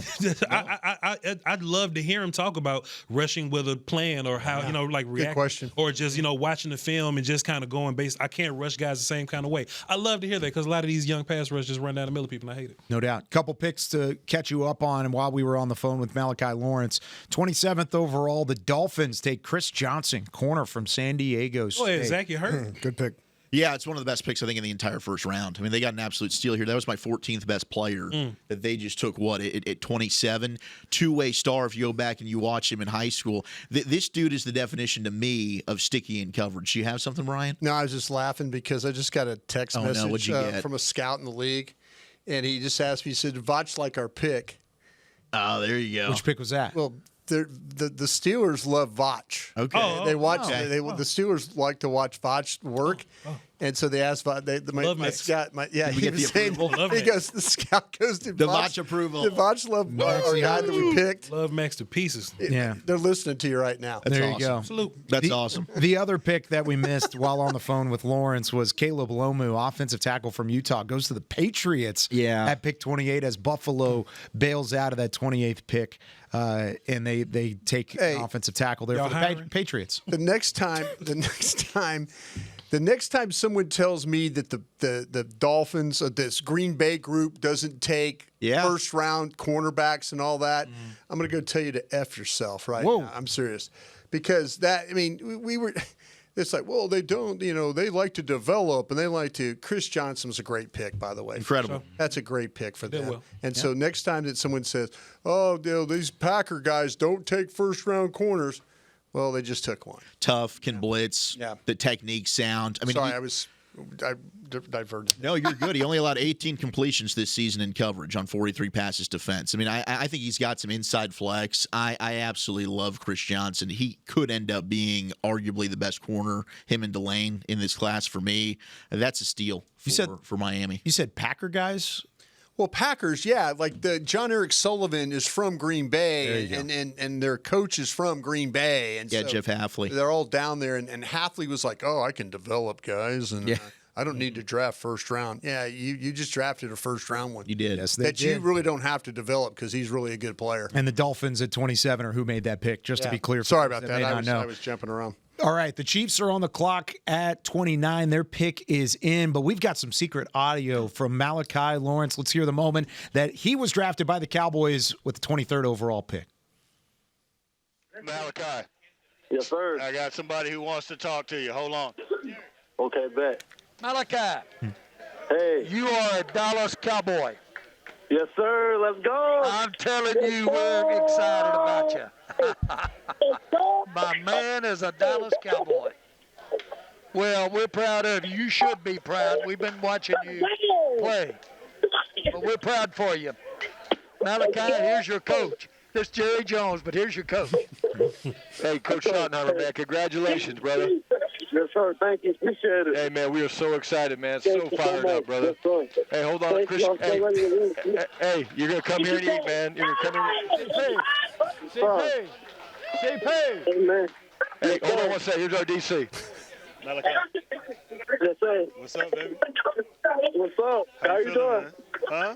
Yes, sir. Thanks. Hey, man. Look, got it done, bro. I can't even hear you. You're so loud. Man, look, hey, you enjoy the moment, bro. Look, your boy Dimitri Brim right here, man. He's smiling from ear to ear. Yes, sir. Hey, look, we'll hit you later, man. You enjoy the party. Enjoy the moment, bro. Congratulations. Incredible stuff. You got to hear from Jerry Jones, Brian Schottenheimer, Christian Parker, as Malachi Lawrence is taken there by the Cowboys with the 23rd overall pick. Right there. Just in case you didn't know, this is Jerry Jones, by the way. It's Jerry Jones. This is Jerry Jones, bro. Want to make sure it wasn't Bill Clinton who showed up to the pre-draft press conference too. Yeah, and that was wild. All right, steps away from AT&T Stadium, the National Medal of Honor Museum showcases the stories of ordinary Americans who took extraordinary action in the service of others. Real people, real courage, real close. Plan your visit at mohmuseum.org. Back alongside Vach Lombardi, Brian Broaddus, Zach Wolchuk, Tommy Yarish. I'm Kyle Yeomans. Here's Roger Goodell making his way to the podium in Pittsburgh, Pennsylvania for the Chiefs selection at pick number 29. To go with Mansour Delane. With the 29th pick in the 2026 NFL Draft, the Kansas City Chiefs select Peter Woods, defensive tackle, Clemson. Nice. Yeah.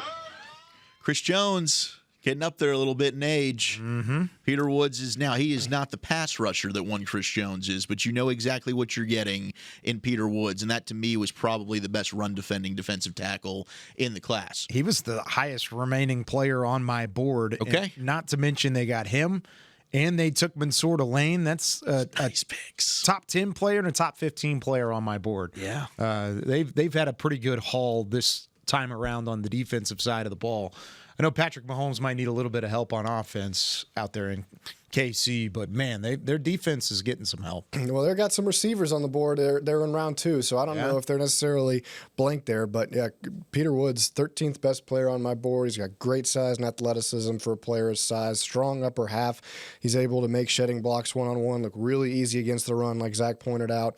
I think he's a little bit high in his pad level. He kind of does that consistently. Linemen can kind of get under him and push him back, but tackling technique's not great, but he's able to make it into the backfield. He slows runners down. That's a big plus. All these Clemson guys on defense, you're probably a little underwhelmed from the 2025 season. I think some of that is utilization. I wouldn't buy too much into that. I think you're going to see Peter Woods be a really good football player for a really long time, and when he is next to Chris Jones, that's going to be a lot of fun to watch. I think you nailed it with him when it comes to playing too high. When his pad level's down, he's extremely disruptive. Oh, he runs through people. It's the leverage with him. Like, he just runs hot and cold. But when the leverage is on, he can slip in between blocks. He's disruptive. He's in the backfield. He looked a lot smaller this year compared to 2024. I don't know if he lost some weight in the games that I saw him in 2025 versus the year before. I went back and you watched him against Texas, South Carolina. I mean, he looks like he's just a different type of player versus the 24 tape to the 25 tape. But I like this pick. I think it's good value. I think I had him as my 25th best player, and they're getting him here at what, pick 29? Mm-hmm. So good draft for Kansas City. When you watch the SMU game, he was awful. But you can watch him against LSU and Georgia Tech. For sure. And he's playing well, and then you watch him against SMU, and you're like thinking, I wonder if there's something wrong with him. Just physically. He had 3 sacks by the time I did this, he had 3 sacks through 8 games. And when he could play with momentum, he could be a problem. I mean, like, he could get up the field, and he could be a dominant player. Yeah. But when he's not playing like that, like he did against SMU, he's just so methodical and not doing anything that kind of gets you. Consistency is the big. Yeah, I mean, like the power, the movement, all that stuff. I'm stack, shed. Jets pick. But man, he can have some problems. And I get that SMU game wasn't very good for him. Here's the Jets at 30. Maybe. That's Omar Cooper, wide receiver from Indiana, is the pick. Nice. Another for pass the catcher. Jets at 30. Yeah. And there was some talk, right? They could have taken him at 16. So they go with Kenyon Sadiq, the best tight end of the draft. Now you take my wide receiver 3 and Omar Cooper Jr. The yak is real with him. Sure. Burst off the line of scrimmage, yak guy, tracking the ball in the air in great hands. Fantastic. And they traded back into the first round in order to make this selection. They were sitting at the top pick in the 33rd pick overall. So they trade up to go to 30 with San Francisco. That pick at 30 changed hands 4 times, the most out of any pick in the NFL draft so far. Denver to Miami to San Francisco, and then to the New York Jets, where they take Omar Cooper Jr., wide receiver from Indiana. It's time for us to take a break. You're listening to the 2026 NFL Draft on the Dallas Cowboys Radio Network and on DallasCowboys.com.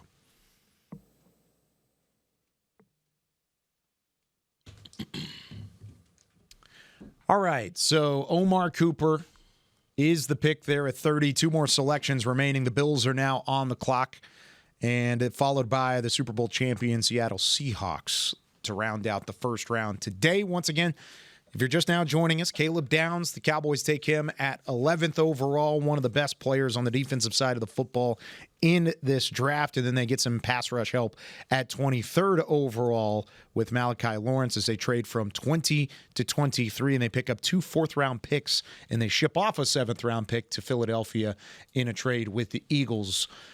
Tell me a little bit about Omar Cooper Jr. here, Tommy, before you have to get up and go to the press conference here in a moment.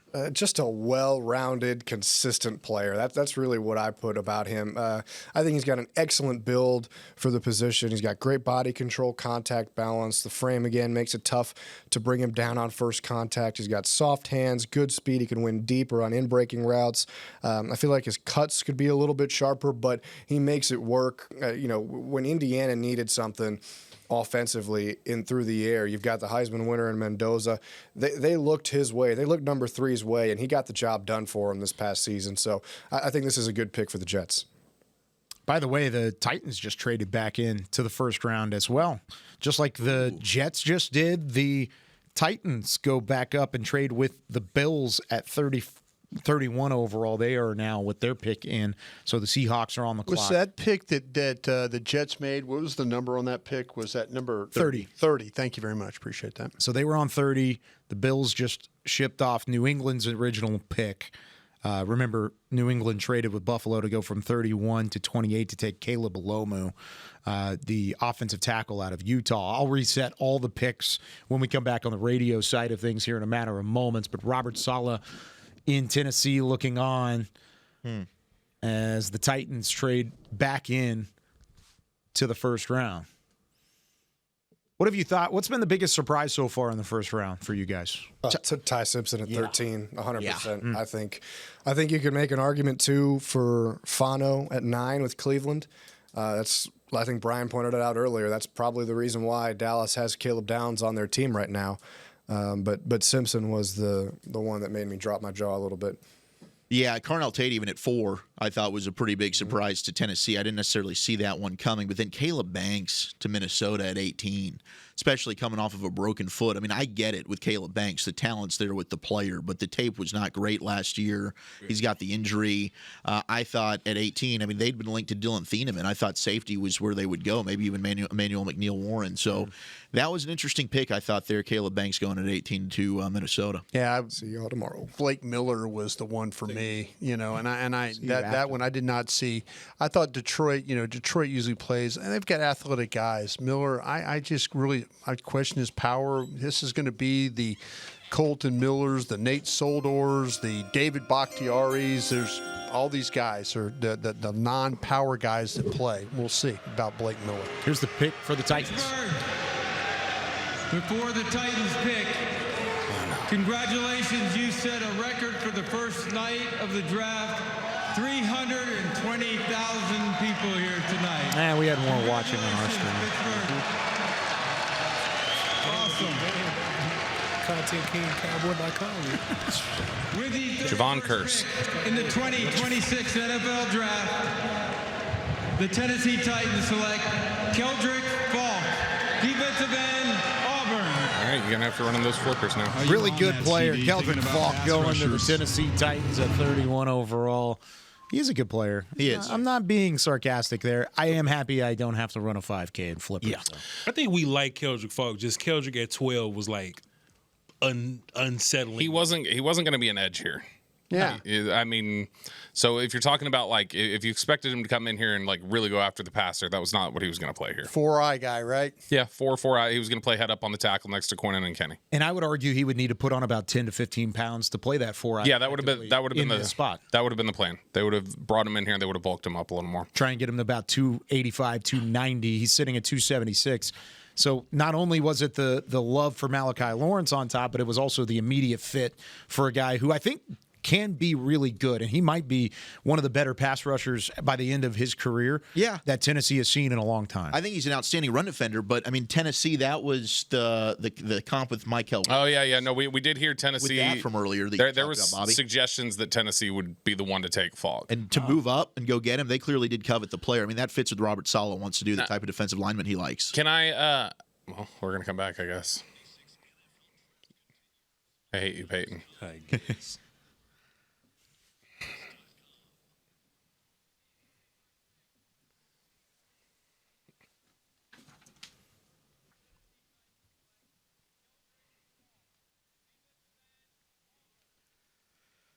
One of the names that had been talked about quite some time throughout the 2026 NFL draft process for a Cowboys fit, Keldrick Falk goes to Tennessee, who trades back into the first round in the 31st overall selection to take the edge out of Auburn. Wrapping up the final 5 picks to this point, the Seahawks are on the clock with the final pick in the first round, and we'll hear from the Cowboys front office shortly. But at 27, the Dolphins take Chris Johnson, corner from San Diego State. The Patriots at 28 take Caleb Lomu, offensive tackle from Utah. The Chiefs take Peter Woods, the interior defensive lineman from Clemson. Jets take Omar Cooper Jr., wide receiver from Indiana, as they pair him with Kenyon Sadiq, the tight end out of Oregon, a pair of pass catchers for the Jets in the first round. And then, as we just mentioned, Keldrick Falk, edge rusher from Auburn, goes to the Titans at 31. We're with Voch Lombardi from YouTube and Crown Global Media from 105.3 The Fan, a trio of radio hosts, Brian Broaddus, Zach Wolchuk,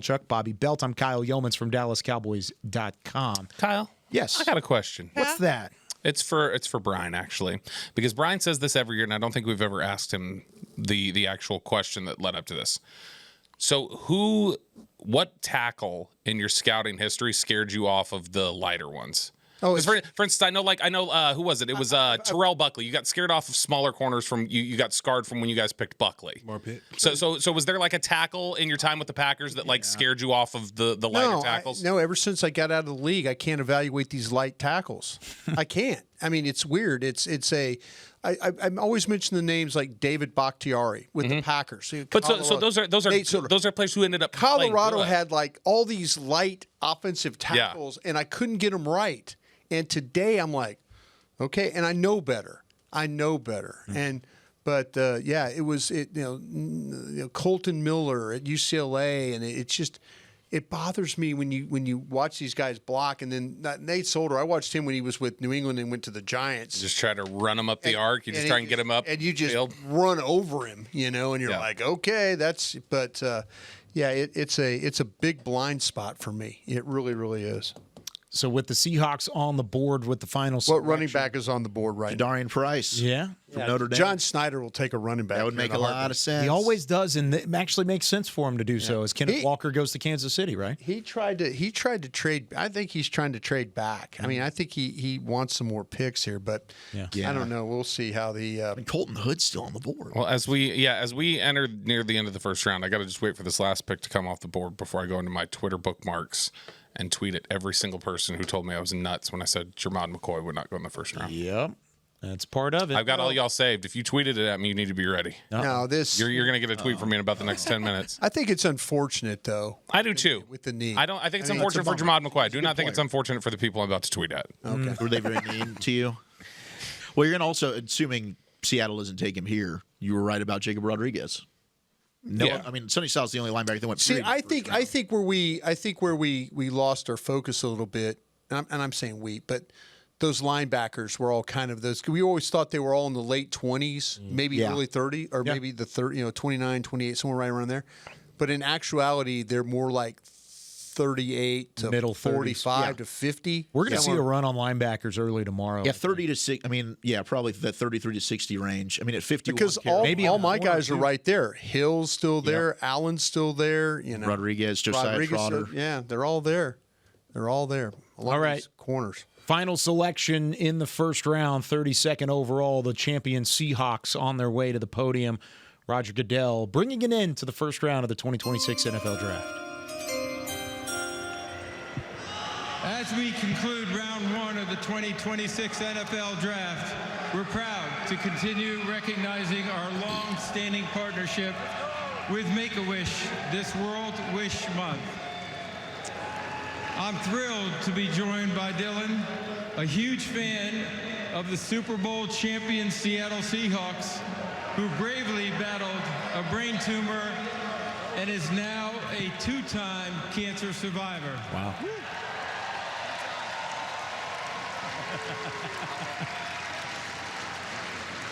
This is a wish come true for Dylan and a chance to take part in one of the most exciting moments in our league. Dylan, when you're ready, stage is yours. What's going on? Microphones. I'm so excited to be here to represent the 12s. Oh, and the reigning Super Bowl champion, Should have taught him about microphones. If the Cowboys win the Super Bowl, I'm going to scream at somebody's microphone too, though. With the 32nd pick in the 2026 NFL Draft, the Seattle Seahawks select Jadarian Price. Hey, wow. Man, you should have. I wasn't playing. This is exactly what I threw in my mock draft every single time. This makes sense. Yeah, that's what John Snyder does. He can't help himself. And it won him a Super Bowl. I love this guy. I love him, and he can't help himself. And when they pick again, he's going to take another running back. He'll take Mike Washington Jr. from Arkansas. He is a Super Bowl champion general manager twice. Yep. He loves running backs more than any person. I mean, it's amazing. They needed a starter, though. I mean, because you got Zach Charbonnet, who's now hurt. Physical runner, too. Like, they all that same kind of guy. And Jadarian Price, he obviously split time there with Jeremiah Love. So this is a guy that I think is ready to take on a leadership role as the lead dog. Denison High School, local product, averaged 9.3 yards per carry. He missed his freshman season. He had a torn Achilles. He's come back and been absolutely fantastic. I love the size, the contact balance, the speed, the initial burst and acceleration. He's always falling forward. The issue for him is he needs to prove he can catch the football and he needs to get better as a pass blocker. Yeah. But just as a runner, he, to me, was clearly the second best back behind Jeremiah Love. He's got some incredible vision, too. He was a kick returner. Actually, I think he was an All-American kick returner at that as well. And you talk about what he was able to do even in limited action. That's the biggest thing is he's coming in fresh legs, despite the ruptured Achilles that he had early in his career. I think he's going to be a next-level runner. It's interesting to see what they do with Zach Charbonnet, though. Now, they've had a tandem backfield in Seattle the last couple of years with Kenneth Walker and then Charbonnet. Now you bring in Jadarian Price to add to that. Is he the number 2 back? I think Charbonnet is the featured one. I think Charbonnet is going to be like the lead guy for like a year, and when the contract is up, I'll holler at you. They're going to draft another running back in the first round in a year or two. We'll talk about it again, just like we are now. Jadarian's going to be the lead guy, and the new running back is going to be right behind him. It's a factory. There you go. Cowboys fans, while the team has been making big picks, make the smart pick at home. Call On Time Experts, the official AC, heating, and plumbing partner of the Dallas Cowboys. Fast, reliable, always on time. That's On Time Experts. Visit ontimeexperts.com and click Book Now. All right, the first round has come to a close. We'll talk about running through the first 32 picks of the NFL draft here in a moment. Everyone's been tweeted at, Kyle. Oh, good. Oh, well that was done, quick. Bobby. That's really fast. I had them in bookmarks. I love that. Get them. Kind of take me through your impressions of what happened tonight, just across the league, not just with Dallas, but across the league. What did we see trends-wise and where the league is headed just by the way they allocated the first 32 picks? For a draft where people said, throw positional value out the window, it was still your classic positional value draft for the most part. Now you could say, well, what about the running back? Well, running backs, we've seen some of them go in the top 5 over the last several years if they were really big time talent. But I think you saw the league prioritizing the classics of going out there and making sure you get the tackles and get the offensive linemen and picking a quarterback at 13 that a lot of people didn't think was even a second round quarterback just by the way people would grade it.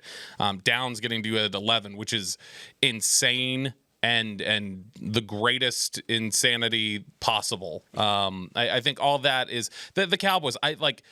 A lot of people like Malachi Lawrence. But a lot of people could also look at that and say Malachi Lawrence is another example, though, of just classic value for the position and saying, let's go take him at 23.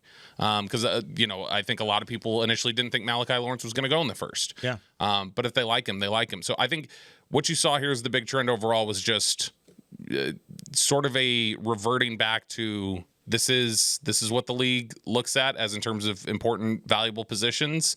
And that's why you see Thieneman get lower than you probably initially thought. This is why Downs gets to where he goes and why it's surprising to me that Colton Hood is still on the board. Yeah.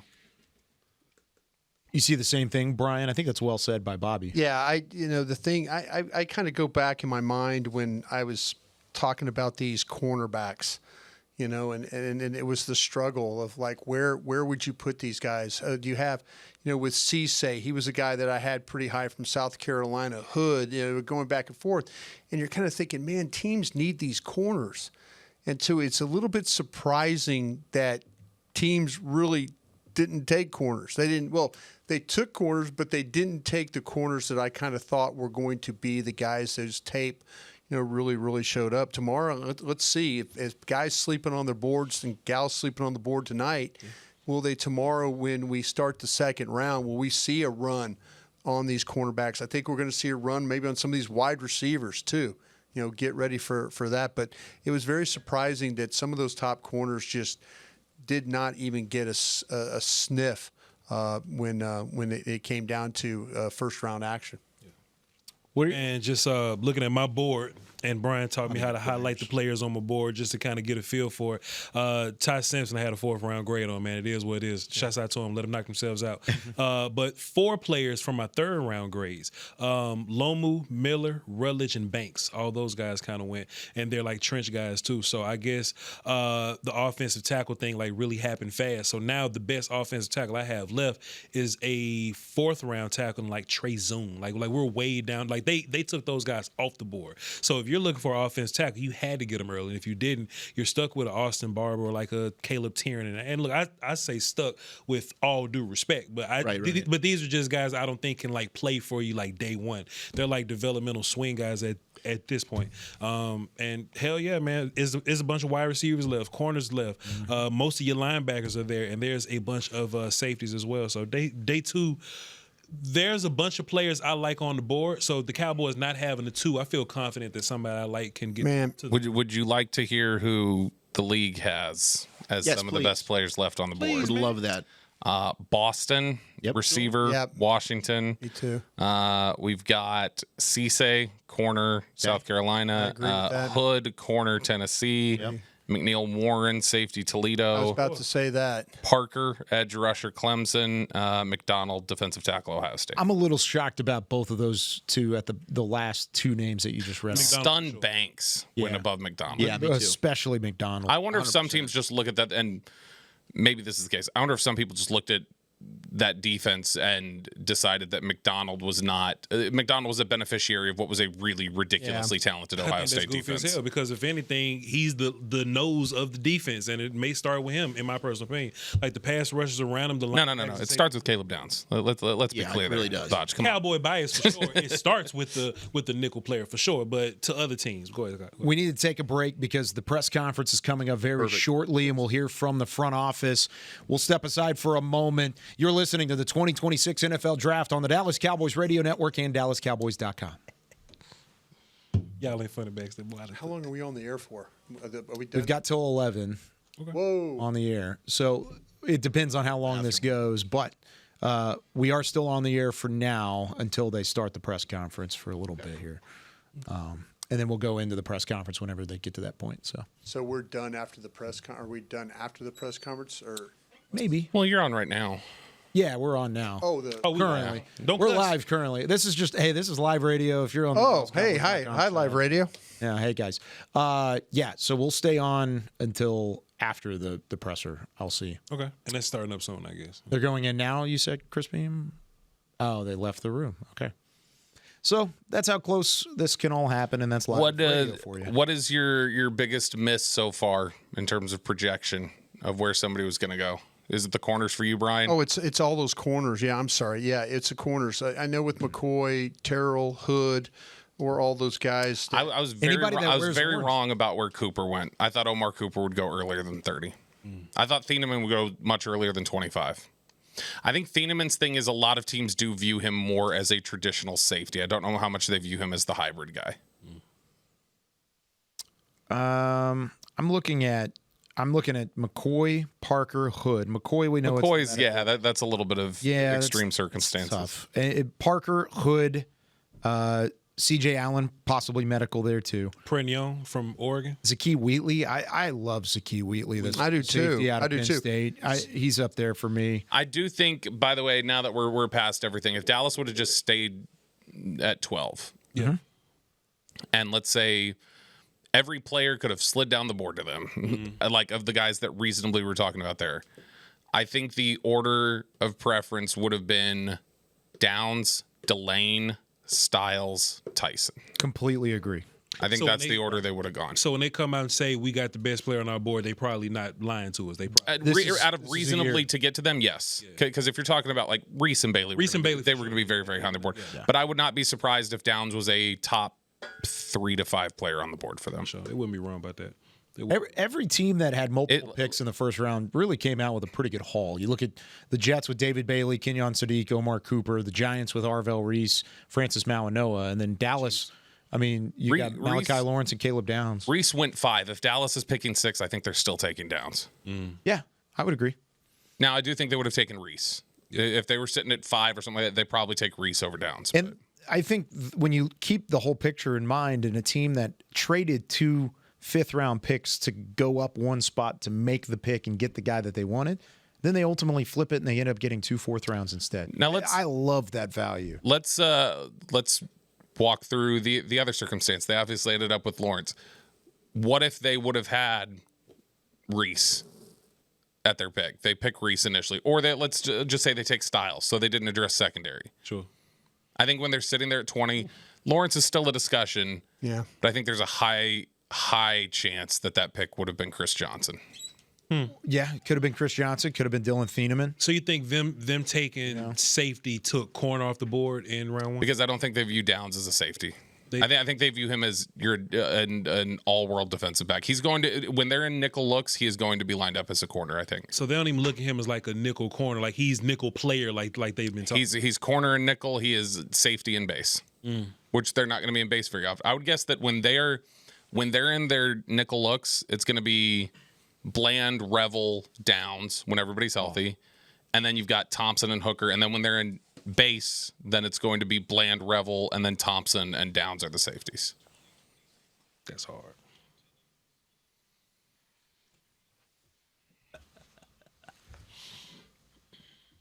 We are just a few moments away from hearing from the Cowboys front office here at the Star in Frisco following the first round of the NFL draft.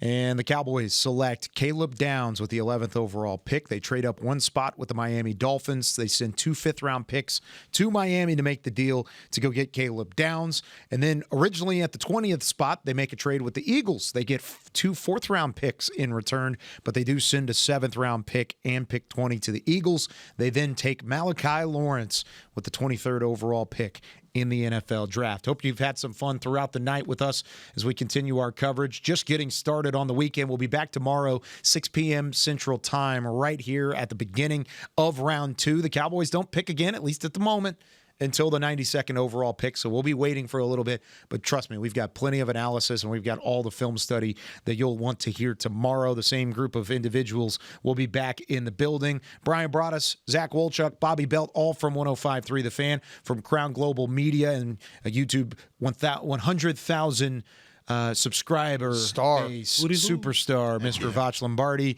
I'm Kyle Yeomans from DallasCowboys.com. We'll also have Nick Harris from the Fort Worth Star-Telegram and Tommy Yarish, my co-worker with DallasCowboys.com, tomorrow as well. We were just talking about maybe the value and where it kind of lined up for the draft and where it ended up in the first round so far.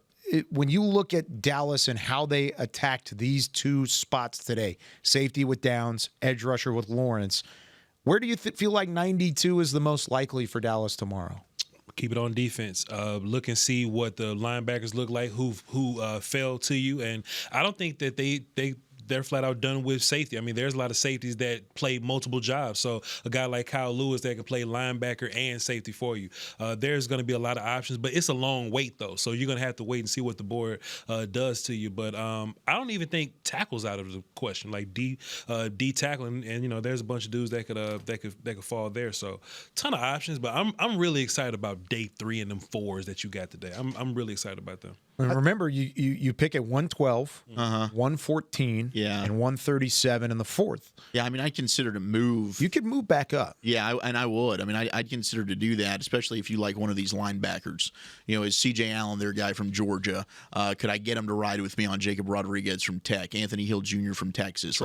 Trotter from Mizzou. I think those are the guys that I think, those are plug and play. They can be instant starters. I think that maybe at 92 you could look at a Jimmy Rolder from Michigan. Mm-hmm. He's a player I like a lot. Bryce Betcher, maybe. Keyshawn Elliott from Arizona State. Maybe those are guys that you could look at. But, guys, there's so many good defensive backs. Like corner is in safety. Like these guys are going to be steals on day 2, whether it's Pons from Indiana, Rivers from Duke, Bud Clark from TCU, a safety. I mean, Traden Stukes is still out there. He'll probably come off the board pretty quick tomorrow. But then wide receiver. I still think in the 3rd round, and Bobby, I think you've made the point of like they're not going to come out of the draft without a receiver. There could be, if they stay at 92, could a Skylar Bell from UConn get there? Could Elijah Surratt from Indiana, Jeremy Bernard from Bama, Ted Hurst from Georgia State's a player I love. Hurst will go early tomorrow. Okay. Stribling is a guy from Mississippi State that's got a ton of buzz right now. There's a lot. I mean, where does Chris Bell from Louisville, who I think could have been a first rounder, a lot. But because of that, I mean, does he slide? There's a lot of really good names. I know last week there was one team that said Chris Bell was a 4th rounder. Okay. Give me the picks again that Dallas obtained that we were talking about in the 4th round. What numbers are they, please? 114 is what they got today, and 137. So they've got 112 too, right? Yes, they do. I'm looking at that combo, 112 and 114. They could move one of those 2 picks, pair it with 92, and go up a little further. Nah, this is where I'm going to do this. I'm probably going to take that 114 or 112, and I'm going to trade it for a veteran linebacker. Is what I'm going to do. Wow. I'm going to do. I mean, we talked about with the Dolphins, their possibility. I think this is where I think that the fact that they have these picks. I know there's some linebackers on this, but man, I kind of feel like, listen, if you can do both, get a veteran, get them both. and If you want to draft a linebacker and then take one of those picks and move it for one of these, there's teams out there that are interested. Let's see what's going on down in Houston. Circle back with them. Miami, circle back with them. It looks like Miami wants to collect picks. Yeah. Just circle back with these teams that you maybe had some conversations are. I think they're going to need to go get a veteran guy, and maybe this opportunity of moving, 114 or 112 might be the ticket to do that. Plus, then take the whatever pick you don't use, and then draft and kind of get both those linebackers taken care of at one time. And let's say one of those teams, Brooks at Miami, right? Is who we're talking about? I don't know. I don't know that we can. We can't talk about names. Oh, I'm sorry. My bad. My bad. My apologies. My apologies. That's all hypothetical. It's just hypothetical. Okay, you can. Jimmy Brooks is the GM at Miami. Yeah. I think he's on the coaching staff. Broadus was thinking about Robert Brooks. He used to play receiver for him in Green Bay. That's what he's talking about. South Carolina. He was a good player. He was. Yeah. Well, even his middle name is Brooks. Let's say one of those teams wants a 3rd round pick. They want a 3rd round pick for one of those veteran linebackers. Yeah. You could take 92 and ship that off. Yeah. Or you could take 112 and 114 and get back into the 3rd yourself. Sure. There's enough value there where you could get back into the 3rd because 92 is the back half of the 3rd round. Anyway. Jerry Jones and them, I know they moved a 3rd for George Pickens. I mean, the 4 didn't work out for Lance. The 4 didn't work out for Mingo. But that's now you've kind of got that. And like I say, there's teams I'm looking at. Okay, I'm looking at these teams that potentially have these linebackers that teams are willing to move. Let's see. Let's entice them. Maybe going into the day thinking, hey, would you be willing to and make a run at one of these guys? All right. So as the 1st round comes to a close, Cowboys take Caleb Downs at 11. They take Malachi Lawrence at 23. We're going to step aside and hand things over to the AT&T Media Center up here at the Star in Frisco and hand it over to the front office of the press conference following the 1st round. Good contact balance, though.